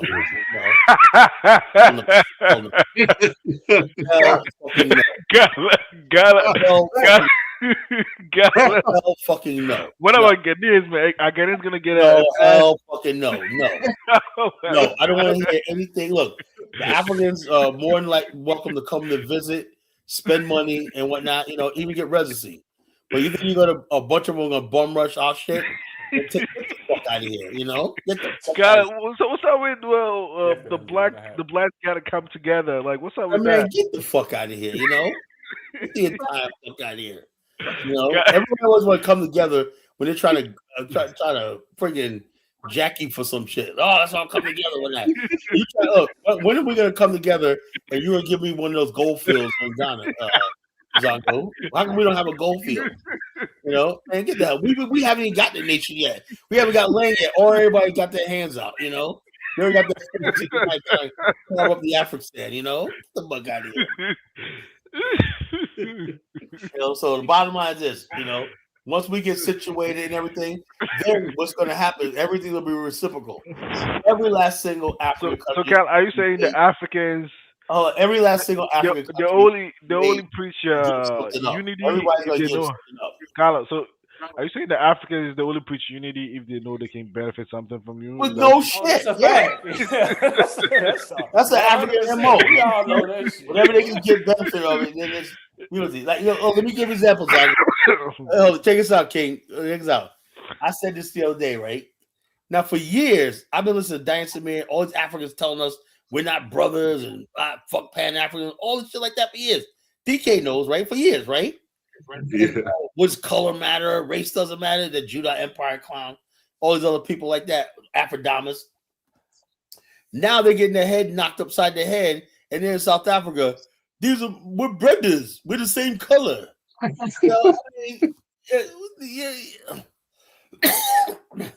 Yeah, Colin. I mean, I peeped that too. Everybody's a brother now that they want something, you know. The whole time they're sitting there talking about their tribe and their kingdom and all stuff like that. You know, what's his name? Kidola. Kidola comes up here and does that all the time, man. You know, Kidola, man. This tribe. Kidola can't. People are saying, "Okay, our tribe over here." You know, now get the fuck Kidola out. can't think beyond nation state, man. Got to be tribe. Well, Kidola don't care about. He said, "We don't care about nation state. We care about our tribe." Okay. You know, don't get upset when you go to South Africa and they're saying the same thing, you know? Oh, yeah. Damn, Kala. Well, I know what I'm talking. Look, Zongo, I've been like I told you the other night, right, on the conference. I've been studying you Africans for a long time, man, you know? All about some bullshit, you know? You know, so even if you have a group of, let's say you have a group of Nigerian nuclear scientists, will you allow them into Afghanistan? Well, first of all, there's never going to be any Nigerian group of scientists. But they ask you a question, and they want to work on something with our scientists. So you think they're gonna have fake degrees? You can't say that, dog. What do you think? You're gonna have fake degrees? They're gonna have degrees. Yo, there's this guy on TikTok talking about the world needs Nigerians because we're the most educated people. Some guy can't even talk. You know, we're the most educated people. That's why they need us and whatnot. You know, some dusty ass Nigerians saying, "Dude, these guys are delusional, crazy." You're gonna get Afghanistan invaded by Boko Haram. Talking like Kyler, man, you need a nuclear weapon to be able to defend your territorial boundaries. Hold on. The most contested area right now in the world is the Islamic Republic of Iran, and then you got the Sahel. Yeah. Neither one of these motherfuckers got a nuclear weapon. So if they're surviving without nuclear weapon, I think we could do with that one too. You know, Kyler, you don't think if you have you don't think this rebels, man, the Islamic rebels, man. Well, how first of all, if they succeed from the Sahel, man, they can invade Afghanistan. Hold on, invade Afghanistan, Kyler. Hold up, we're gonna have security forces, security checkpoints, and everything so fucking thorough, right? You don't invade the country. You don't even be here. Don't even be here friggin' illegally. Kyler, which country is gonna help you with security? But the host country, you know. Suppose that, you know, the host country, you know. Are you gonna go to the white man, Kyler? No, I don't know the white man. The host country. Kyler, come on, man. You gonna go to China or the white man? Are you gonna keep asking me dumb questions so I can drop? Man, Kyler. If I'm having a discussion, Kyler, Zongo, man, Kyler. Zongo, I take this thing about the Afghanistan seriously. So if you're gonna put me a joke, I'll just drop it. All right, man. All right, Kyler. Right? You know better. You know better. You know better. You know what you mean, stupid. This thing I'm talking about is our future about people. I'm the only one doing it. Life and death. You think it's a joke? It's like everything else. People think it's a joke until it happens. Man, what's up with you? I mean, you just forgot humor, man. I was just trying to be humorous. No. Yeah, you could joke about a lot of things. When we talk about nationhood, you talk about my people, you talk about our future. That's not funny. That's not funny to you? No. All right, man. You may take your culture and your people for a joke.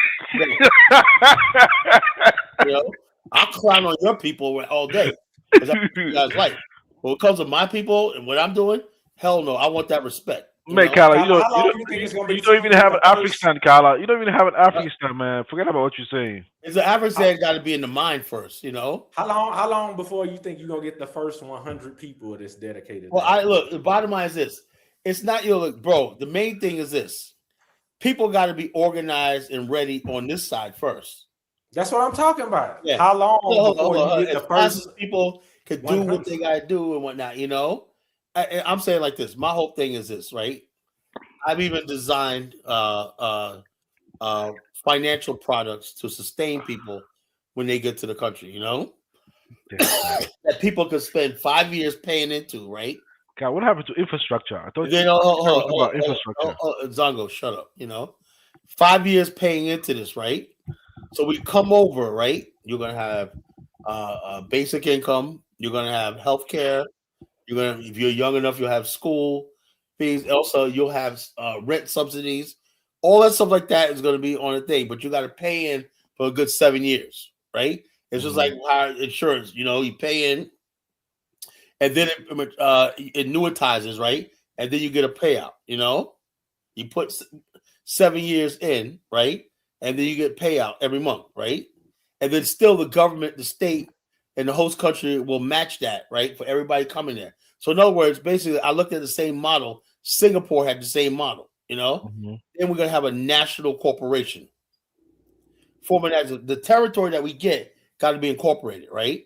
And then we have a national corporation, right? A national corporation that basically owns all the infrastructure and businesses, the gas company, the power company, the waterworks, all that stuff like that, right? For a period of time, right? And then over a period of time, the council will basically give those things over to our own private investors to run it, who are approved. So everything's transparent. See how it works?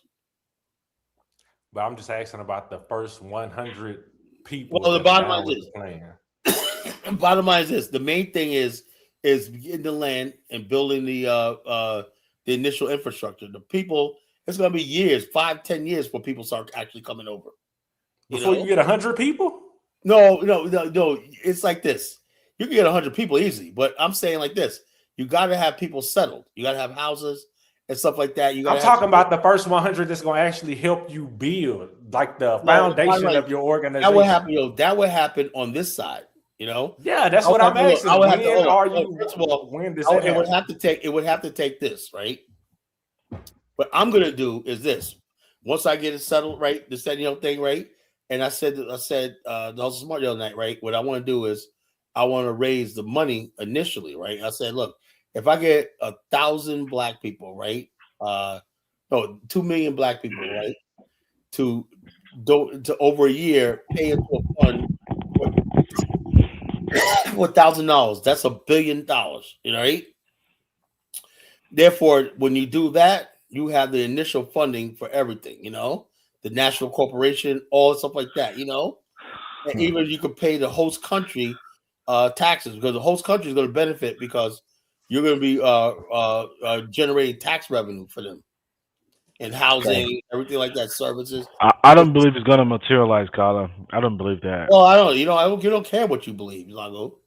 We don't care what it wouldn't matter, because you're not even. You're not one of us. So what do you have a nation. Man, come on, man. We just by that time I'll probably get my 8-year citizenship. We're just going to invade. We're just going to invade Afghanistan. We're just going to invade Afghanistan. Go to the AES, right? They can use you over there. We're gonna invade the Afghanistan. That's what we're gonna do. Yeah. Like I said, these guys since you don't want to preach unity, we're gonna invade y'all. Look, we don't want no damn unity. All I want is our land. We build ourselves, man. We're gonna invade 20 years. Take our property, man. But Kyla, look, seriously though, you talked about the 1,000 people giving 1,000. Before you get 1,000, you got to get 100. Like in the Nation of Islam, before they set up a new mosque, they set up study groups. I'm sure you know that. Yeah, I'm saying yeah. Where is your core membership? We want to have study groups and think tanks all across America, And I'm with you, but you're not answering the question though. But I used to be part of his members, man, but he doesn't even respect me right now. Because you don't respect the plan for black nationalism. What type of law? You know when I joined, King? You know when I joined? Yeah, but you're not Zongo. 2015, almost 10 years now. You got your own thing on your own land. This is for us, man. This is for people in the slave trade. Kala, would you have something similar to the Palaku? I believe that's how you pronounce it. The Palaku codes of the Fulani, how they have things so organized and structured. No. Kala doesn't like that. Kala doesn't like the Fulani. Modern nation, because we're gonna be dealing with the big boys. We're gonna deal with Korea. We were dealing with China. Okay. I want your freaking Fulani. Get out of here. What's wrong with it? Because the bottom line is they don't got no power. These people ain't got no damn power. But I'm talking about a moral. But I don't give a damn about no moral. You want to take the That's why when you think like that, I hate to say it's Afro theory. I got to leave our women at home. Yeah, but Kala, how can you build a society? Kala, but how can you build an Afghanistan without the women, the building block of that society? I'm bringing balance. I'm telling the truth. I'm bringing balance. I already said like this. The only people I can communicate with this effectively are black men. But the women gotta be there. I don't know about that. I don't know what what they want to do, their long-term thing. But this we're gonna do. This is Kala. The society, you need women to procreate babies. Look, we're talking about nation building. When this country was founded, right? It was just nothing but men coming over here. Yeah, but they came with their women too. They supported them. And the women came late. You know what a lot of white men did? They married Native American women, because there was no women coming from England. But what I'm talking about is a moral code that's gonna be the foundation of the law. Look, what all the moral code there is. We know right from wrong, right? Right. I know right from wrong. Right? Okay, I mean a value system. We need a value. You would need a value system. Like if somebody has something like the Mayat, whatever, and I want to. Gala, you can't let anything from the African culture and the West Coast. Say like this. So it's like this. Look, Tango. When I learned about Africans, what not to do, you know. The Africans gonna taught me a lot. Not to, you know. Can you give us some example, Kala? I look at Ghana. I look at Nigeria right now. 62% poverty rate. You know, the country has no electricity. Everybody got generators. You can hear the generators all over Liberia. You know, so I'm saying to myself, you know, this is not what not to do. You know? So, Carl, you're saying no women in the Africanistan? No, I'm not going to work. Oh, man, DK, so you get what I'm saying, right? It's just going to be a bunch of dudes. Tell them what I'm talking about. Hold on. That's not going to work.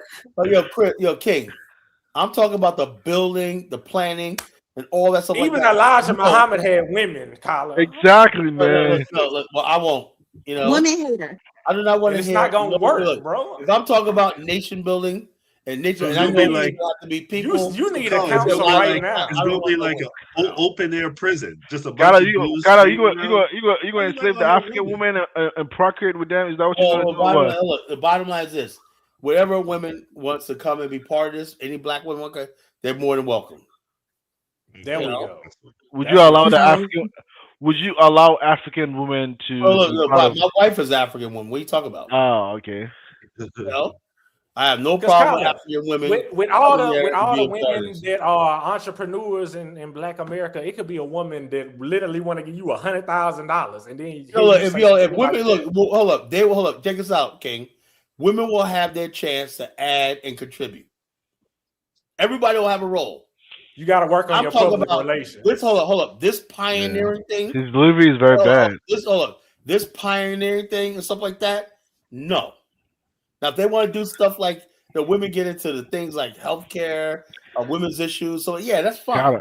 Kala, how can you be an American and sound very authoritarian, man, in your ways, Kala? Like for example, you don't seem democratic to me. You don't seem democratic to me, Kyle. Look, Democrat. Look, man.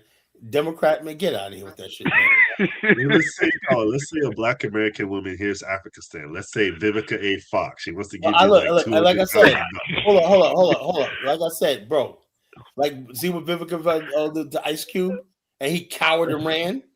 He said, "Oh man, like Afro, she got you. You're mad at me right now. It won't work with that. Look, it's gonna happen regardless." So, the bottom line is with Ice Cube thing, and because they asked him, "Were any women involved in this?" No, he put that together himself. And was that they made him abandon his thing? He got scared of these black women, right? And I'm telling him right off the bat, when I start negotiating, I'm going in next year. I start negotiating if any luck, I might be there this year. You know, if any luck, right? I could be. Let me go for 1 minute and 30 seconds, bro. When you're talking about building a nation, so much of this has to do with humans and the way the human operates, bro. No. Let me just finish, man. Everything you say has to be thought through because your support has to come from people. It's no way you're gonna do all of this by yourself, bro. So what we're saying is you got to think about your delivery because you're going to turn a lot of people off that would be supporters that you actually need. Right. From your words. Right. I get you. Right. My delivery is not the best, whatever like that. Yeah, autocratic. Sound autocratic. Look, I said on the outset, people understand something. When we talk about the pioneering force, the initial stuff like that, I know women aren't built for that. Women are good for after the fact. But they are, bro. They are. You know, I don't believe free from slavery, a woman. Hold up. If that was the case, then why did they shoot down Ice Cube's plan? That's one instance. Harriet Tubman was a woman, Tyler. That's the many instances. Fannie Lou Hamer was a woman. It's been plenty of women that did a lot in Black America. She was a good woman. All she did was yell and scream. You know, she didn't build nothing. Man, God. You know, Carla, They was going head to head with the Klan, bro. My whole thing is, It would never happen. My whole thing is this. I will basically say, when I say certain things about what needs to be done and whatnot, I know for a fact of the matter is that the sisters out there are not going to agree with this stuff. This is going to be tough. How can you say you're already writing off without the 50% women of the community? Well, it's simple, it happens. You can build a society without a woman, Carla. Afro theory. Were there any women in there when America was founded in the Constitution? They all had wives and mothers. I'm pretty sure. Yeah. Exactly. Daughters. Did you see any women at the signing of the Constitutional Declaration? Carla, they were dead. The founding fathers. And another thing is, some of the founding fathers were born in America themselves. They were born in America. What I'm saying is this: were there any women at the Declaration of Independence signing? Carla, Carla. But some of the founding fathers were born in America. You're not trying to replicate America. Hold on. Were there any women around? Carla, George Washington was born in America. But because of men like you, they probably weren't. Hold on. Was there any women around when the South surrendered to the North in the Civil War? Oh wait, there was women played a very significant role in war, every war. Women served in the war. Yes, bro. so don't go there. What role? Harriet Tubman was literally a spy as for the nurse. Union, bro. Oh, yeah, that's what I said. Who nurse? You're making my point. Women have their roles. Who also fought? You could be but when it came down, it was a black woman who it came down. Black woman actually did. Harriet Tubman was not at no signing of the 13th. Tyler, you don't have the courage to do what Harriet Tubman did. No, neither was any black men. Yeah, that's what I'm saying. Okay, so don't talk down on Harriet Tubman. You don't have the courage Tubman was a great to do what Harriet Tubman did. Warrior, but the bottom line is you said that she was involved in the Civil War. She was a spy, but she was not at the surrender of Robert E. Lee. She was not at, and neither was you. What have you done? I'm just saying. Look. Bottom line. What have you done? No, hold on, because Kyla, bro, when you talk about a nation, who do you think is going to be in control of the education of the children, bro? Well, it's like this, Before we can talk about the education of the children, right? We got. You have to think all of this out. Check this out. Hold up. Can we get to the point where our women are actually having children again? Oh my God! And can we get to the point where the men are actually men and not weak and just sit on YouTube and talk and complain and talk about a fantasy world? The women are not having children, right? And they're saying, something. I want to be a city girl forever. What can I do with that? Kyla, that's what I'm saying. But that's not all black women. Who are not these women, bro? Well, trying to build the women are going to change overnight, and they're going to be. They don't have to change. It's just like you consider yourself a decent person, right? There's plenty other decent people out here, bro. Yeah, like when they come along, we will add them on. No, women like that wouldn't want to be a part of what you're building. Oh yeah, because it's chaotic. When you go to the next best thing, we use African women. You wouldn't deserve to have Black American women help you. With that mindset. You know what happens? Is that we get with another race of women, Black women, and we start all over. Another race. No, Carla, I think because you're not married to a Black American woman, you're willing to write them off. Exactly. That's exactly what it is. Part of it, bro. That's exactly what it is. No, I'm not saying I'm right. Oh, not really. His mama and his granny. That don't matter. No, that's an exception. Go build. Why don't you build Afghanistan with Liberian women? Afro-Tira. It doesn't matter even if I marry a white or black or whatever. I still respect my people from back home. Yes. Nigga, it don't work like that, bro. You owe your kid all this shit. That's good for you. A white woman and still be Black power. Yeah, exactly. But many people have done it before. We don't. I don't care about. We don't respect them. Bands for none and none of them. What about Dr. Umar's? What's his name? You can't sleep white and. What is Dr. Umar's? Dr. Umar's ancestor. What's his name? Freddie Douglass. Freddie Douglass. He was half white. Yeah, he was half white. Yeah, but who's married to a white woman And he himself? rejected us going to Haiti and Africa, so we already know He was half white. So what about this guy? But he did beat his slave No, master up, so we got Zongo. It don't work. It don't work like that. Like y'all African presidents, having y'all African presidents push Pan-Africanism and then sleep white. What's a Dumbaya in Guinea with his French? What about Malcolm X? He's half white too, right? Watch your mouth, man. Watch your mouth. We don't trust black people who sleep white and preach black. We just don't trust it. It's not accepted. So Frederick was so you guys going to sign Frederick Douglass off? Frederick Douglass 25% cold. He had a little bit. He cool. So what about the Supreme Court Justice guy? Ever. Yeah. Oh, for real? Yeah. He don't like black people. He don't like black people. Clarence? Yeah, we don't trust them. What about Thomas Sowell? No. Yeah, I don't fuck with Kwame Nkrumah. That clown, Kwame the Clown Nkrumah. No, I fuck with him. I just don't fuck with him marrying an Egyptian. Everything else was I don't fuck with him at all. Man, come on, what's up with Kirkman? Never did anything bad to you though. He didn't do how do you preach Pan-Africanism and unity of African people and then go marry a white Arab woman? Hold up. That's why I say, right? This is what I'm saying. Give me a second, right? Kwame Nkrumah was not just Africa. He had black women too. You know, he just talked a good game. He just talked a good game. He didn't I heard even had a secret South African woman himself. You know, a secret. He kept the black woman a secret.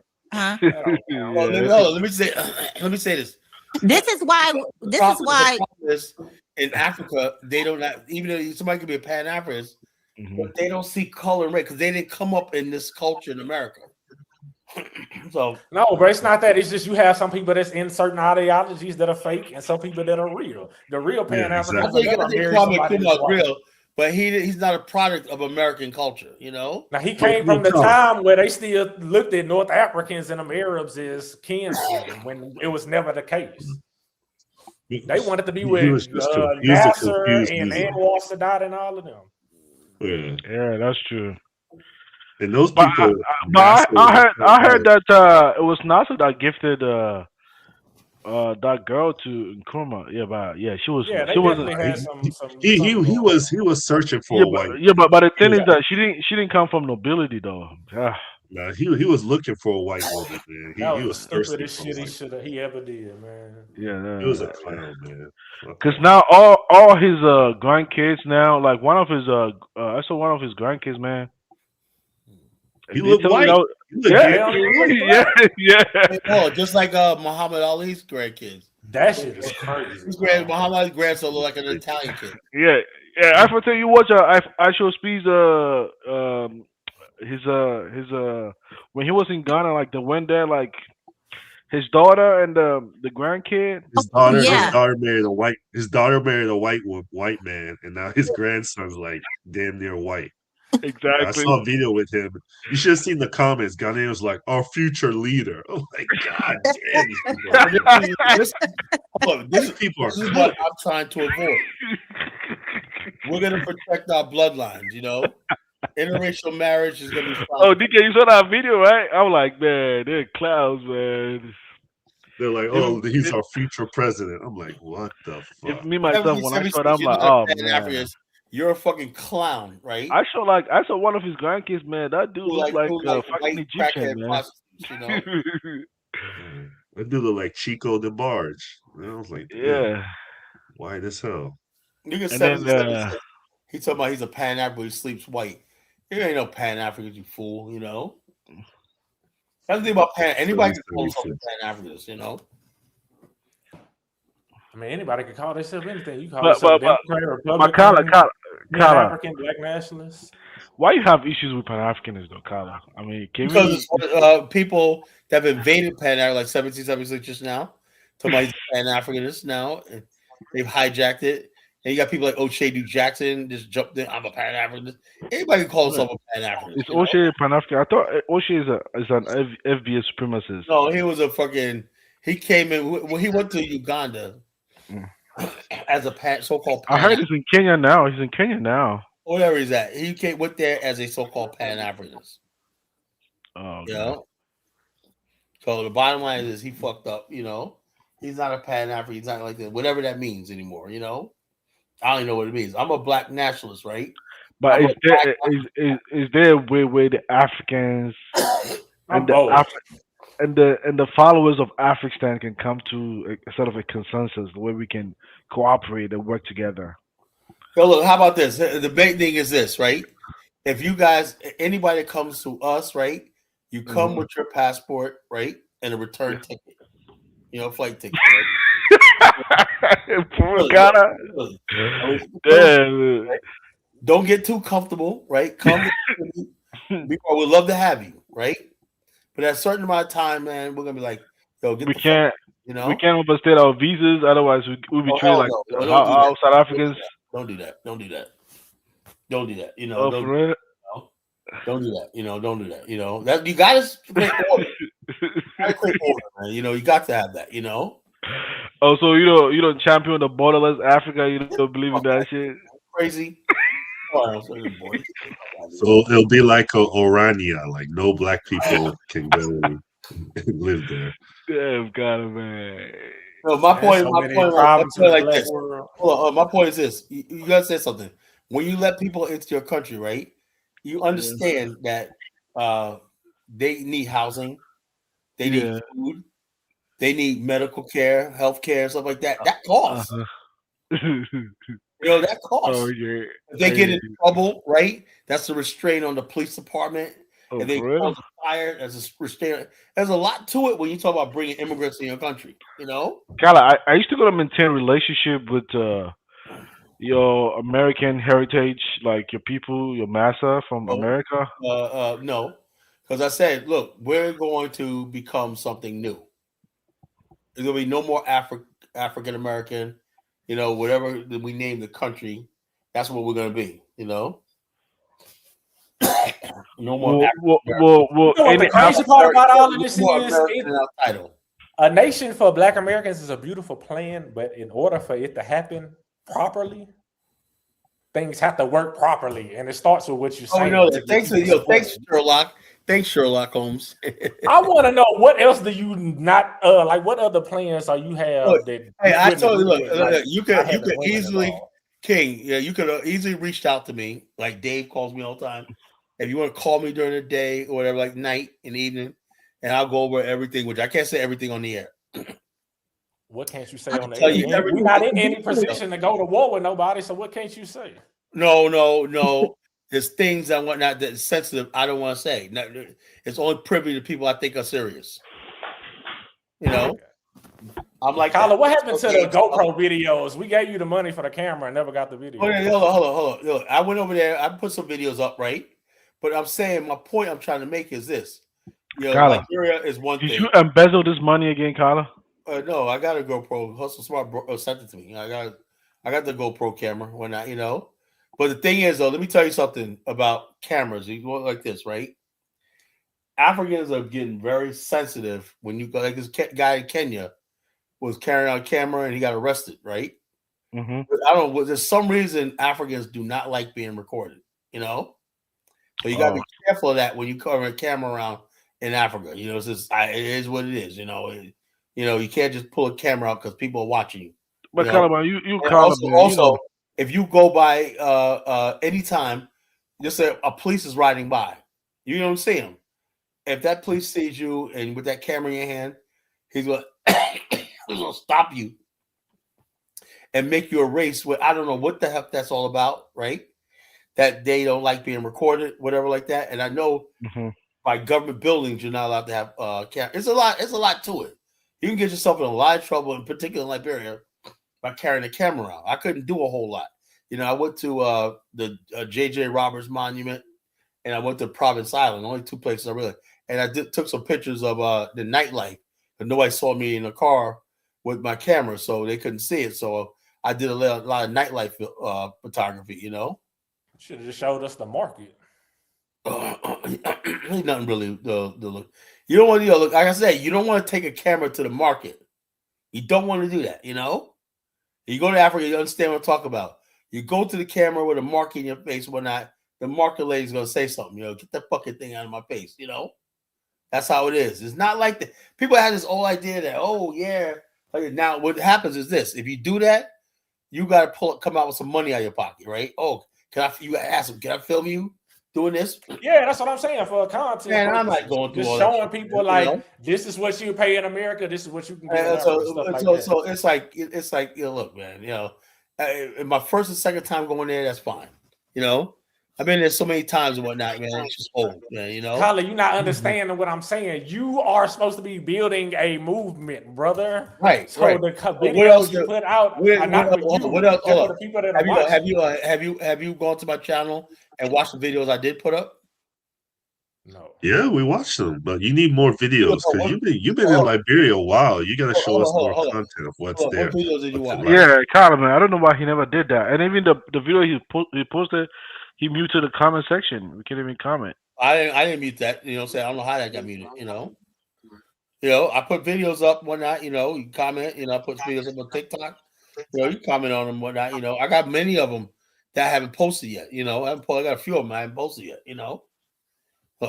So it is what it is, So it is what it is. Now, when I go to the continent, Angola next year, because I'm going to hire a cameraman to follow me around. And you gotta show some content of Luanda. I'm gonna get really permission, right? Permission and clearance to do this. You got to get permission and clearance if you're a foreign national and you're taking photography in a country. You guys, man, that's not true, Carla. Yeah, I'm listening, but I'm like, I see videos in Africa all the time. People going through the morning.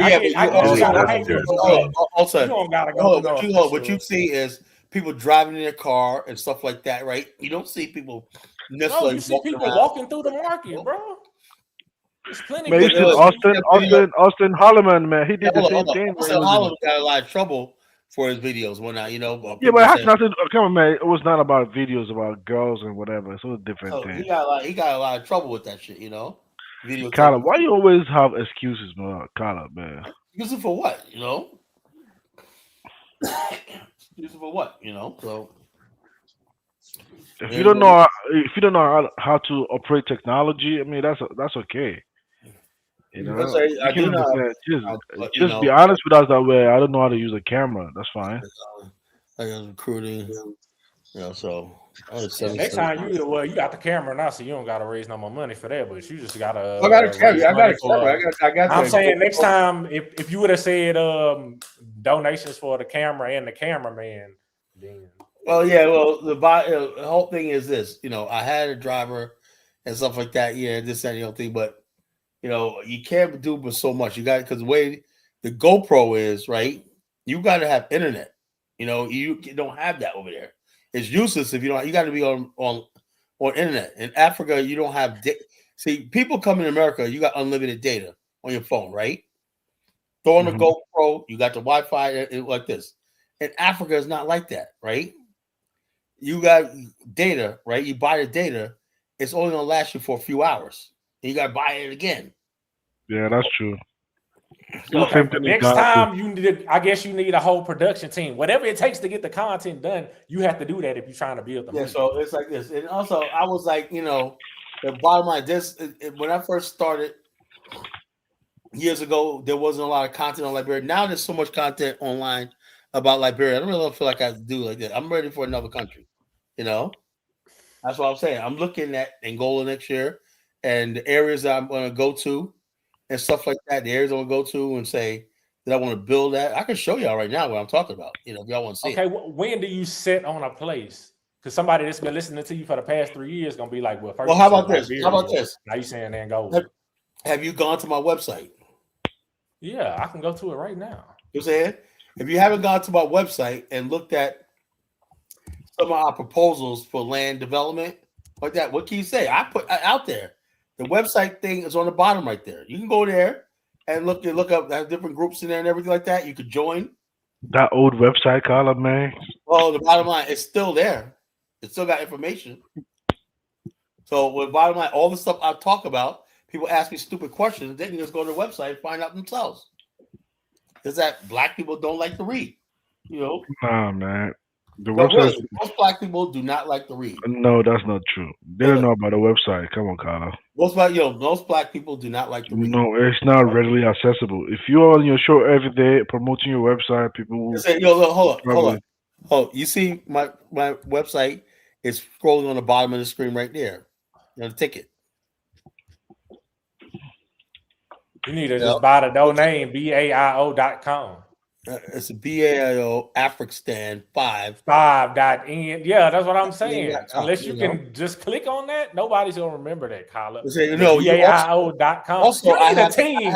You need a team bad, brother. Hold on. I have an app for it too, but I gotta renew the app. I had an app for it too on Google. Oh yeah, if you Google I had an app for it too, but I gotta renew the contract. I had an app for it. You got to get some young people on your side, man. So it is what it is. So, and the bottom line is this: what this does is it takes time, whatever like that. I'm doing this all by myself. You don't see me talk about collar. What? When I talk, I say, look, you got. I watch people. They say I'm doing something monument, right? And I notice I gotta do this myself because you should ask Bomani for help with the camera thing. Yeah, but kind of why is he saying that Jonathan Hill is the one I should contact on the BIO website? Jonathan Hill, what are you talking about? Jonathan Hill is long gone. I don't know where he's at right now. I think he's in Idaho or something. Oh, okay, that's a different website, probably. Right now. So, but the bottom line is this: it is what it is. It is what it is. I put it out there. Stuff like that. People like this, something along. People got to start biting. Like I said, maybe like I said, there's some people going to Liberia, but you gotta change your bait. That's what you gotta do. Hold on. The fish ain't biting because you got the wrong bait. Oh no! I took a big tour group there. How many were African Americans? 20. You trying to go there? You gonna take one to Angola? I brought this first commercial tour group to Liberia 2 years ago.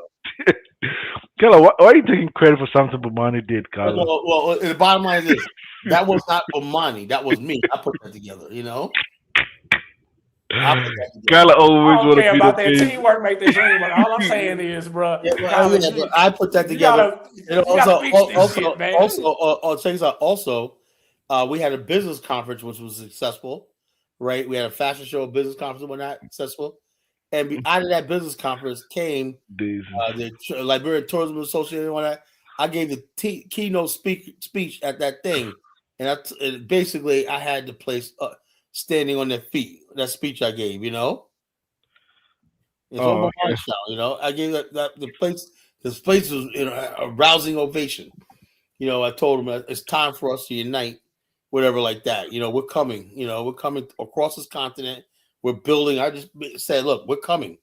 We're coming. We're gonna change Africa forever and whatnot. We're here, and this is just the beginning. And 2 years later, now there's freaking Carla. It says it's been 148,547 days since slavery.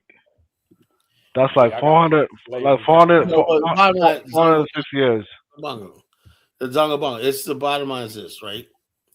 I know what needs to be done, whatever like that, and I'm doing it, right? And I know, like I'm like Thanos, right? He said, "Stay with Thanos saying the Age of Ultron."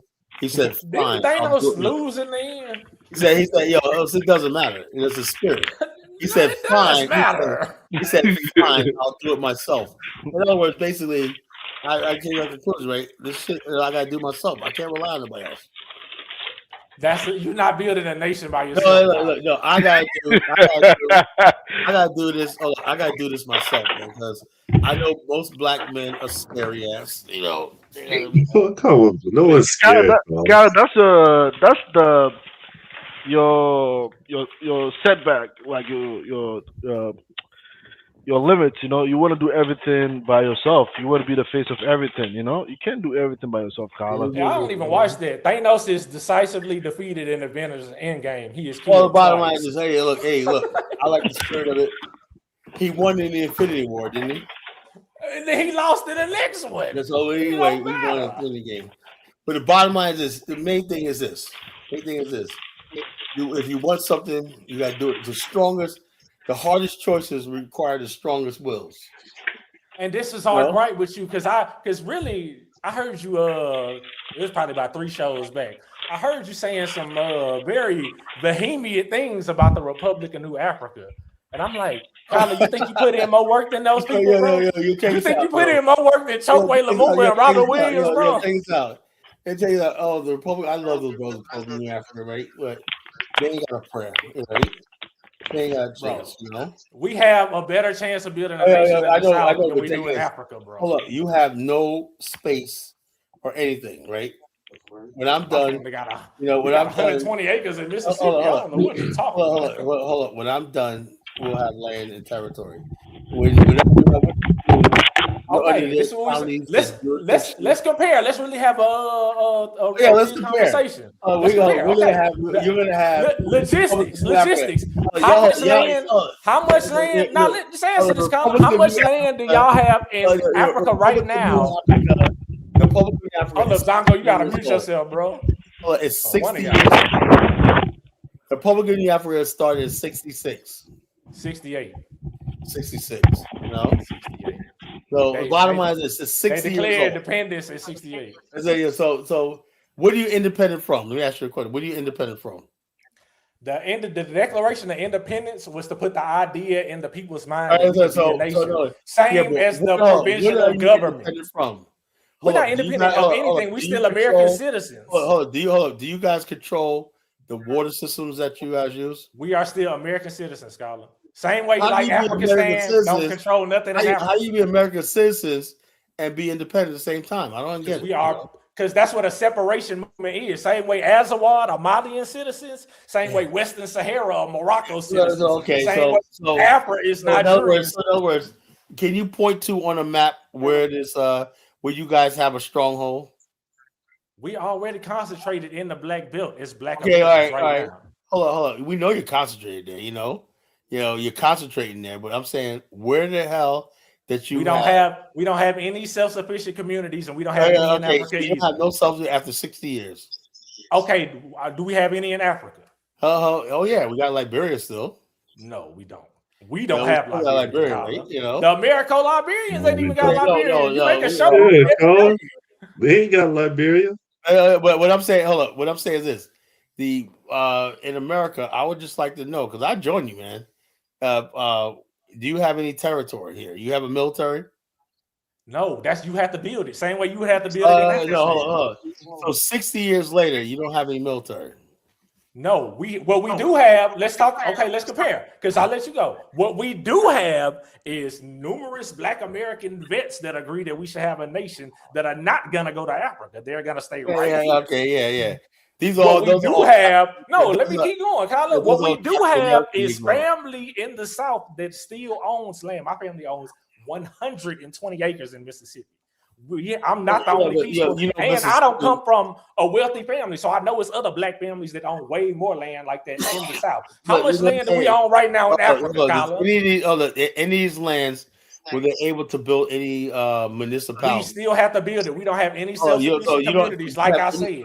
So the Republic of New Africa, do they have any municipalities? No. Does Afghanistan have any? No, we're not there yet. I know Afghanistan don't exist. Okay, then. But you're on the land and you don't have any municipalities. Which means we're in a better position here than building one in Afghanistan. All right. Let's compare, bro. Logistics wise. How you even gonna get all the people to Afghanistan and we don't have no airplanes or no airlines? You guys are basically Captain America Negroes. No, we're separatists and Black nationalists. Yeah, they know you guys same as Malcolm X. It's like you guys are Captain America Negroes. Same as Mario Bedelli and everybody that came before us. You guys are Captain America Negroes or whatnot, you know. When I say Captain you don't think you could speak to some of those people and get them to join your Africanistan movement?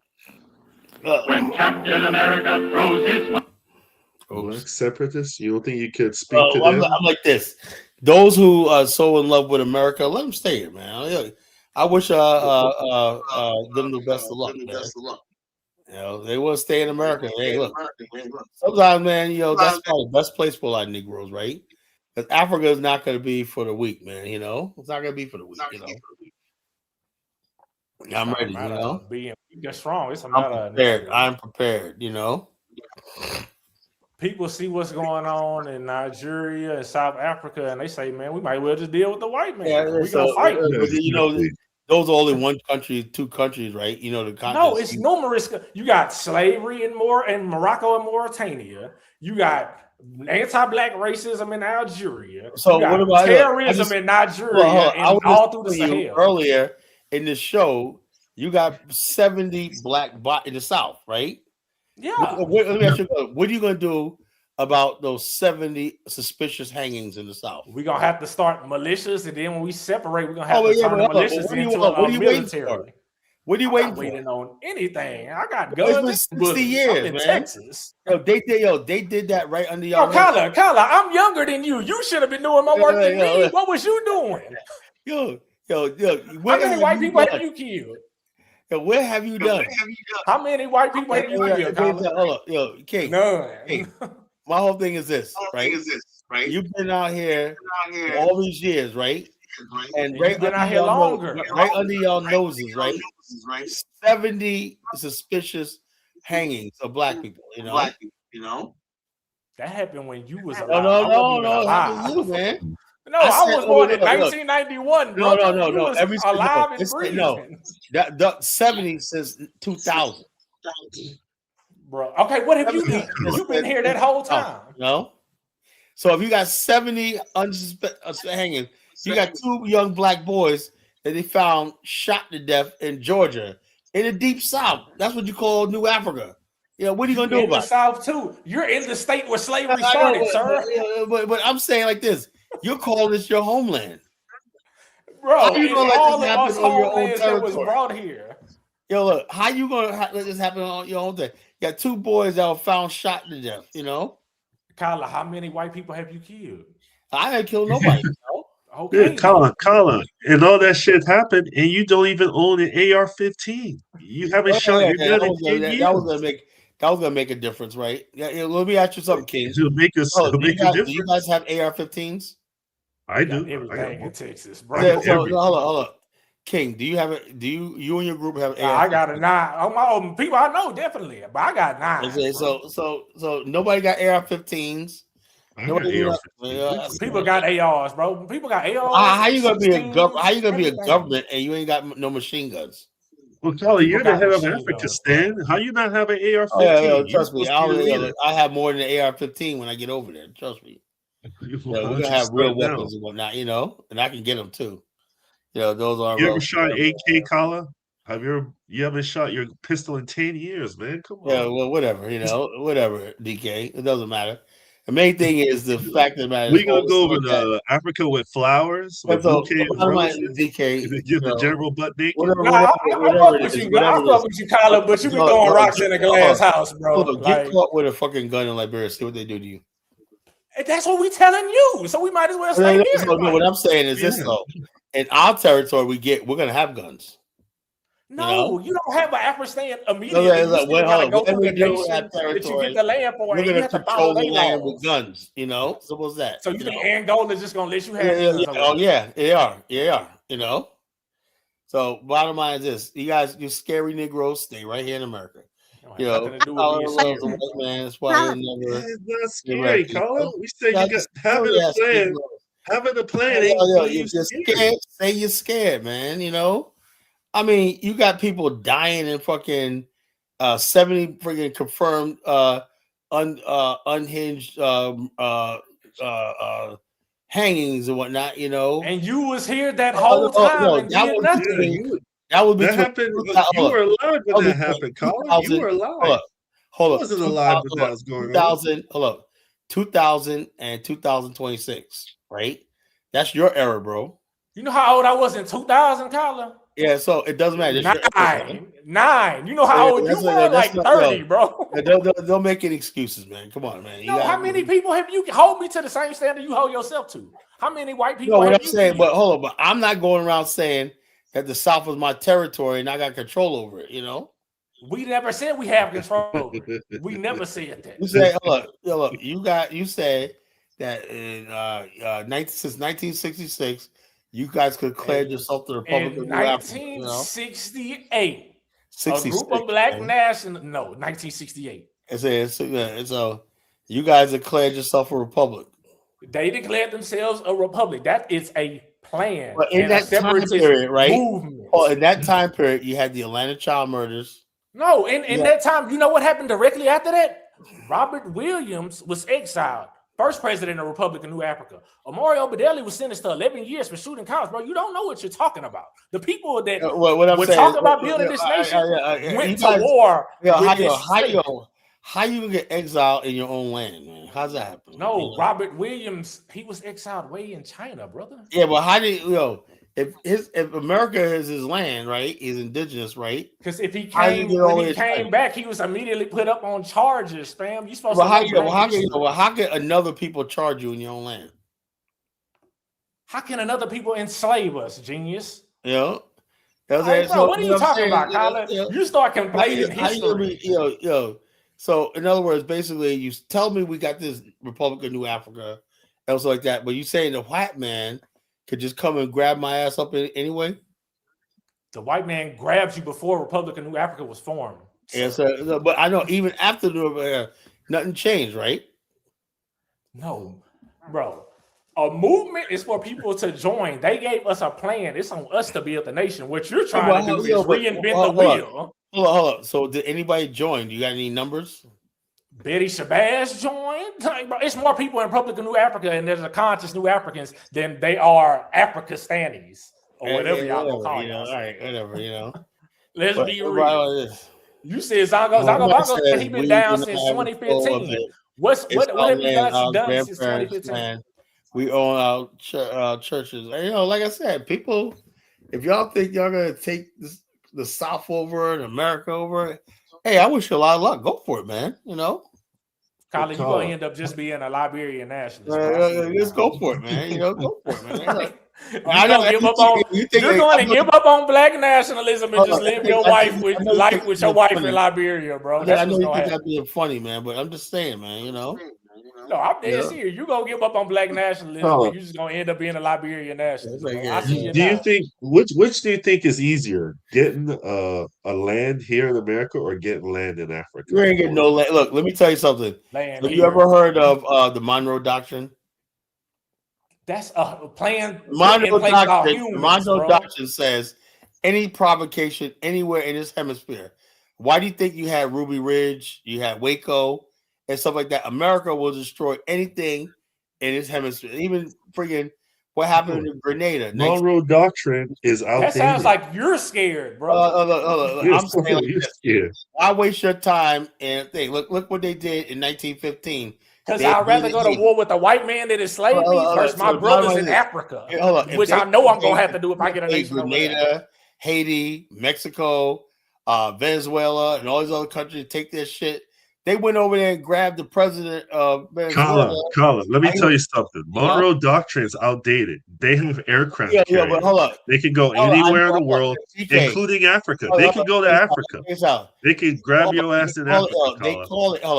They call it the Donroe Doctrine because Donald Trump swooped the Venezuelan president up and put him on trial with that, So I'm saying, man, if they could do all that, man, what the hell chance you got? And they're in their own countries, man. How you going to grab land inside of America? Come on, man. How are you even going to get people to Afghanistan with no airline or aircraft? Oh, bottom line, we'll get them there. We'll get them there. Well, we got a better chance of getting you got to think that, right? You keep thinking that. Actually, to tell you the truth, what seems like the most difficult is often the most easy, because of the simple black mind is let's just stay in America and blah, blah, blah, because it's easier. The white man always gives you a path to easy and comfort. Ain't That's nothing easy bro. about nationhood, bro. What we're saying is we see the problems. Well, I know, but hold on. We rather deal with the problems that we used to. Me, that the people who talk like you are lazy. You know, they don't want the. They want the white man. How, bro? The people that started the organization was more. I asked you. They was more prominent than you. Chokwe Lumumba and Robert Obadele was lawyers, the bro. fact of the matter is, what can you do without the white man? And you can't tell me, you know. Kyla, what can you do without the white to get to Africa? Well, to get to Africa, who gave you your passport? Who took you to Africa on their plane? At least I believe that our people are capable of doing it. You don't believe that? No, I believe we're capable of doing it right here. No, you believe that the white man is capable of providing for you. How is he gonna provide for us in our own? Because the bottom line is you don't control nothing. 60 years, y'all got nothing to show for it. What do we control in Africa? We control a lot in Africa, you know. You got people building communities. Like what? You got Black Americans building communities like a Sabo, Bomani's community. You got all kinds of communities in Ghana. It's more Black Americans doing that here than it is in Africa, bro. Let's be real. I know that, but the bottom line is those Black people who you know a Sabo's a joke. Bro, my guy Chris Brazen that was in the chat room earlier, he's got a community there in Tanzania. These people are going there building. It's my homie just opened up a bookstore in Detroit, bro. There's plenty of people building right here in America. Yeah, let them build right in America. I'm not interested in building in America. That's fine. When you bring these critiques, just know people got other critiques for you and your plan also. I'm not throwing rocks in a glass house. I'll tell you in a minute. Most of y'all are Captain American Negroes. Y'all just build in America. You a Captain Liberia Negro. You know what I'm saying? Y'all are Captain American Negroes and whatnot, you know. Y'all build in America, man. Have some apple pie. Have some what else y'all eat over here and whatnot? Some fried chicken and cornbread. Yeah, black shit. You know? Fried chicken and cornbread and whatnot. And you really just hate the South. That's really what it is, bro. Hell, South. Nah, he hates the South and he hates you ain't make no friends down here. That's really what it is, bro. Like you just got this thing. That's that New York shit, bro. Like y'all think y'all smarter than everybody, bro, but y'all can't shoot. But Colin, isn't the AES a version of Africanistan? Isn't it AES? Well, the closest thing to Africanistan. It's called Africanistan, not Africanistan, fool. You know. And that's another thing. Just the name alone ain't gonna resonate with black people. Okay. With a K, you know what K stands for? K is the 11th. K is with a K. Africa with a K is the 11th letter alphabet. You know what 11 is, bro? 11 means knowledge. Deuteronomy 11, like the Hebrew Israelites. Like Deuteronomy 11 in the Bible. You know what that says? See, that ain't even African. Hold on. It says that if you obey the Lord's commandments, right, I will bless the children of God with a land of their own. That's Deuteronomy. That's why that shit ain't gonna never work. You trying to bring some foreign, religion in Africa. That shit ain't gonna work. You're trying to God's not gonna bless you because you don't want a land of your own. You a Captain Jesus nigga, man. No. You guys will never have anything. You guys will never have nothing because you don't want God to bless you with your own land. Nah, we don't believe in your God. That's what it is. It's like you still worship the God of the white man that was given to us. The bottom line is this: look, if the bottom line is at least it says that my people deserve the land of their own. I'll believe in anything that tells me that. No, the Bible don't say that, bro. You made that shit up. You know what I'm saying? The Bible, Deuteronomy 11. Says, I shall bless thee with a land of thy own. But they was not talking to you, bro. You know? They was talking to the Israelites, and we ain't no Israelites. Yeah, well, where are the Israelites? We're the Hebrew Israelites. We are the Israelites, man. You guys don't know. You rebels and heathens will never understand that, you know? I'm a pagan. I'm Bambata. I ain't no fucking Hebrew Israelite. You guys are pagan worship of the white man. No, we pagan worshipers of our ancestors, man. No, they ain't worshiping the ancestors, you know. The ancestors. I say you working in a white man, you know. The Mississippi cotton picking, Louisiana sugar cane ancestors. So they went high in life, right? They did. No, they went high in life. Okay. You don't think it's possible for 40 million Black Americans if all of them? I never said I want DK. I don't want no 40 million. Let me finish, man. If they move and concentrate to like 2 or 3 states, then you have a majority. He's not talking about them coming to you. He's talking about us doing something here. 4 million Negroes or whatnot. I only want a certain amount. See what I'm saying, Colin? You're not even listening to him to understand what he's saying. You just rebuttaling something that don't got nothing to do with what he just said. Go ahead, DK. So there's 40 million Black Americans. If they move to 2 or 3 states in the South, they could get a majority. No. Hold on. Don't you think the white man and Negroes, like the new thought of that, they all working together? The bottom line is this: what? White man. Wait, Colin, time out. You can't make claims like that, bro. All right, let me say this, right? Let me say this. That's true, right? But did they know? You can disagree, but you can't just call a whole group agents and call pro and say they working with a white man, bro. Hold on. Let me say this really carefully, right? The white man knows. You look, Utah only has 1 million people. Black people can take all that too. Why has that happened? Why the fuck would we go to Utah? White people know that white man knows that he controls everything Black people do with jobs and opportunity. There's no opportunity. So that's why there's never going to be no bum rush of Black people out to Wyoming and Utah and all those other places like that, you know? No, it's that, bro. Do you not understand Black people? We're never going to Wyoming and Utah because we're not going to freeze our ass off. If we go anywhere, it will be to the South. And you don't have enough Black people moving south to take a majority. Black people are only 30% of the population in Mississippi. Same thing in Alabama. It ain't that Mississippi is only 3 million people, bro. We could take that over in a night. But why haven't you then? Because we don't have an organization that's politically educating our people behind this idea. So could it be that when people look at you guys and whatnot, and they're like, "Nah, I think I'm gonna go in the other direction"? No, because 87% of our people vote Democrat, so that's don't. They look at y'all and say, "Yo, bump that, man. I ain't going down there, man. Them Negroes down there in Mississippi." Well, okay, you can say that, but you got to say that for the Republicans, the left, and every other organization that ain't Democrats. Black people are not interested in being. Black people follow Democrats. That's the only thing we do in mass. No, but yo, Miss Smith is coming at me tonight, man. Calls a whole white man. Goddamn, man. Females out here tonight, man, they getting brand new. Because you be saying bullshit and we be letting you get away with it, bro. But tonight ain't that night. You throw it in the glass house. What you focused on is why you can't. There's 45 million Black people in America. How come y'all gotta have it taken over the state of Mississippi yet? I guarantee you, in 5 years, Kyla, we'll have more with the Republic of New Africa than you will have with Africa. I've been hearing about that. You want to place let's place $100 wager on it. Yeah, $100. I bet, right? 5 years. 5 years. So what's the date? What's the date? May 5th. Check this out. May 5th, 2031. I've been hearing you guys talk about how you gonna rise up. And y'all ain't been hearing me. You ain't been hearing me. Rise up. They're gonna take over the South.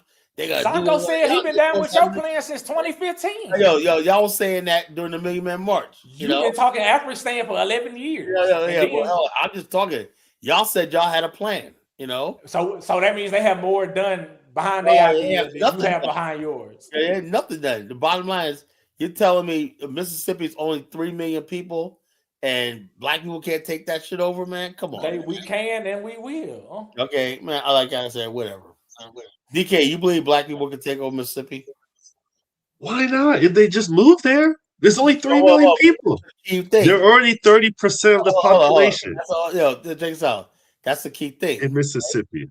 Right? The thing. It's just like you saying, you know something? Can you get rich? Yeah. If I open a lemonade stand, I can get rich. Why you get rich? Well, if I had 1 million people lined up to buy my lemonade every day, I could. Yeah, of course.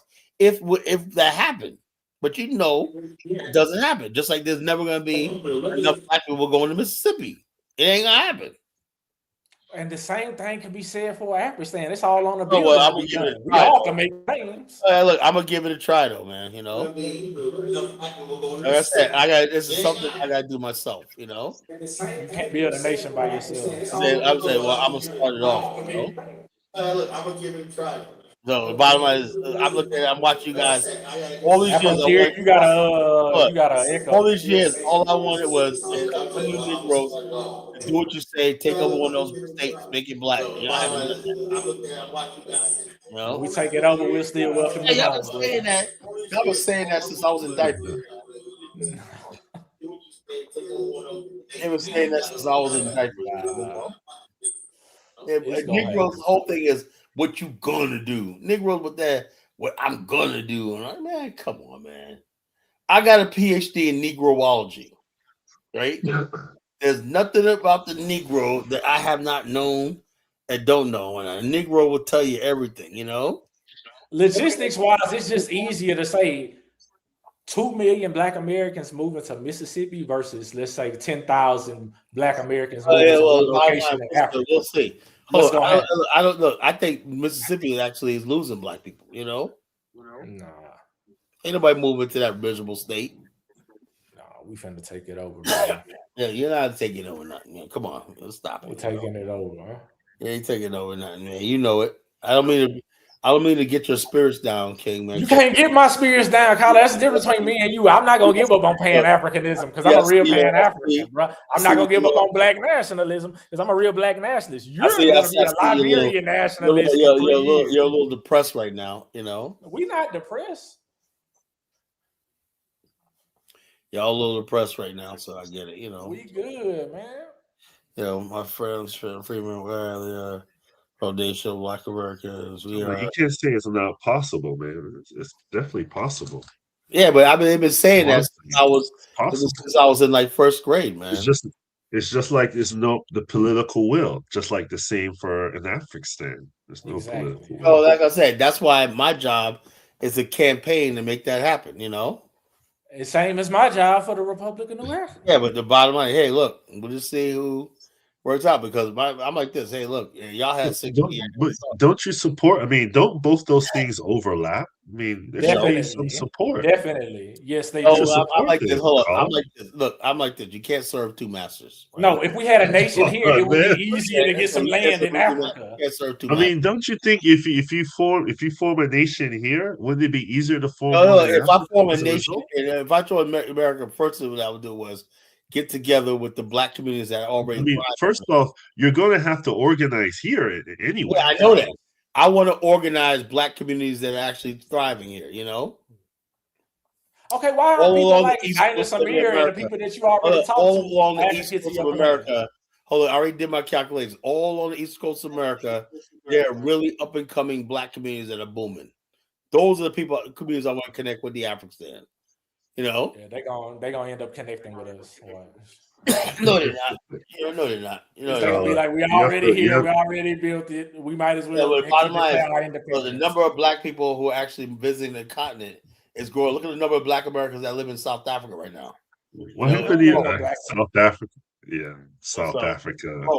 So the bottom line is this, you know, and nobody wants to live in no damn Mississippi. You know, nobody gives a fuck about no South, man. People go honor their ancestors and come back. People already talk about coming back to the South. The bottom line is, please look at the South, man. You just hate the South, but you're in the South, which is weird. I don't hate the South, man. I don't hate the South. But I'm saying is this though, when people keep saying the people in the South. Hold on. I'm saying like a lot of Black people in the South. Oh, the South, look, it's a good place to go to. You know, you go fishing, do some catfish. Whatever like that. Nice. You think we country bumpkins? There ain't no Black person want to live down there, man. Come on, you know, let's be honest. We already live here, have been living here for years. There's only like what, 1 million of you. No, bro. I live in the most Black populated state in America. Right, hold up. Let's see. Colin, I'll say Jackson, Mississippi is more developed than Monrovia. I'll say that. Jackson, Mississippi is a shithole, you know. Facts.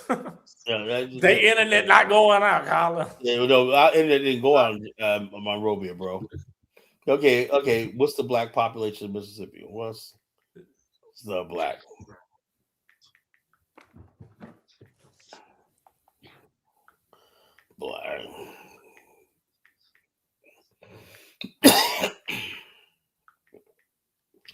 You know, there's an old saying, what has 4 eyes and can't see? You ever heard that? Angola is 40 million people, and it's 40 million people right here in America. Check this out. Look at this. What has 4 eyes and can't see? What? Mississippi. Oh my God. Anyway, it says searching for Black There's only 1 million black people in fucking the state of Mississippi. That's sad. 30% of 3 million is what, Kyla? Doesn't matter. The state's not developed. That's about as much as you can get there. And most of why don't you use Mississippi? Use Mississippi as your test. Your test ground for Africanistan. Hold on. Check this out. I would guarantee you one thing: if I make it possible for all those people, I could probably get every resident of Mississippi come overseas to the African. You know, what else you got? So you can get them to be a nation in Africa, but you can't get them to be one here. Look, Mississippi is chronically poor, right? Impoverishment, hunger. So is Liberia. Liberia is chronically poor. Disease, neglect and whatnot. I got a thing for you, King. Right? You know what human rights stands for? You know what human rights GDP of Liberia, Kyla? Human rights. Well, GDP of Liberia is only like $3 billion, $5 billion. Mississippi. GDP of Jackson, Mississippi is $37 billion. Yeah, but the bottom line, it's like this. It's not relative. But check this out. How many times more? King, you know what human rights stand for? What? H stands for hunger. U stands for unrest.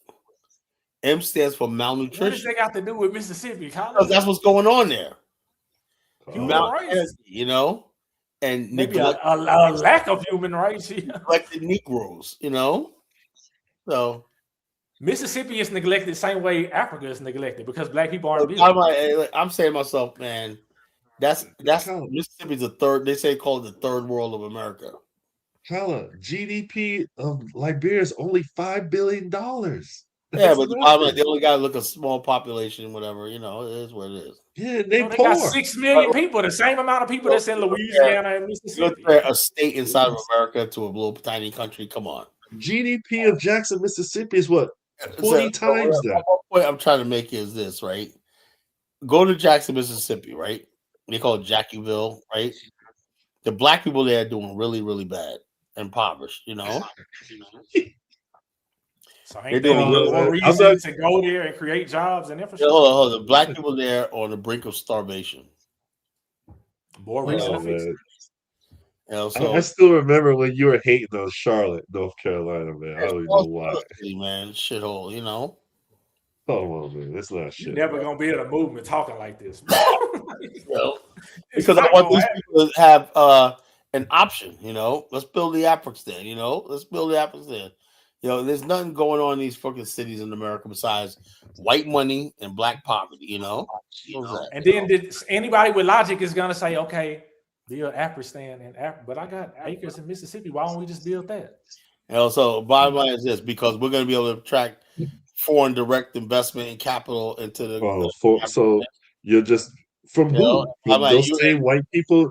Those same white people you're trying to get away from? Look, bottom line is this. Hold up, DK. I'm not stupid, right? I don't give a fuck about that, whatnot. I want a relationship based on business. I don't fuck what somebody's color is, right? But I don't want to sit at the bottom of their civilization. That's what I don't want, So if you want to come and put your money in capital into our land, and you're more likely to do business with us and you invest, you're more likely to do it, right? But it's gonna be on our terms, That's the way I see it. I'm not one of these stupid ass black nationalists who talk that nonsense.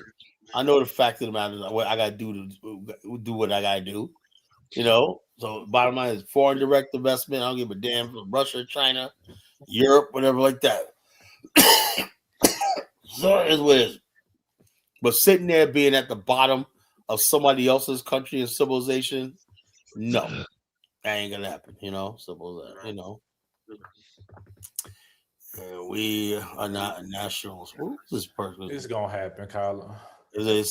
But you guys got to get more than 1 million people in that state, man. That's really abysmal, man. That means you got to get 2.5 million more people just to overtake the white people. You guys can't even do that.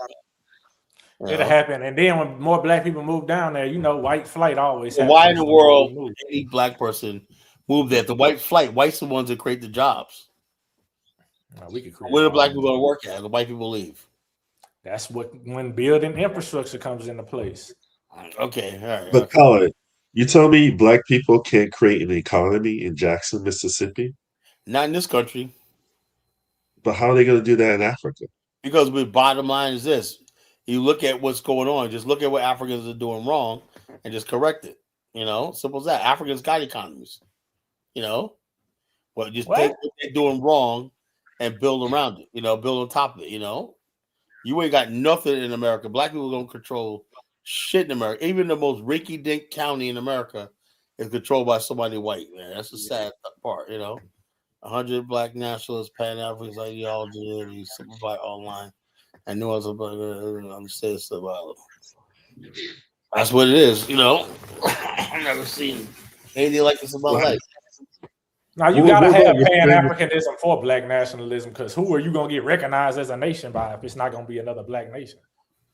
No, the bottom line is, first of all, you gotta have a sponsor host country that you build your territory, which means you have to have some kind of sense of Pan-Africanism. Yeah, I know that, But the thing is, the Pan-Africanism is different because Pan-Africanism told people have different definitions. Some people, Pan-Africanism means anybody born on the continent, whether they're black or white, is an African. Yeah, that's the multicultural Pan-African. So that is what's dominating Pan-Africa right now on the continent. So I can't go by everything when somebody says Pan-Africanism, I can't go by what everybody says is Pan-Africanism. I can't do it, What happened to your friend David Hitt, the military guy? He seemed on board with your African stand. Yeah, of course. Yeah, we're so cool. Yeah, I talked to him the other day. We're so cool. We always been like that. We were conversing for almost 20 years. Your plan with Pop if Dynas was behind it and promoting it on his show. Oh, the bottom line is, look, the thing is with Dynas, right? And I love my brother Dynas. What? Dynas a businessman. He not about revolution or no nation. Dynas is this. His whole thing is he's trying to sell African tours and he's like, Africa is my therapy and all stuff like that. I guess he's so happy when he's over in Africa, right? But my thing with him is, if you really feel like that, how come you don't move there and live there?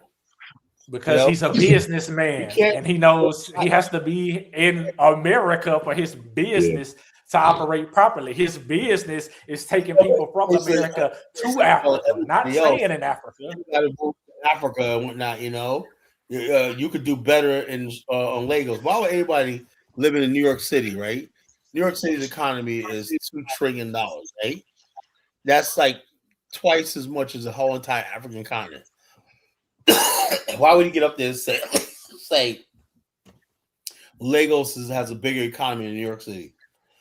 Why would you say something? He's a business. He's a businessman. He's a businessman, bro. Like he got so people bad advice and they go acting on that shit, And next thing you know, they lost everything because they made just like somebody following Malachi York or Nature Boy. It's your fault, bro. I don't know what to tell you. So it is what it is, It is what it is. So, I and my whole thing is he always have these Africans up there, and I don't know what it is. On one hand, they're always attacking Black Americans, right? They use this platform as a place to put all the vitriol. First, I'll go on.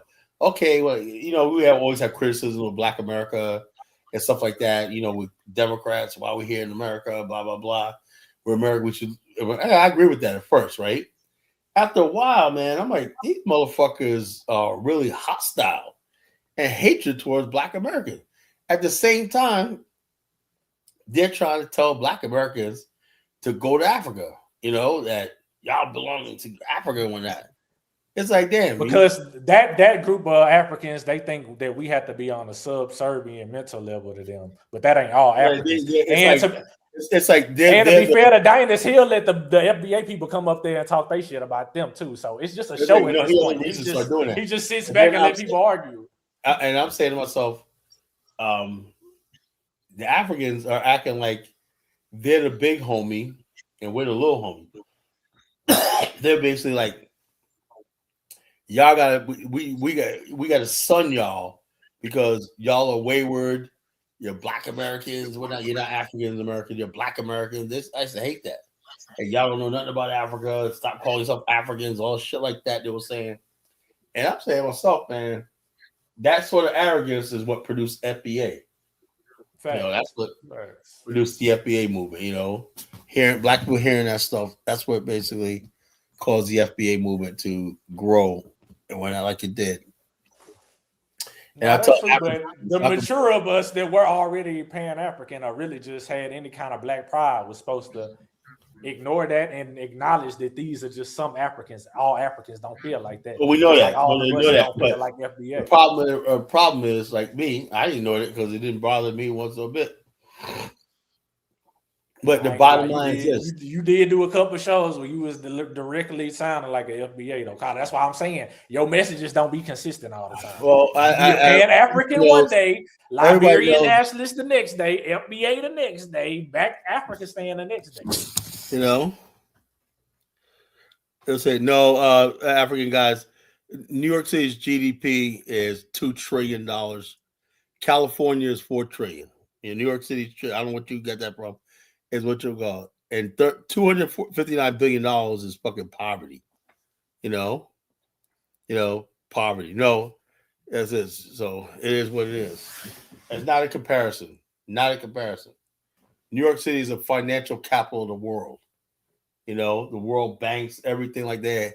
All the world financial institutions, the head of the media, advertisement, everything in the fashion, everything that moves the world is in New York City. That little tiny patch of islands and stuff like that. That's New York City, you know? That's what we're going to build Mississippi up to be for black people. So, I don't know. So, and bottom line is the Deep South is just too far away from everything, man, you know? We got a coastline right there. What? In Mississippi, Louisiana, East Texas, Florida, Georgia. People were saying that for the longest time. Nothing happened, though. We've been saying we've been going to go to Africa since Martin Delaney and never built a nation over there. Black people don't have to go to Africa, right? Only, as I said, only a few of us have to go. You know, a few of us never went. Majority of us rejected Liberia. Yeah, I know. No, they rejected it. Just it was just called. No, majority of us rejected it. No, the people that went to Liberia was from Mississippi. No. Most people who went to Liberia didn't come from Mississippi. They came from Virginia. You know, the majority of settlers came from Virginia and Maryland. Those two states right there, and the next one was South Carolina. That's what states, right? So the only ones that came from Mississippi was people in Sino County. They had a Greenville settlement. Mississippi in Africa was a 19th century colony in Liberia established by the Mississippi colony. Yeah, I said that. I said to relocate free people of color and slaves from Mississippi. That's right. You can't Google your way out of this, bro. I said that before I Googled it. Hold on. You can't Google it. I respect people who got books, man. Look, I studied this, bro. I don't need. They right there, Colin. Like, what are you talking about? But you got librarian book? You got librarian your book, genius. Yeah. Okay. Your book. Oh shit! He got your book, Colin. I know he does, but read it once in a while. Anyway, check this out. Yeah, I'd rather read this. Check this out. I'd rather read this. Free the land. Mississippi. The Mississippi settlement was Sino, right? And that's Greenville, Mississippi, created Greenville, Liberia. You know, that was the only. Which means people from Mississippi, the place you loathed, that was only and built the country you loved. That was only a small settlement. Nah, that was in Sino County. They weren't in Monrovia or any large numbers of people. That was a small settlement called Greenville. And some of those people, after the fact, came back to Greenville. Some people say Oprah Winfrey was part of that. You know, it came back to America. Oprah Winfrey is actually a Liberian. Anyway, Samuel Alfred Ross, Vice President of Liberia. All right, what we talking about? So whatever. Yo, go ahead, Afro Theory. What's on your mind? I lost my. No, it's okay. I'll share when it comes back. Let me ask you a question, Afro Theory. Now my brother King up here says that they're gonna take over Mississippi. Now, Mississippi has 3.5 million people, right? Out of which only 1 million people are black. Do you think he could basically do it? Yeah, I don't see why not. A lot of black people are migrating back down to the South. But they're migrating to Mississippi. Well, eventually people will start spreading out to different parts. 200 years from now? Well, I don't know, but I mean, that's how things work, and people will start building up. Oh, when the other cities get oversaturated. You got any stats on that? I know I can pull it up. Yeah, pull up how many black people actually move into Mississippi. Yes, people are moving to Mississippi driven by a low cost of living, affordable housing, and a but mostly white people moving there. In 2023, the state saw that gain. I know people moving there, but you talk about Mexicans, whites, and ain't no Mexicans moving to Mississippi, man. Ain't black people moving there, bro. Yes, black Americans are part of a broader new great migration back to southern states, including but you said Mississippi. I didn't say southern states. I including Mississippi. You can Google it for yourself. Let me do it for you since you got your fingers a little, Yeah, you Google it. Are black people moving to Mississippi? And then Google, are black people moving to Angola or Liberia? Let's say like this. Mississippi is larger than the country of Liberia, Colin. I know, but the thing is, though, the problem is nobody is moving there. From black moving to Liberia. I ain't saying I don't want no black people moving. I never said that. I visited. We don't want to move there. I never told anybody that they got to come to Liberia. Did I ever tell you that? We don't like their flag. I say whatever. That's fine. That's fine. We don't like the name. We don't like the name of the capital. One question. Why did they name the capital of Monrovia after that racist slave? Because it was started by white people. Part of Liberia, and white people don't go. Simple as that. It was it was white people. We trying to get something from the white man. Your beloved country was started by whatever. So the bottom line, you live in a white man's country right now. You do too. So we all do. So what are you talking about? So we need to separate. You're on the white man's land right now. So we need to separate. That's what I'm saying. So okay. You've been saying that for 60 years now. And we've been saying we've been going back to Africa since 1850. James Monroe, the guy they named Monrovia after, wanted to get rid of free blacks. That's why he supported. Well, actually, to tell you the truth, hold on. First of all, that's not true. Monrovia's original name was Christopolis, right? For years. Why is it Monrovia now? Then hold up. James Monroe, the president, right? Because of him, right? He interceded with the British who wanted to take the country over, right? And the French. And he said, no, you better not give it to my free niggas, because shouldn't no free niggas. No. The Liberians have fought for the country. They secured the land, everything themselves. And he recognized they're right. He didn't recognize he was the only one that recognized Liberia. The government of America didn't recognize Liberia, right? James Monroe basically gave the support for the country. So in honor of him, he was the only high-ranking official that supported. They named the city in honor of him. That's it. Only because the rest of the United States refused to recognize it, but he did. But it wasn't fully diplomatic. It wasn't fully diplomatically recognized until 1862 with Lincoln. Lincoln didn't was the first to recognize it. That was something like 30 years after the fact. Then Lincoln recognized it as a republic. James Monroe just acknowledged that it existed. So it is what it is. It is what it is. So it is what it is. I think April had a question. Justice, I have a question. Very quick, because I'm going to how do you think that a black nation within this white racist nation will exist? I don't know. Ask which one call. I don't know. She No, wasn't no, asking you. I'm asking Justice. Hold on. Yeah. Oh, yeah. Let me ask you a question, right? Let me add to that, right? Can I answer her question? Hold on. There was 70 suspected hangings in between 2000 and 2026. Now, all in the South, the King Justice's homeland. How does he explain that? Can let me answer your question, Afro Theory. You saying basically how does this happen? Us having a nation in the South? Yeah. She logged off.